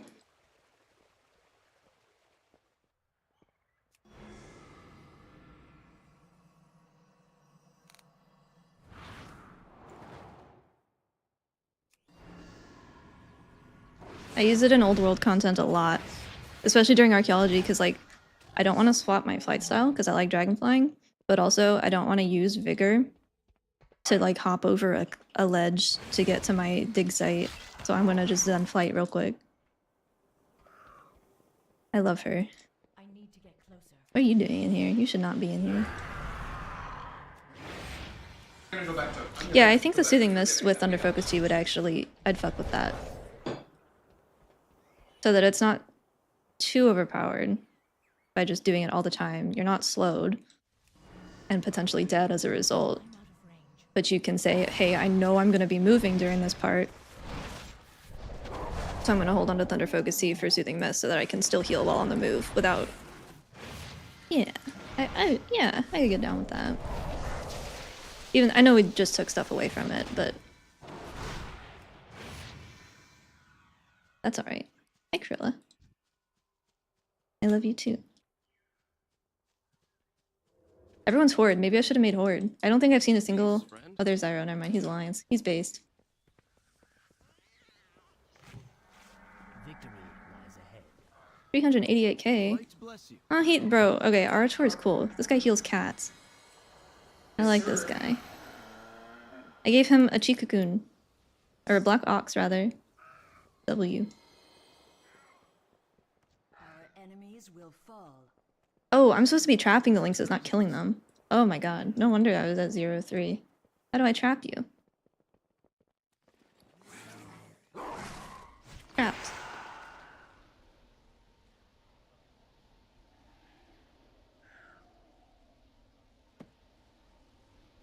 I have a lot of quest items, but none of them are traps.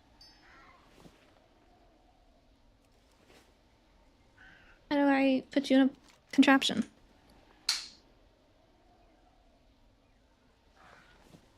No, this is to scare the Hawkstriders away. Is there a different button? How do I put you in a box?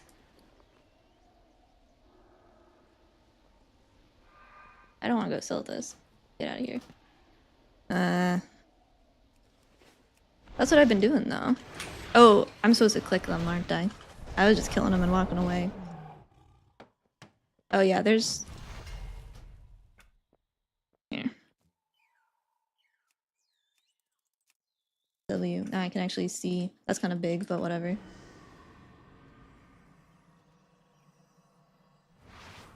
Has no one done a Windwalker video for you guys?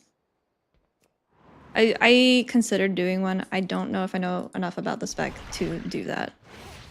I think if I did one, I wouldn't offer any feedback. I'd just be like, hey, here's what changed. Enjoy. Because I don't know enough. Babs said they'd do one later. Okay. I will let Babs do it.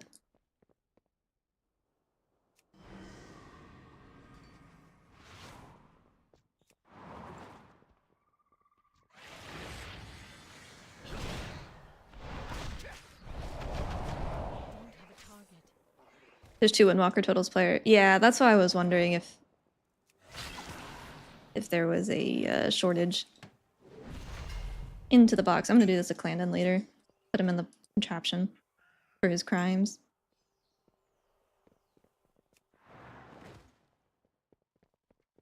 It is too far away.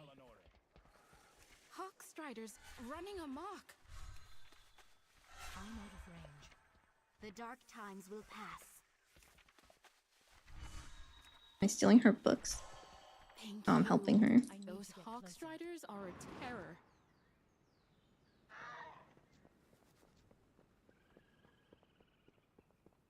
What happened to vigorous expulsion? I have no idea what that is. Oh, yes I do. No I don't. I have no idea what you're talking about.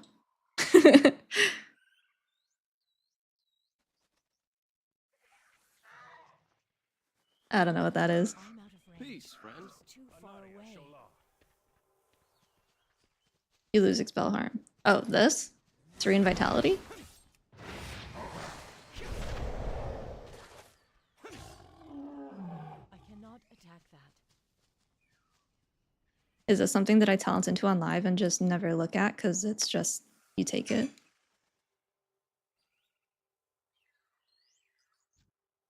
Oh, that one. Yep. It is still there. Is there an override? I don't know. Apparently not.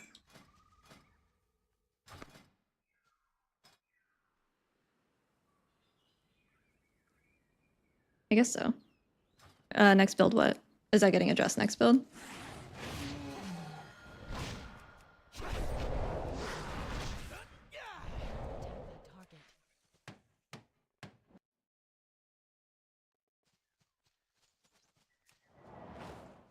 Are we dooming?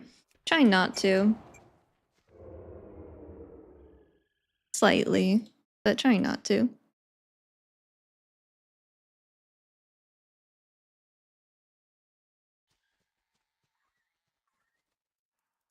I have a hunch they will not remain like that for long. I get a feeling. Yeah, I mean, it's the first build, or, you know, one of the early builds, so I'm not super stressed about stuff like that.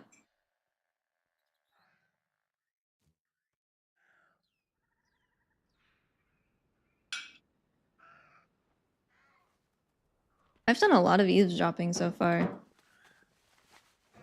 And it's only been like 2 hours. I'm also sad about Diffuse. I miss her. I miss her already.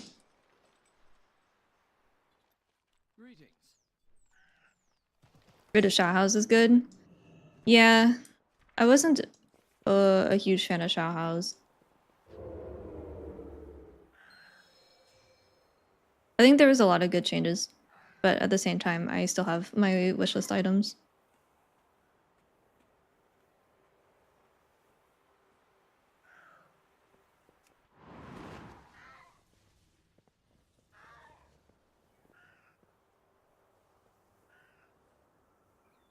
Glory to the Sindor. Bro, I already healed your cat. Does this not count?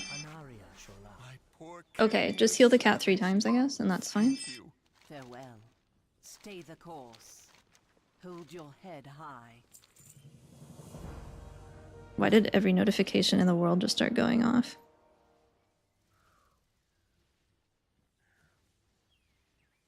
Hey, Vibes. Every class is losing defensives? Yes, they are pruning all defensives across the board. It's not just Mistweaver. Did they do anything to Karma? Is Karma, like, not a joke now? Or... You like the changes? What do you like about them? Like, what specifically? I like the Shaylin stuff. I don't like the Soothing Mist stuff so much. What was I looking at? Karma? 50% of your max health? No, it sounds the same.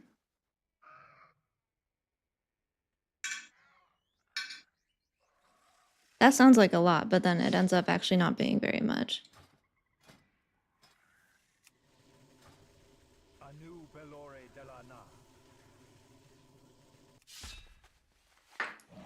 Why is that? Why is swapping talent still wipe your mana?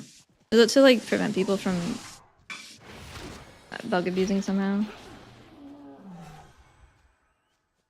It feels like a classic mechanic.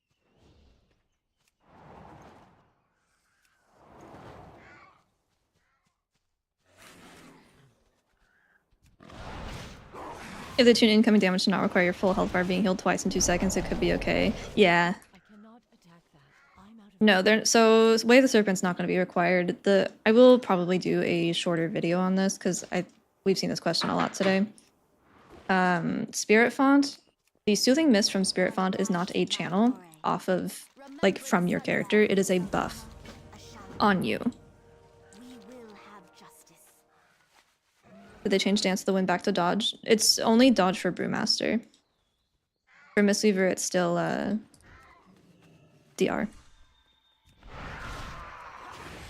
So yeah, Spirit Font is a buff.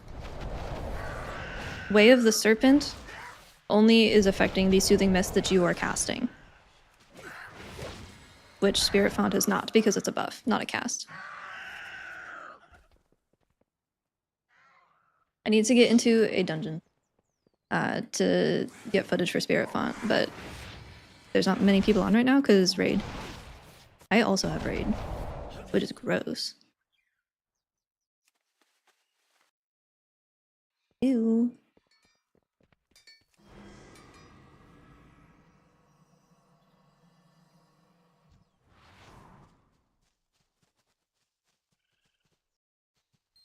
Our first rekill.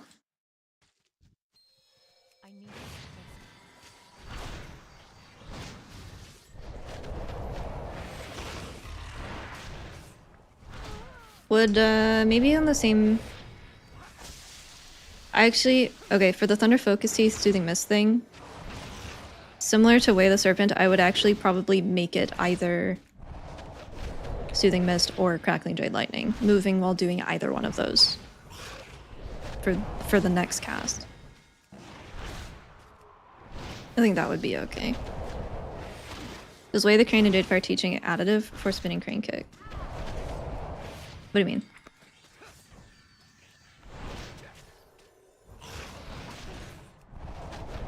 Spinning crane kick doesn't heal through ancient teachings at all. It only comes from Way of the Crane or Awaken Jadefire. Yes.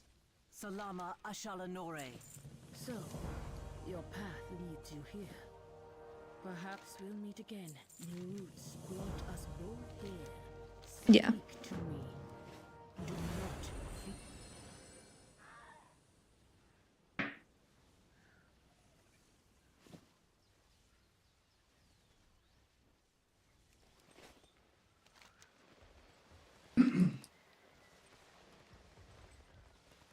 Yeah, it wouldn't be able to be an all the time thing, but I do think, like, I would never want to, in keys, talent out of Way of the Crane.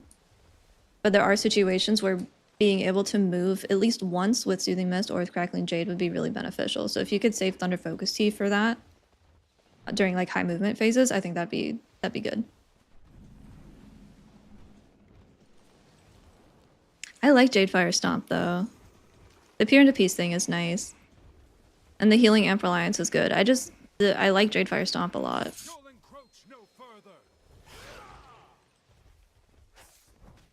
Yeah, he gets a pass. The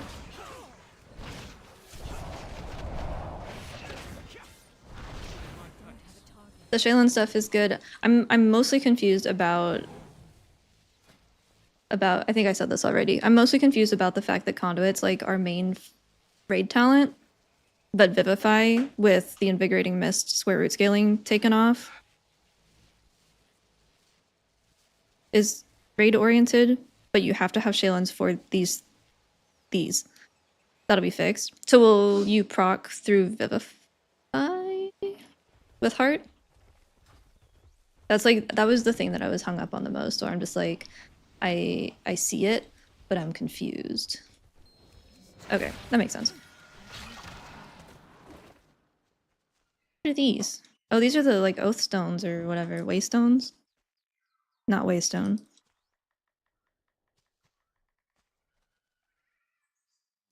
I don't think you could miss Dispersion in Raid, though. Because you want Vivify.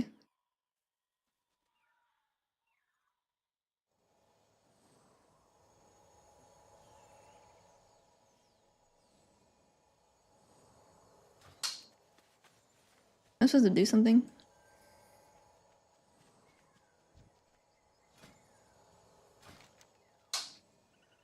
Miss Dispersion will not survive Alpha. Okay. That's fine. Shaylin's is 3 target. Shaylin's has always been 3 target. The only reason it's 5 is because of Legacy. Which is why it's such a big deal that, you know, certain people make certain recommendations that are not good.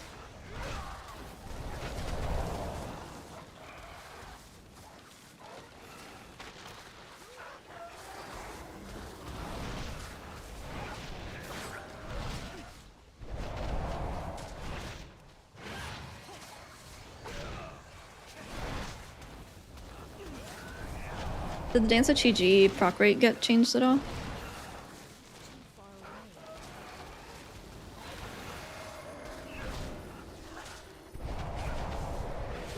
I'd also like to be annoying and once again request Legacy be baseline, at least the targeting.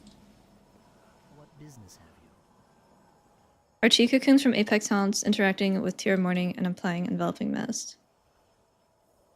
Your path leads you. Valid, valid, valid. Missus version in a Chi-Ji build would be cool. You have found me. Yeah.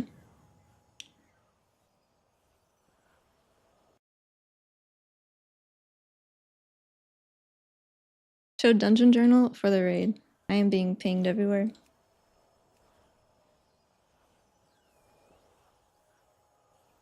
Which raid?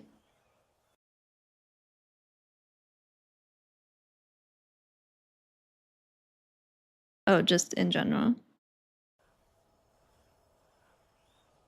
Cook him quick. Okay, boom. This guy. Holy shit, he's rabid.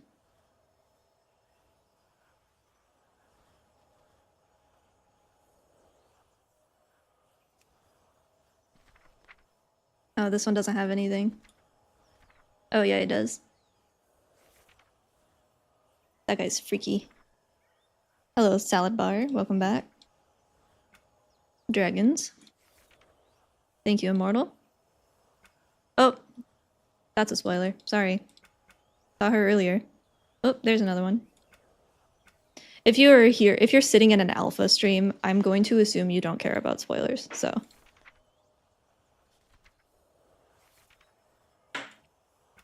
He's cool.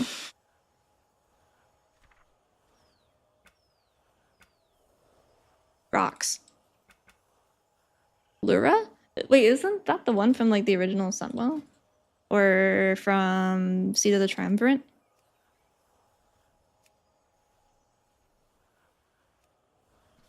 Yeah, there she is.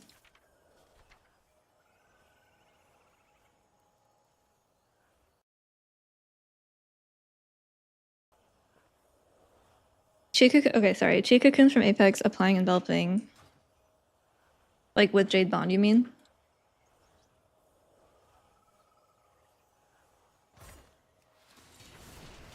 Will it not work because I'm full health? I can kill myself a little. Oh wait, tear.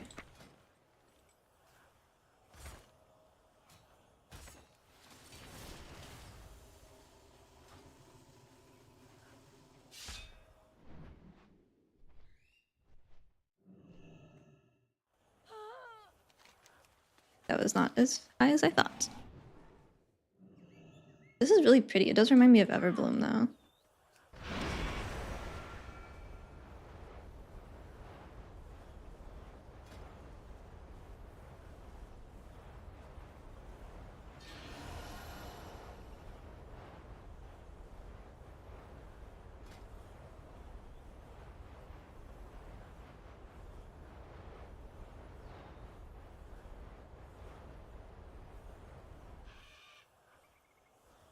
Oh, I forgot to activate it.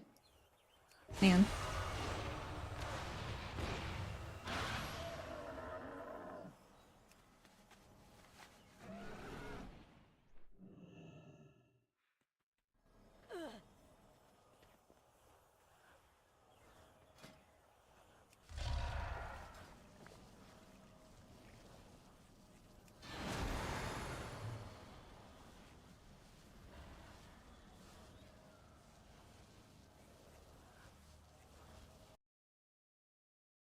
What? Wait. Last.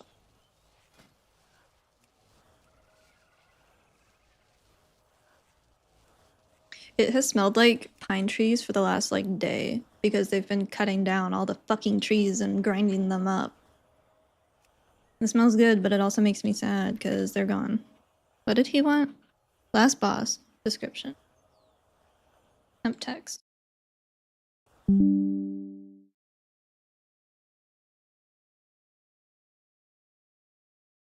Holy login. Shaman had cock and ball tortured? They did. They no longer. Very sad.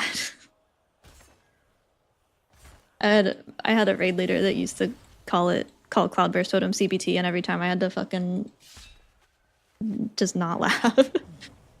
Like, can you please find a different way to say that? This is the internet.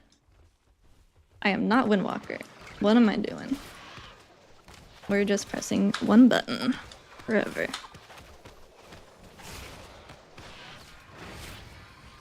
I don't want to jinx it, but Touch of Death trigger looks like it's working well. Literal rotation.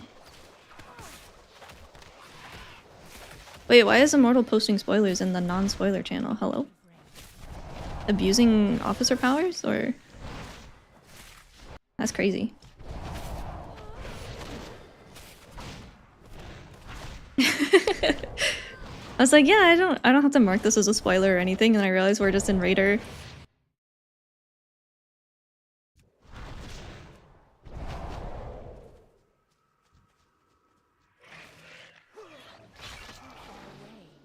Wait, so what the? Ah. I need to get closer. Maybe the things that I was worried about are only things to worry about because it's alpha build number 1, and this is not in fact ready for launch. Thoughts? Yeah, it's very ever bloomy.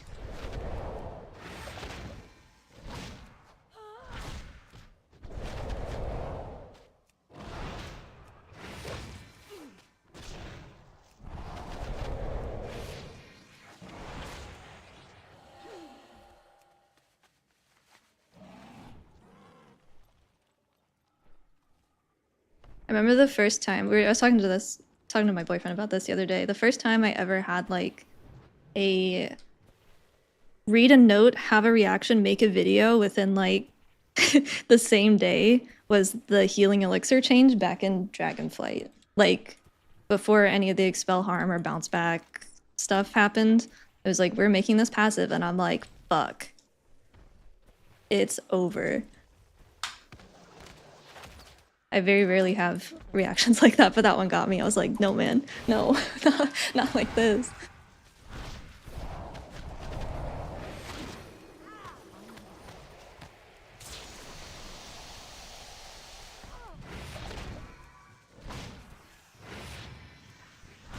That was my first, like, yeah, that was my first forum post that I had like written and not just have a response.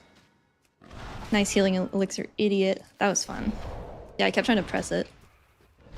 I'm gonna do that again with I'm gonna do that again with expel harm now. I can see it. The muscle memory.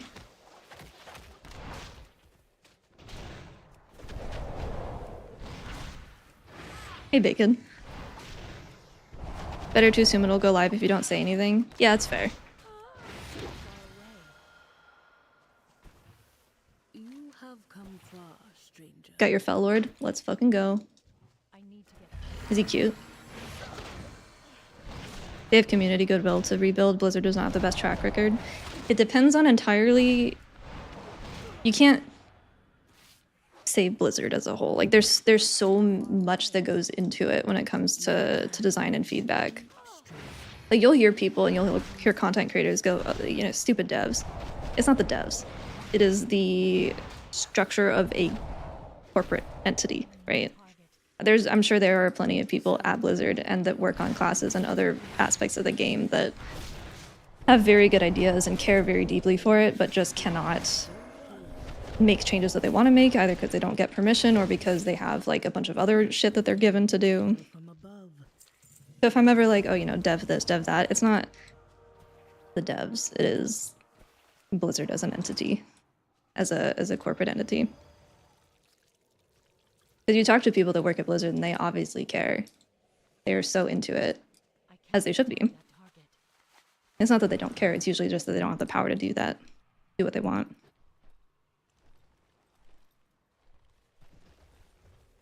Especially lately with, you know, the creator programs and stuff that they've been doing, they've been very receptive to feedback.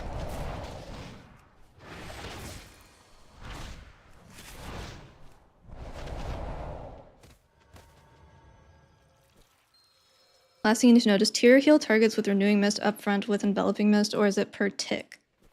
I can tell you if I can get into a dungeon, I think. I don't think... I've been in queue for 40 minutes. I don't think it actually works, but I don't think there's anyone around. Or there you go.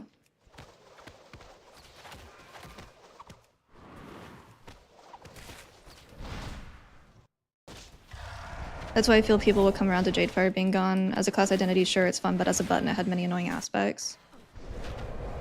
It had its moments, and I do still want it. But maybe if it's not tied to things like Awaken Jade, or Away the Crane, or Jadefire Teachings, like if it's not a trigger for your entire playstyle, maybe people would like it more. Like if it was just a button that did damage and healing on use or something. So that's not so tied to your entire playstyle, but it just is another button that isn't spinning crane kick.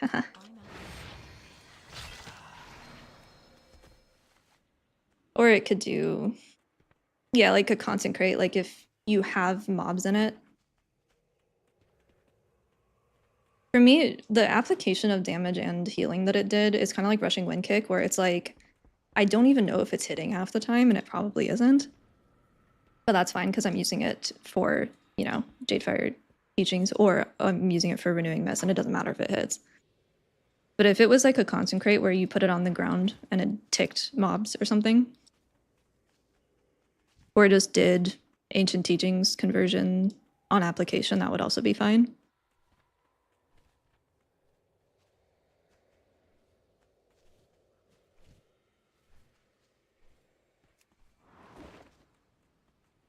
Does it need to be a stomp? No area trigger?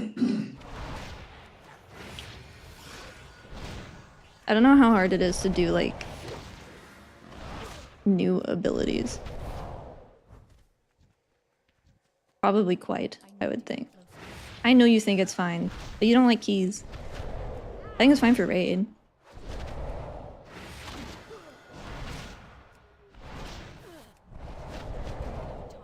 I think it was kind of annoying in raid. I'm out of range.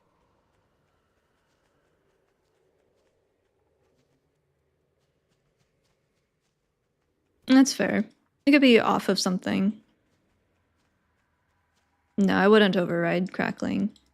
What am I fucking doing? I'm just running around. Seed. Speak to me. 2-minute ad, sorry. May you lend your strength to hers. I don't have my Stream Deck or anything, so I can't like delay ads because all of my controls are on that.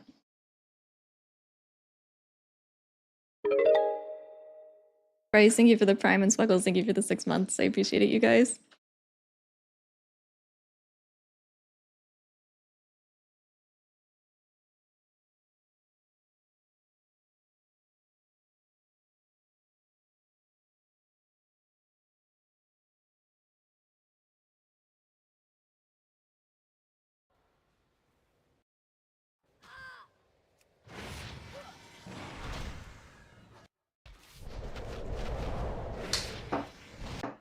Lessons removed hurts your soul. Yeah, I'm okay with it going away. I'm not super heartbroken about that one.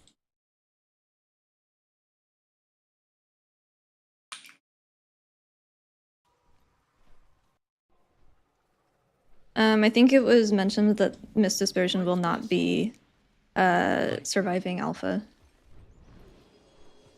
Oh. You have found me. East first. Yeah. Wild guide you were. Close enough. Welcome back, Shaz.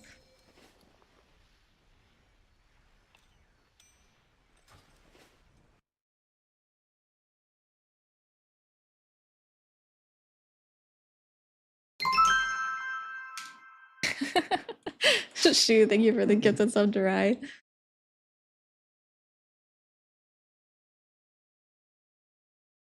Wait, mine does not look like... Oh, there we go. No, I just can't read.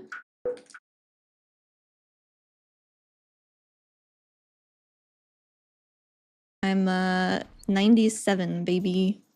Very powerful.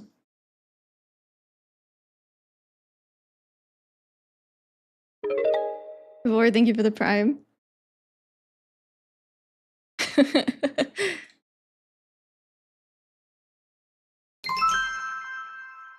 There we go. It's a lot of mastery. Yeah. What can you do? I have to defend her. Oh, my bad. They might have died while I was trying to do that. I think Soothing Mist not being usable right now is kind of bad. You mean like on live? I think my main issue with it is the fact that we are highly immobile, but at the same time you're channeling Soothing Mist and you're just fucking standing there. And then the swapping targets thing really fucking sucked in Dragonflight, but we got the Peer into Peace thing now.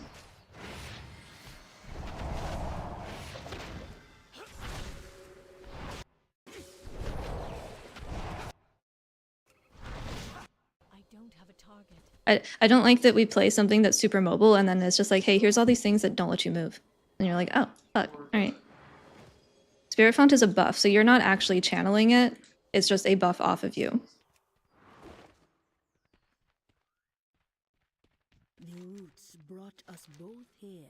Belt of Herbicide. I don't think I should wear that. That could probably cause some issues, I would think. Do not give up the fight. Yeah, if it caused us to channel Soothing Mist, that would be rough.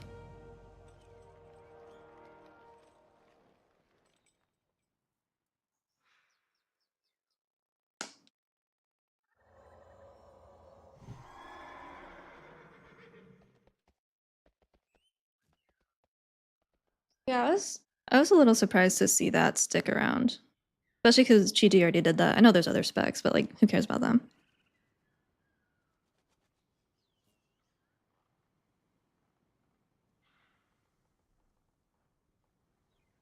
Are we dooming? We are having a healthy discussion about the changes. If Whirling Dragon Punch makes it out of Midnight development without having the animation lock removed, I might crash out. Just lighter than air.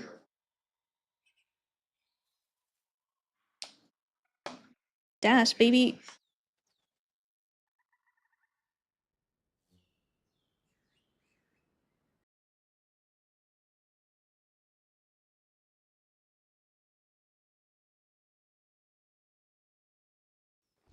Speak to me.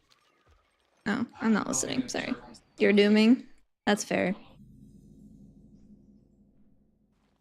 Shouldn't have to fling myself 40 yards to live my rotation. Too many doomers, Swirl. Thank you for the 4 months. Did they improve the buff tracker stuff? The buff tracking stuff has not been updated yet. I would expect to see a vitality tracker and what else? They put Renewing Mist count onto Vivify. It doesn't show it for Shaylands. I would expect to see vitality stuff. That's probably the biggest one. But it just hasn't been updated yet. I still can't get over the fact that I'm flying in Eversong. Like, this is crazy. The cooldown manager, same difference. That hasn't been updated yet. I think it's the same thing, technically.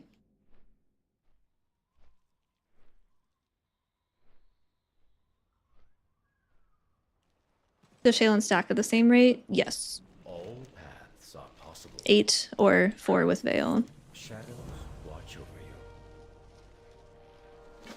I have much to teach you. I am so excited for the expansion. honestly, even if Mistweaver ended up dying, like literal removed from the game, I would probably still play it just for housing and stuff. We've lost 3 more scouts down south since the Void Storm appeared.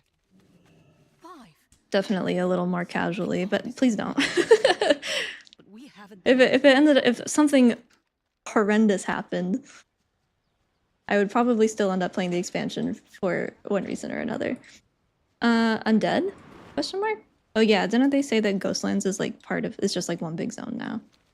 We will persevere. This guy's special.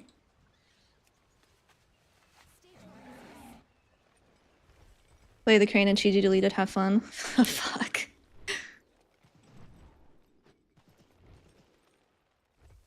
I have no idea, I just know... Wait. The bug with Cloudburst that causes lag, it's happening with Vitality and Raid. It may also be happening with Vitality and Arakara. Because I lag my entire team out in there. And it doesn't happen when they don't have a Mistweaver in the group. Here he is. Here he is on the first pull.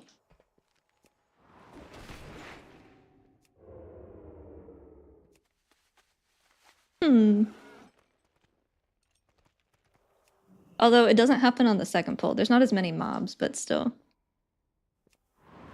We will persevere. Everything has a price. I love these. Okay, I wanted to make a strawberry cake like a couple weeks ago and then I got over it, but now I want to do it again because look at this. Dude, naming stuff is hard. I came up with like 3 talents for that wishlist video and they were all alliterations by accident. I didn't realize until afterwards. I'm like, now I look stupid. It's hard. Naming stuff is hard. Yeah, we got stat squished. Misty missed, yeah.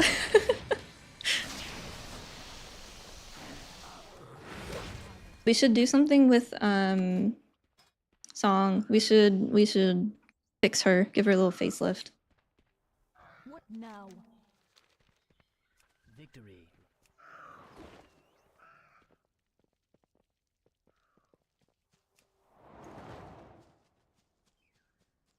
New recruit? 2 million miles per hour. It actually decapitates the enemies instead of putting them to sleep. State your business. Becomes like one of those water jet things. You know, like a water flosser, but like deadly. Suspicious.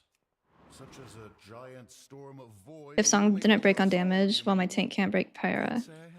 Oh, imagine Song didn't break on damage. The problem with Song isn't breaking on damage, it triggers combat. We used it a couple of times last season as like a skip, but you can only do it as a night elf.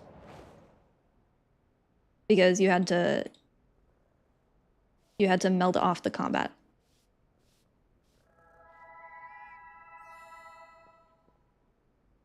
If it didn't trigger combat, you could use it as like a sigil, like a DH. I feel like that's appropriate levels. I feel like that's an appropriate trade-off for This is the 3rd time I've been robbed. drop. Like drop is really impactful. You can use it for skips, you can use it for stopping, but you could also use Song for skips if it didn't trigger combat. No, I've been trying to do the dungeons, but I don't think that the queue is working, and there's no one around right now on Alliance. I am leveled, and I'm slowly leveling more so that if there's more dungeons, I can do them. I could do a follower dungeon, but I don't want to wrangle NPCs. If it gets really bad and we're bored and stuff, then we can do that. Be ready for anything. Baladash Malinore. It what? Yeah, Song triggers combat. If we get Mana Forge 2-piece from Master of Harmony, I hope Blizzard does something to stop it eating my vitality when I want to use it for damage. What do you seek? It could probably be blacklisted. Void Elf woman rushed out of here last night as if she was trying to flee. I would like it to do slightly less healing and have it do more damage. This had better be good.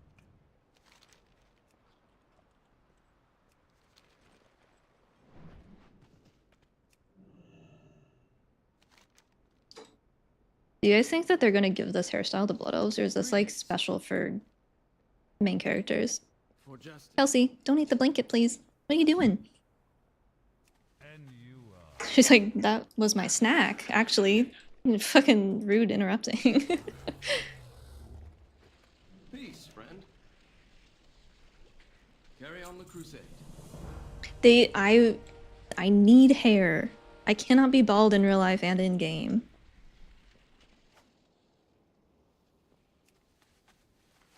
I know they have the technology. There was part of me where I'm like, what if, like yesterday, I was like, what if I log into Alpha and there's hats with hair and I have to wait 24 hours to tell anyone about it? That would be fucked up. And then there was no hats with hair, so I was like, okay, well, worried about that for nothing. But it crossed my mind. Like, that would have been a crazy thing to keep secret. Housing and hats with hair in the same expansion would go insane.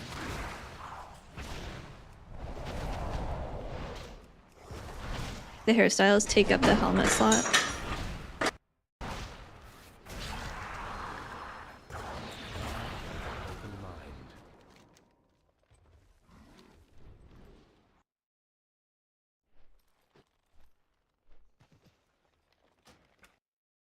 No, that was the ice machine. I'm still in my kitchen. Alright. That was the fridge.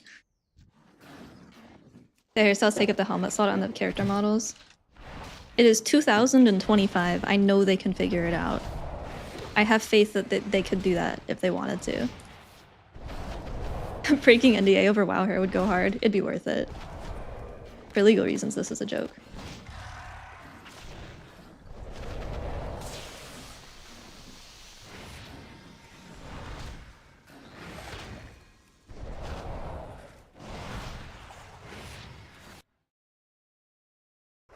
Do I have my little guy yet?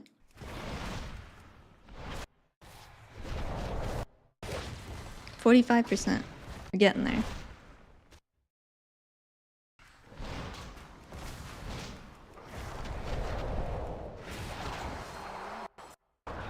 I feel like there's so much stuff happening. We have Alpha currently. We have Legion Remix coming next week with 7.2.5 and Turbo Boost coming later in October. We have some arena, like AWC maybe or something just happened, and then MDI is coming up. And then we have expansion launch like early next year. And then player housing earlier because of the pre-release. Like, that's a lot of shit happening all at once. The shadows.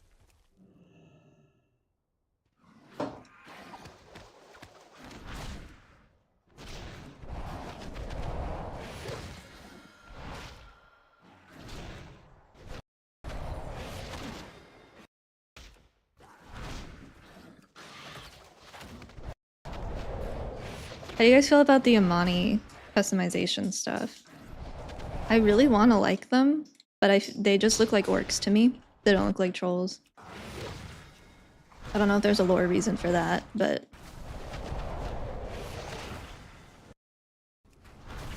Wait, there's a new talent in the fire tree called Fired Up. That goes kind of hard. I like that.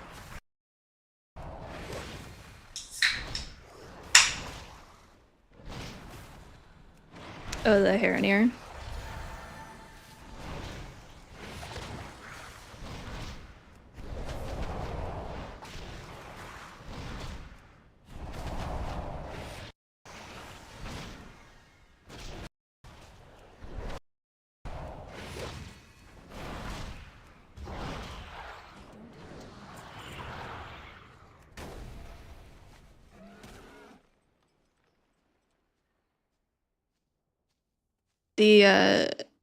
It fucking got me earlier when they announced the Argentina and a bunch of people in the Warcraft chat just started cheering about Argentina. That was a good bit.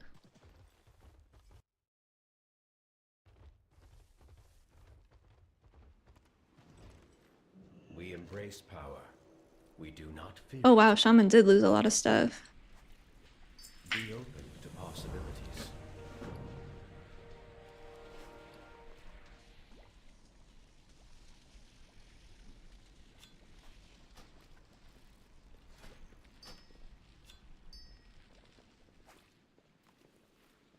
He was jumping. The Arcantina, I believe it is an NPC hub, like a player/NPC hub. I don't know if it's instance or if it's special, but it sounded just like a place to... Kind of like, you guys remember the inn from the garrisons where there's like random NPCs that you've seen throughout your WoW adventures? That's kind of what it seemed like.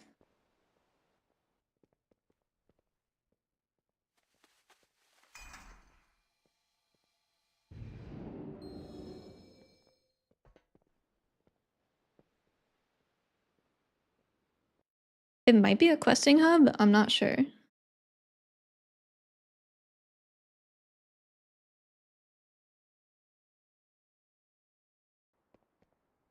Glory to the Sindora. I'm lying. Don't even know State your business. about what. We're lying to this fucking guy because I don't know who he is.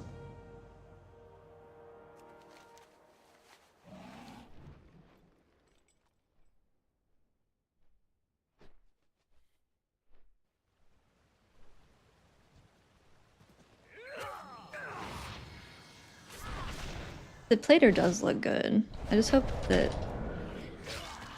it's enough.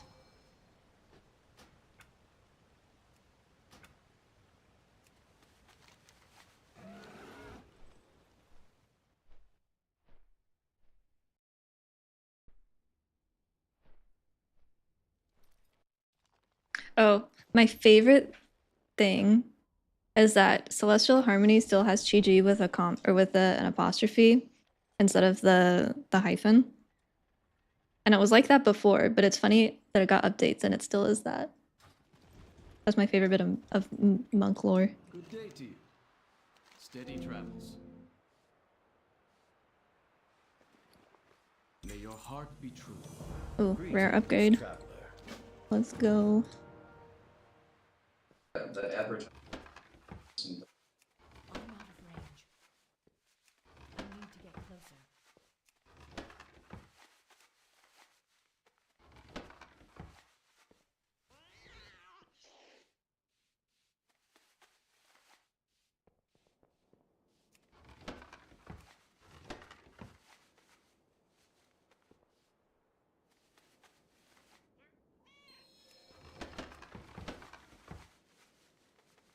Damn, bitch, you live like this?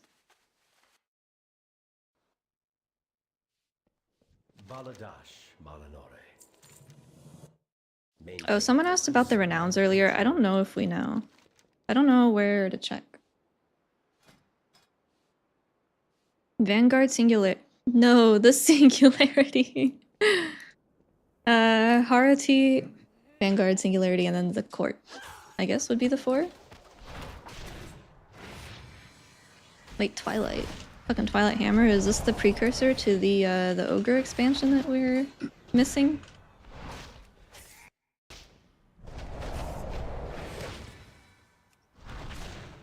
Or they were Twilight's Hammer, right? Twilight Blade. I don't know if they're different. Anaria Shola.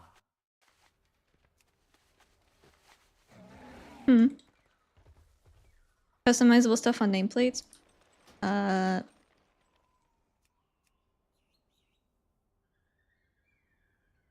Oh yeah. Are these friendly though? Or is that just an example? Aggro display, cast bar info. Oh wait, highlight when targeted by enemy. That goes kind of hard.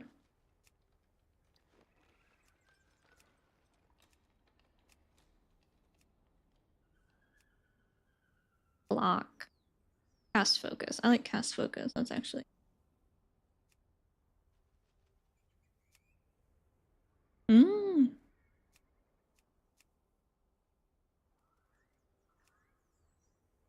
Shared CC. Mob buffs. Personal debuffs. Oh, yeah. Mob buffs. Okay, that's like inner fire. Hey, Kelsey, can you stop eating every blanket that we own, honey? Thank you. Big debuff. That's friendly. And then padding.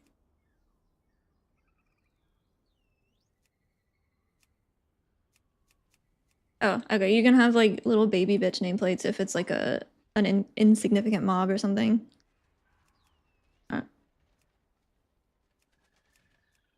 Health, you can have health percent. Maybe I'll do that. I kind of like it all contained.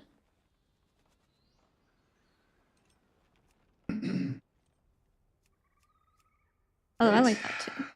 And everyone, Man. so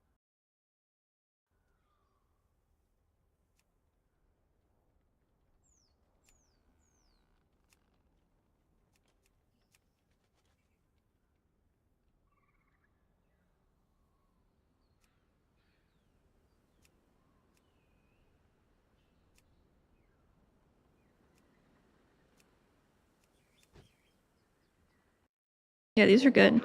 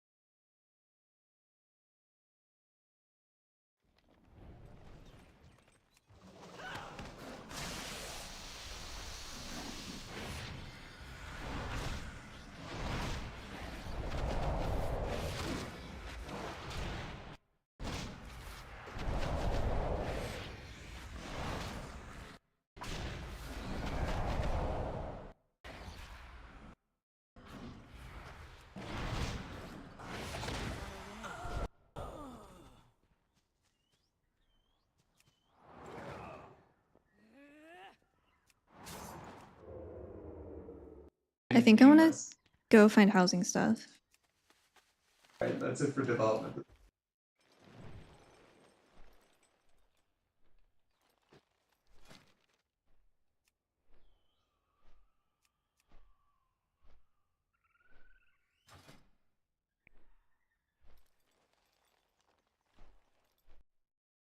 I don't know where to do the housing stuff. Does Mist Dispersion refresh itself per cast? I don't think that it did when I was trying to test it the other day. Like, I tried going to 10 stacks and then using it again at like 1 or 0. And it was not working like that. How's on the bottom left? Wait, bottom left. I don't have anything on the bottom left. Oh, here.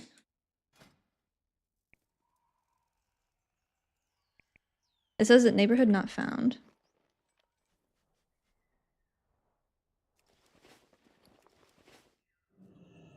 Oh, okay. Thank you.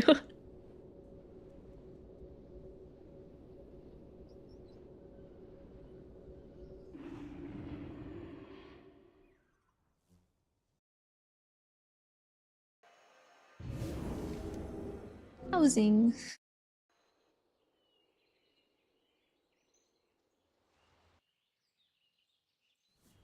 Oh, I'm in Stormwind. I was trying to close my Lua error.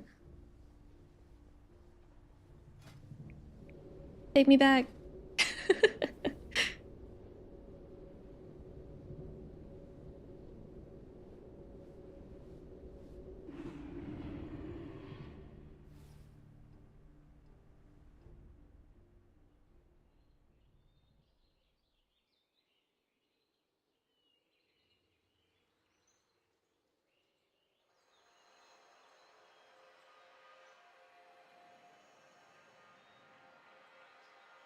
Walk forward slowly.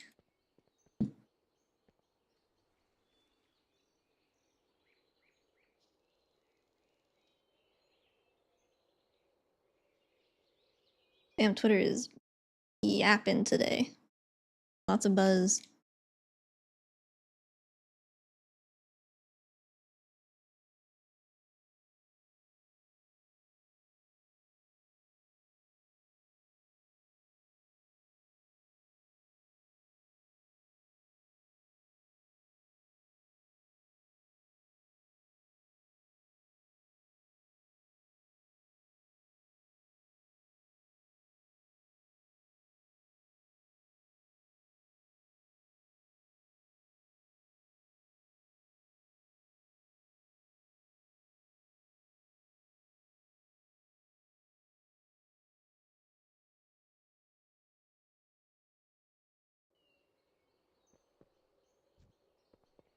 Landlord Jeff.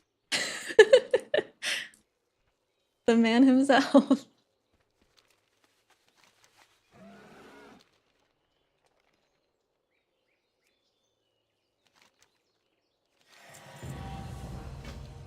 Okay, pick a spot. Landlord Jeff goes crazy.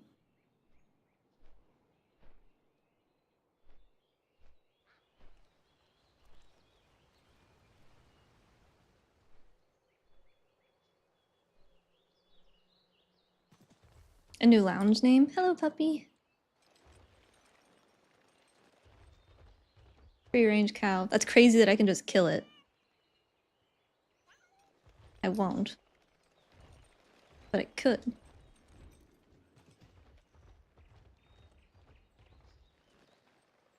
Oh, look at all of these sheep. A sheepdog. Hey, Laren. We got some good and some bad. But I'm not dooming as much. We've had some good discussion today. But we were leveling for a bit. I was trying to do dungeon, but no one's around, so now we're doing housing stuff. Ah, a prospective homeowner. Welcome to the neighborhood. I want to see other house. Open house finder. Oh my god. Different neighborhoods. Are these all supposed to be different? Because it is the same map. Are the waterfront properties more expensive? They're all 1,000. Do I have that much? I do. Okay.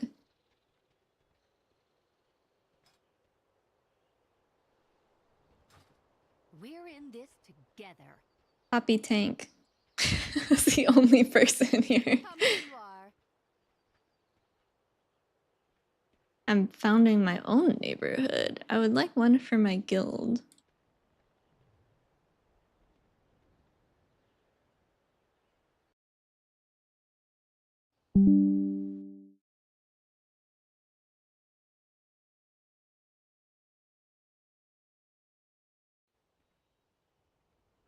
What will tomorrow bring?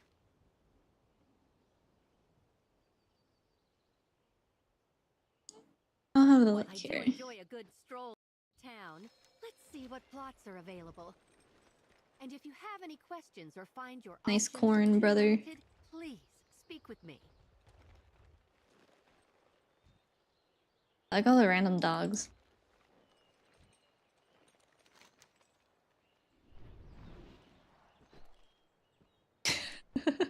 Shout out to Poppy Tank on Alpha.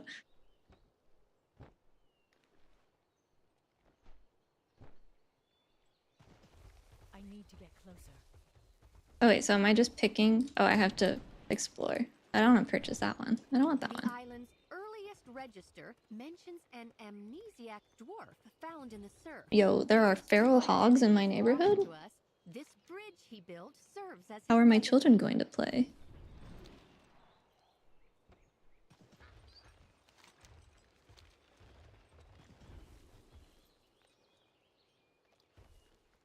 And a dead bird? Hello? Who runs this place?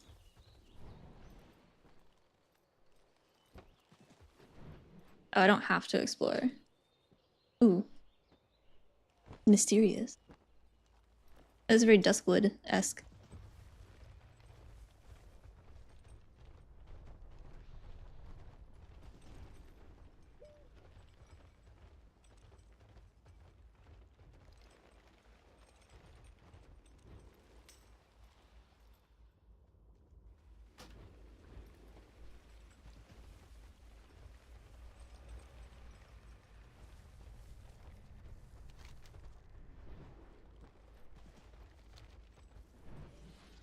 What can I do for you? I don't have any Inky Black or consumables like that. I wanted to, though. The island's burial roll has been meticulously kept. Over 50 generations have called this place home. Oh, this is Duskwood. Fascinating read. Morgan's Rest. Isn't that in Duskwood? I can't leave this map. I mean, it's not Duskwood. It's too green, but or Morgan's plot, maybe something like that. Hmm.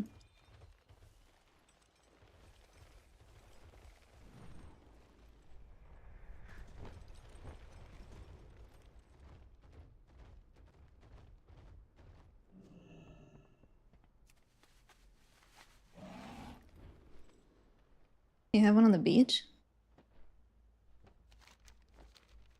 A new day starts here. Kind of a fucked up beach.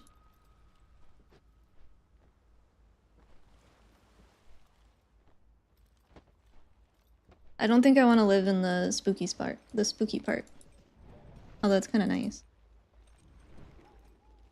It's hazy.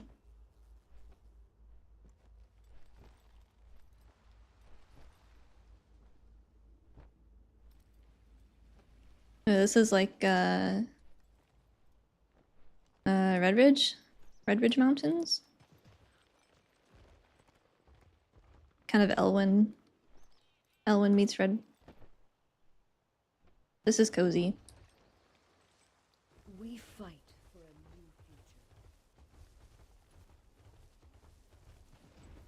The beacon on the bluff is one of the island's most historic landmarks.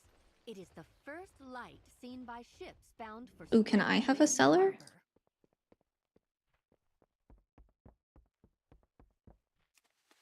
Oh my god, a farm. My dream of my Tiller's farm returning. Oh, this one has apples on it. Fruit trees. That's cute. Next to a windmill.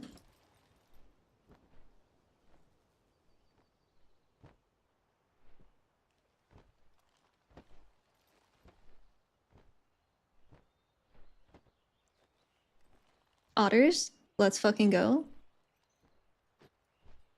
Is this a plot? This goes hard. I like the water. This is a good contender.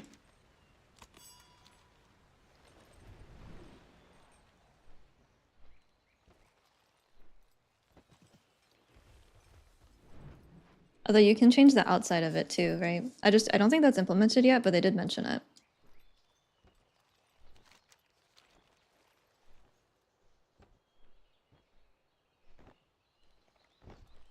Well, that's the sheep's home. I don't want to displace him.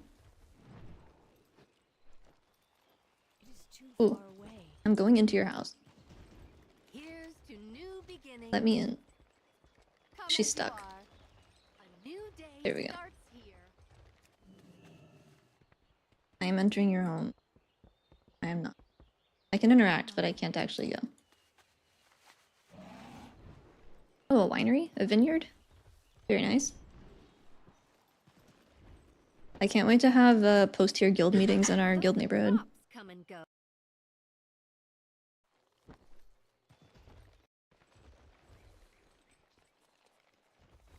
I like these tulips.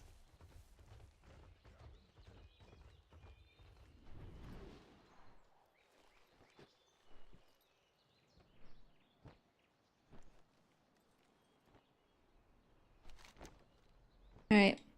I think we're going back. Rip Diffuse. We'll miss you. All are welcome. That is a big black square. That's just funny because I'm far away. Or is this just a visual error? Oh, this one's cute too. No, I like. We'll go up here. Diffuse love is a psyop. Let her die peacefully, but she's not dead. You're puppeteering her body around through Fort Brew. Cool Journey Vineyard. Sounds like that should be like in Napa or something. Oh, it's facing the wrong way. How can I change that? I'm out of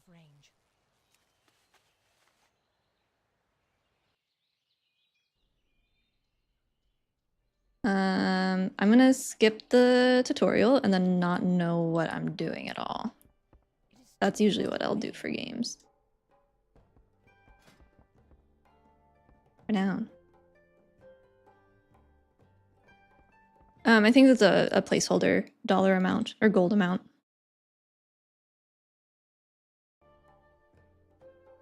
You will love them. Don't be fooled by your eyes. Oh, so the further you progress.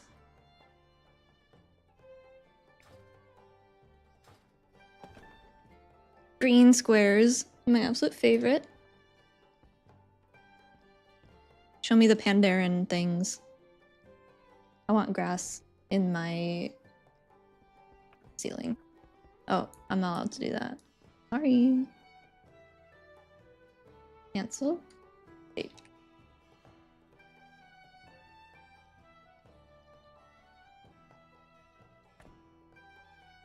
Is there a way to see stuff that you don't have? Is this a princess bed? Oh my god.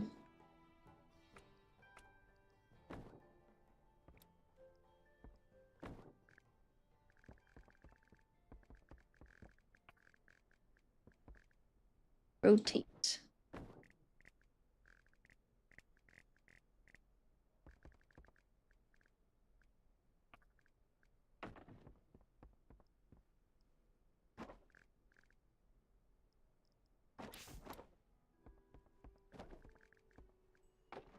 Wow, you can really move everything. Darkness.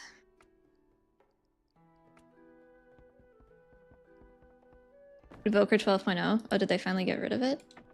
Is it removed from the game? I'm gonna stand right here when people enter my home. Oh, this. Here. Ah, there's no bench. This looks close enough.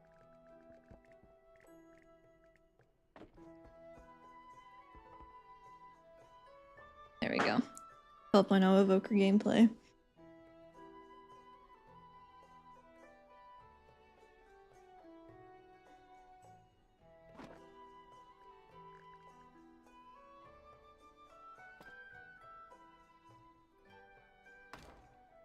I need to get closer.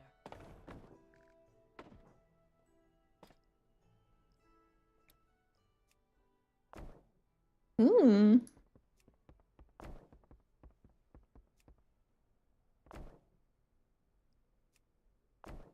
If only it was this easy in real life, too. I kind of fuck with the folk hardwood. Rugged wood's okay, it's a little busy. We'll keep it default.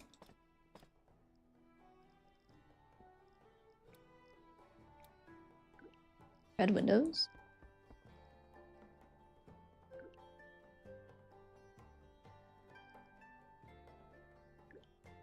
Oh, I have wait. Oh, I have to buy the dye or something. I gotta find it.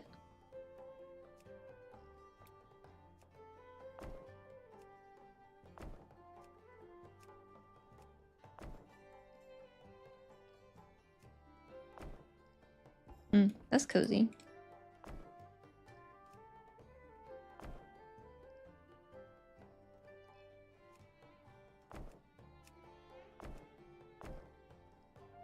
Ooh, I like that.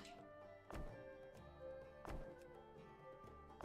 feel like living in a house with stone would be... I feel like that would get cold.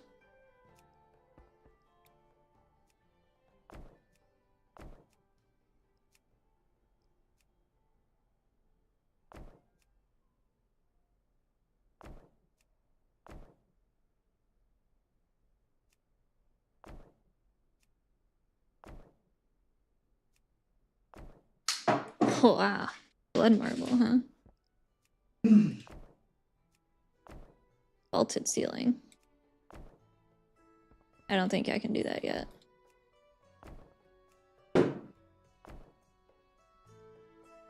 I want that, but on the floor. I want that smooth wood on the floor. It's really dark in here.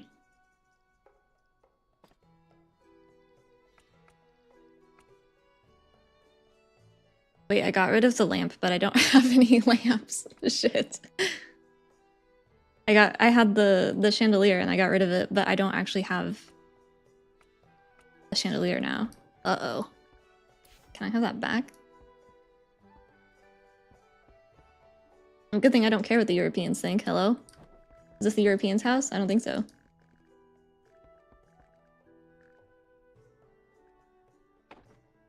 Whoops. Okay, I don't think that should go there. What is... Turn on to ignore collision. Was it not ignoring collision before? Oh, I see.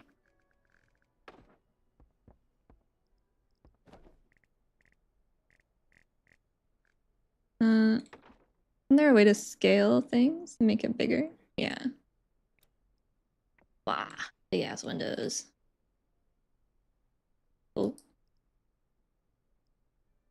Oh, that's with my joystick. Wait, that goes kind of hard. How? Like WASD? Or no, it'd be forward buttons. Arrow keys, yeah, yeah.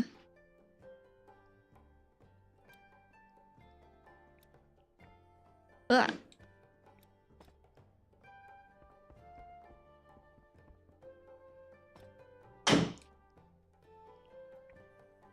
Why is that so weird?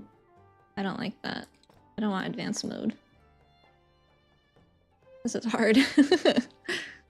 Depth perception is weird. And then I can't. My window's gone. It's gone. Is that it? Come back.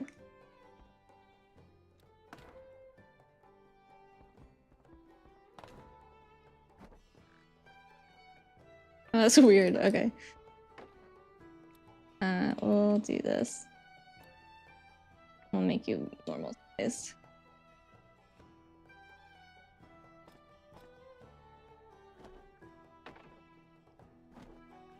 I don't have any other windows, I don't think.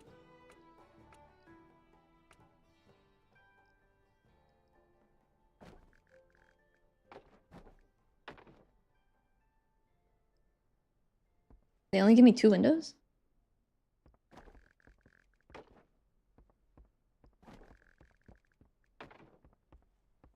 Just do opposite sides so I can actually see.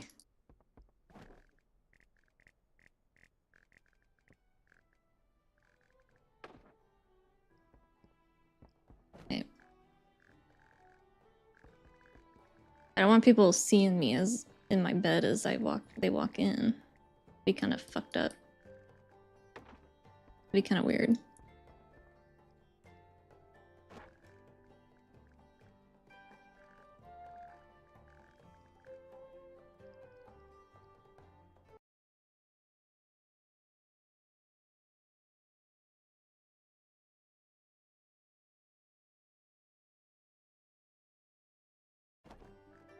Oh, that's not what that looked like. Oh, is it because I can dye it? Very important.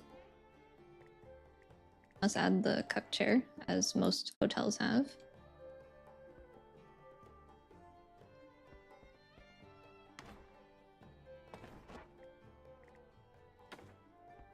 Definitely not a fire hazard.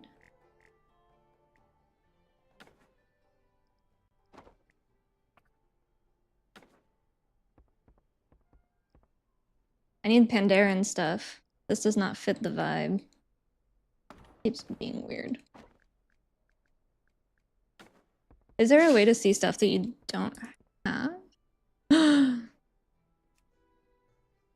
don't see Pandaren. Hello. I don't think it's gonna show me if I don't have it. Or it might just not be in yet. That's cool, you can filter by expansion though.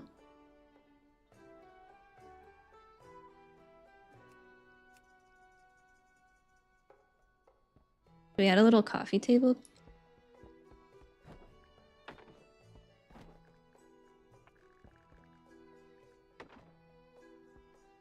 It is, yeah. Here, we can have like a little...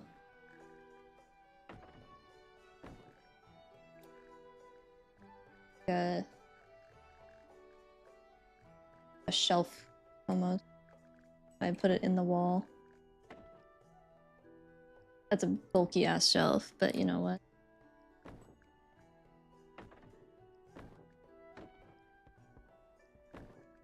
I guess it could just be like...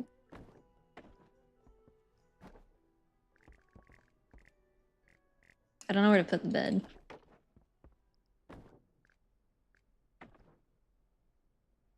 I'd put plants here if I had any.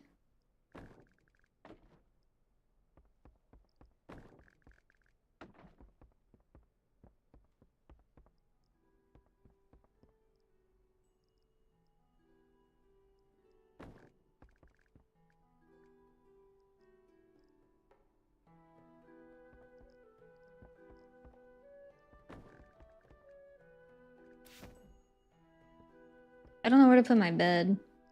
I guess I would have another room.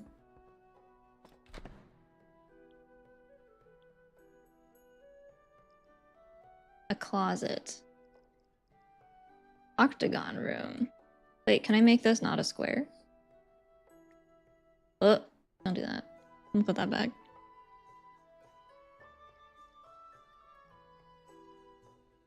L-shaped. Oh, that's a cozy bedroom. Okay, we'll do that.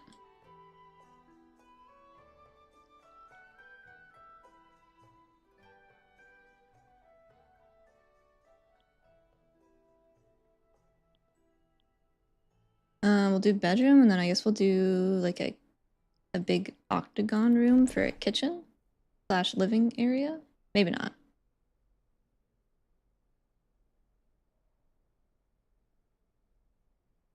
Can I make this a different thing? Oh yeah. Yeah? No.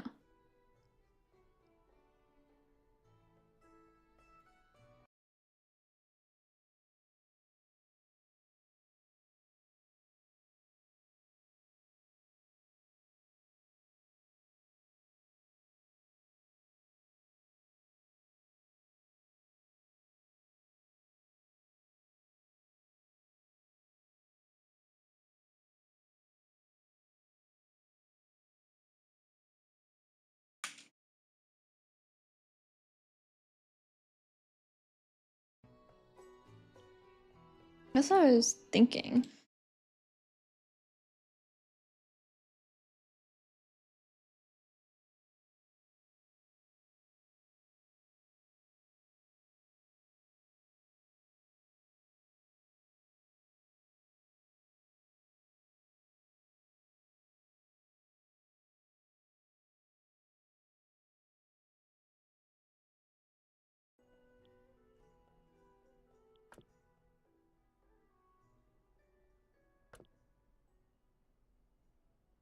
I want kitchen stuff, but I don't have any kitchen stuff.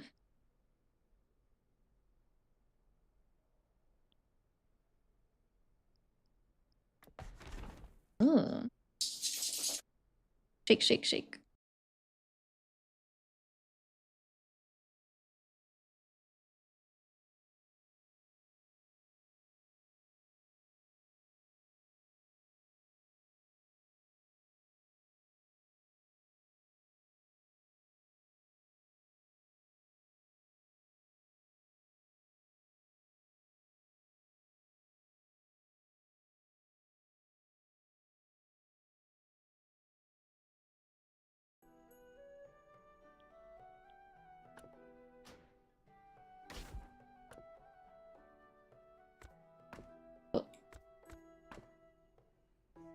I don't like it opening up to this. I just want the octagon room. I want this to be like the main. I wish I could zoom out a little further. Oh, page up, page down. Yeah, I was trying to scroll wheel.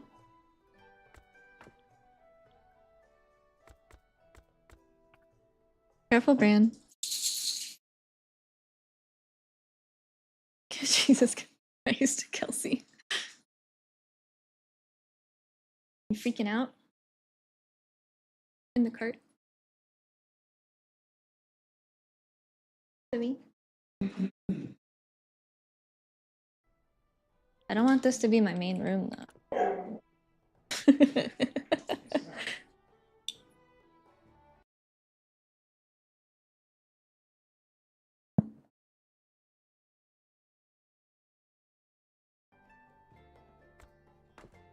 Is lumber gathering going to be specific gathering, or is it a new thing like cooking and fishing? I did not even know that was a thing, but I would have to assume it's not going to take a profession slot.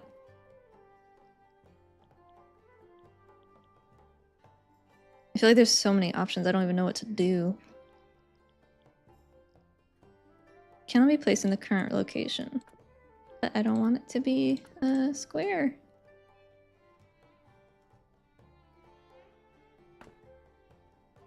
Maybe we'll do a small octagon.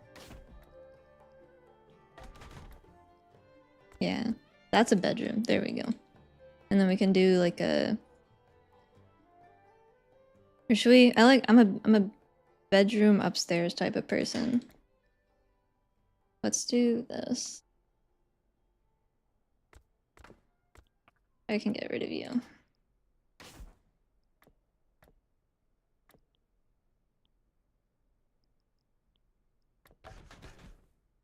Oh, that's a big stairway.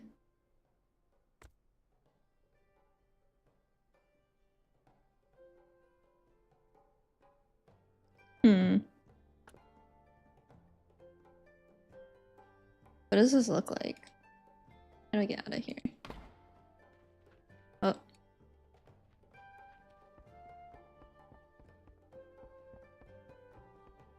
Hmm.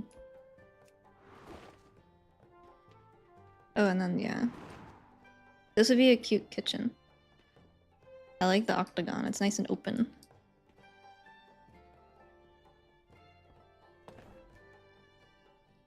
Oh wait, now I have a ton more stuff. What the heck? What changed?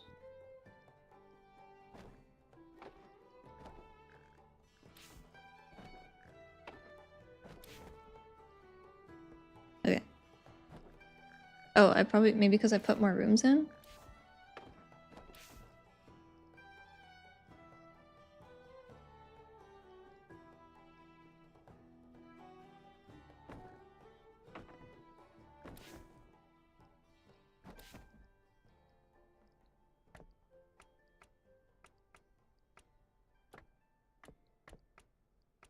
Oh, it was always there. I just was in another... Ah, whoops. I understand.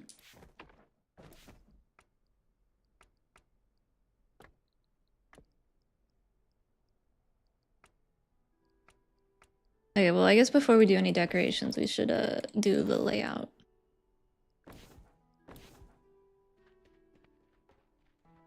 I kind of fuck with the this being the kitchen so you can see people as they enter your home. I don't know how I feel about the stairs immediately.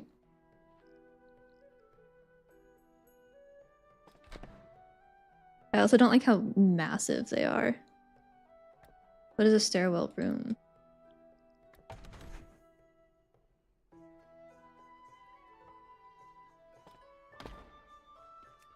This is just a square. Oh. Nope, just a square. Huh? Wait, I don't understand what that's for. Dude, imagine having a bedroom downstairs.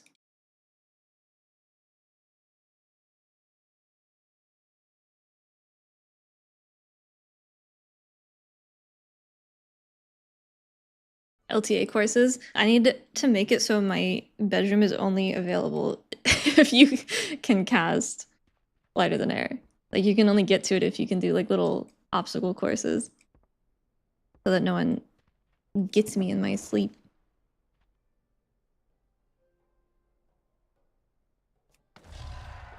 Oops. Hi, Yulan.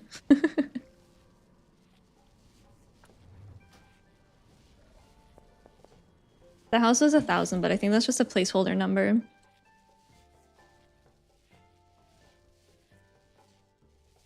I don't like the stairwell here. Maybe maybe we say fuck it and just do a one-story house. I rotate you. Ooh, that could be my pantry. With like stuff on each side. Maybe not.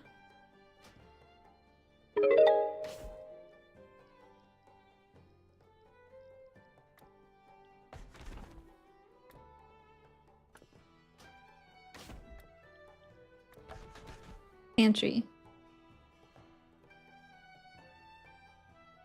And breakfast nook. Which way is this facing? Like, I don't know what this looks like from the outside. Can we go look? I'm out of range. Zero Access, thank you for the 2 months. How's it going?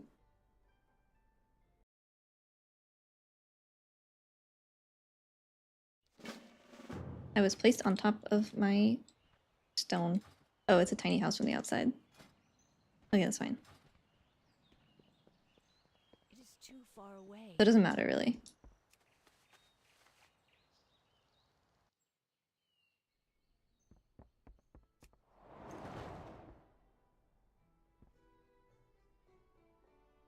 Maybe not this shape. I want this to be the kitchen. I like the octagon shape.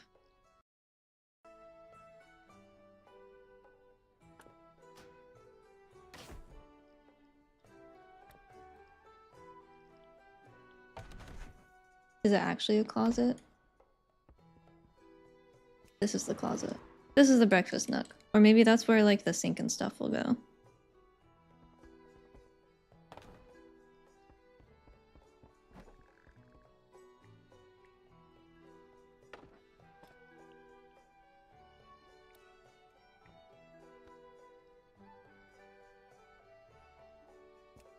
I wish there was like a copy paste option. That would be nice.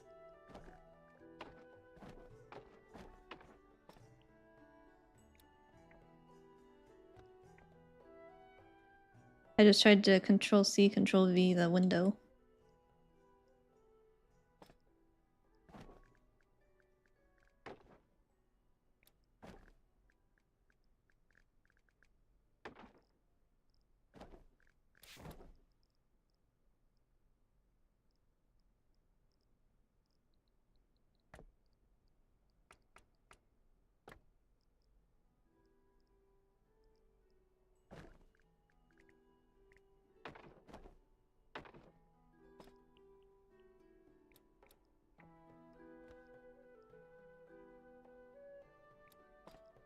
Ugh.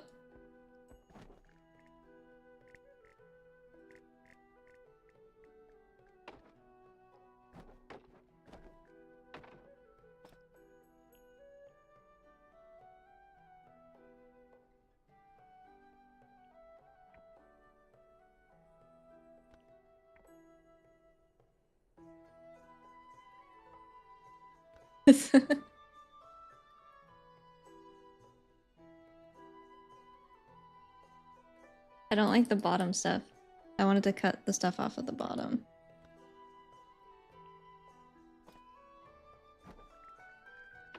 Oops.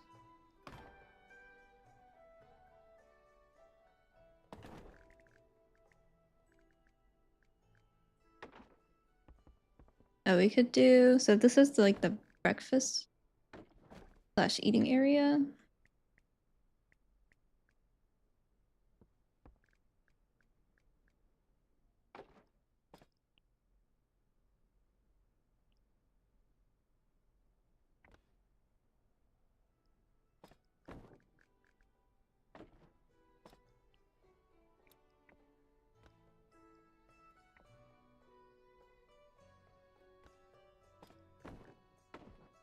To do that. I don't know, I don't like the windows that I have.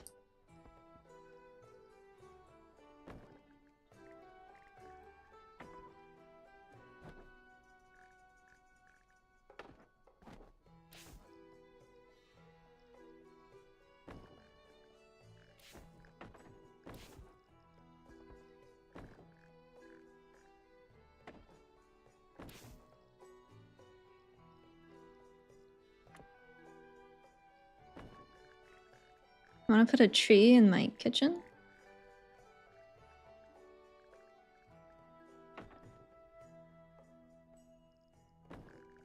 That's a big tree. Okay.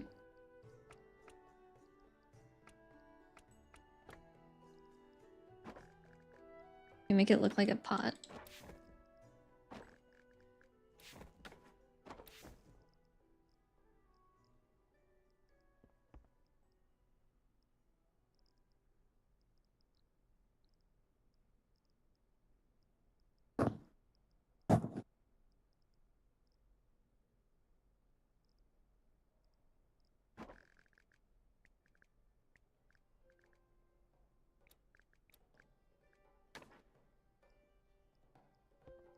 Although there's no place for a chair if I do this.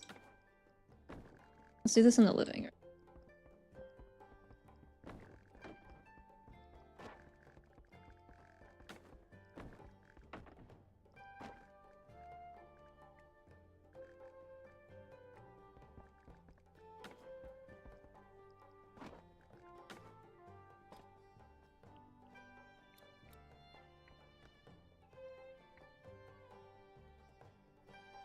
Like a potted plant.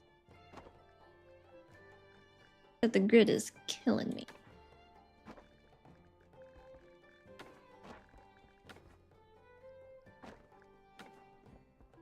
Close enough, whatever. You're not even gonna see it. We're gonna cover it with grass.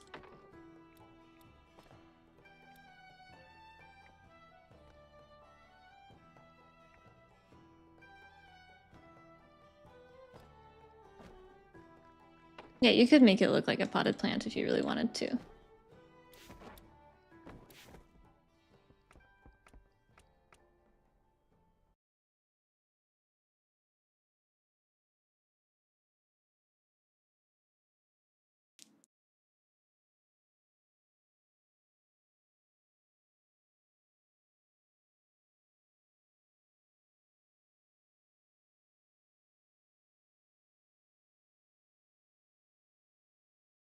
I tab into guild chat. I see, yeah, the chair watching is fucking the love couch. I close guild chat.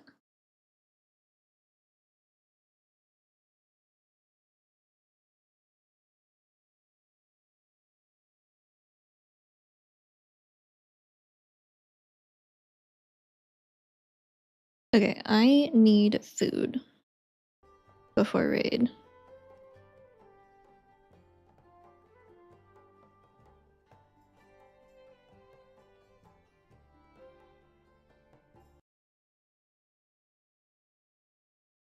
I will. So tomorrow is when the public alpha starts, so there'll be a lot more people on.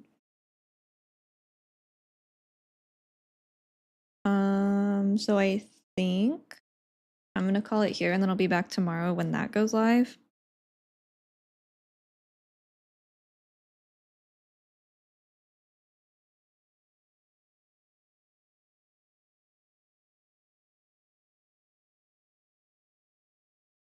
And then hopefully we can hopefully get some dungeons done tomorrow. Because I wanted to do that today, so I leveled, but then we lose these characters, so I'll have to level again. That's okay. And we'll do some dungeons and stuff. Okay, I will see you guys tomorrow. GN, thanks for hanging out.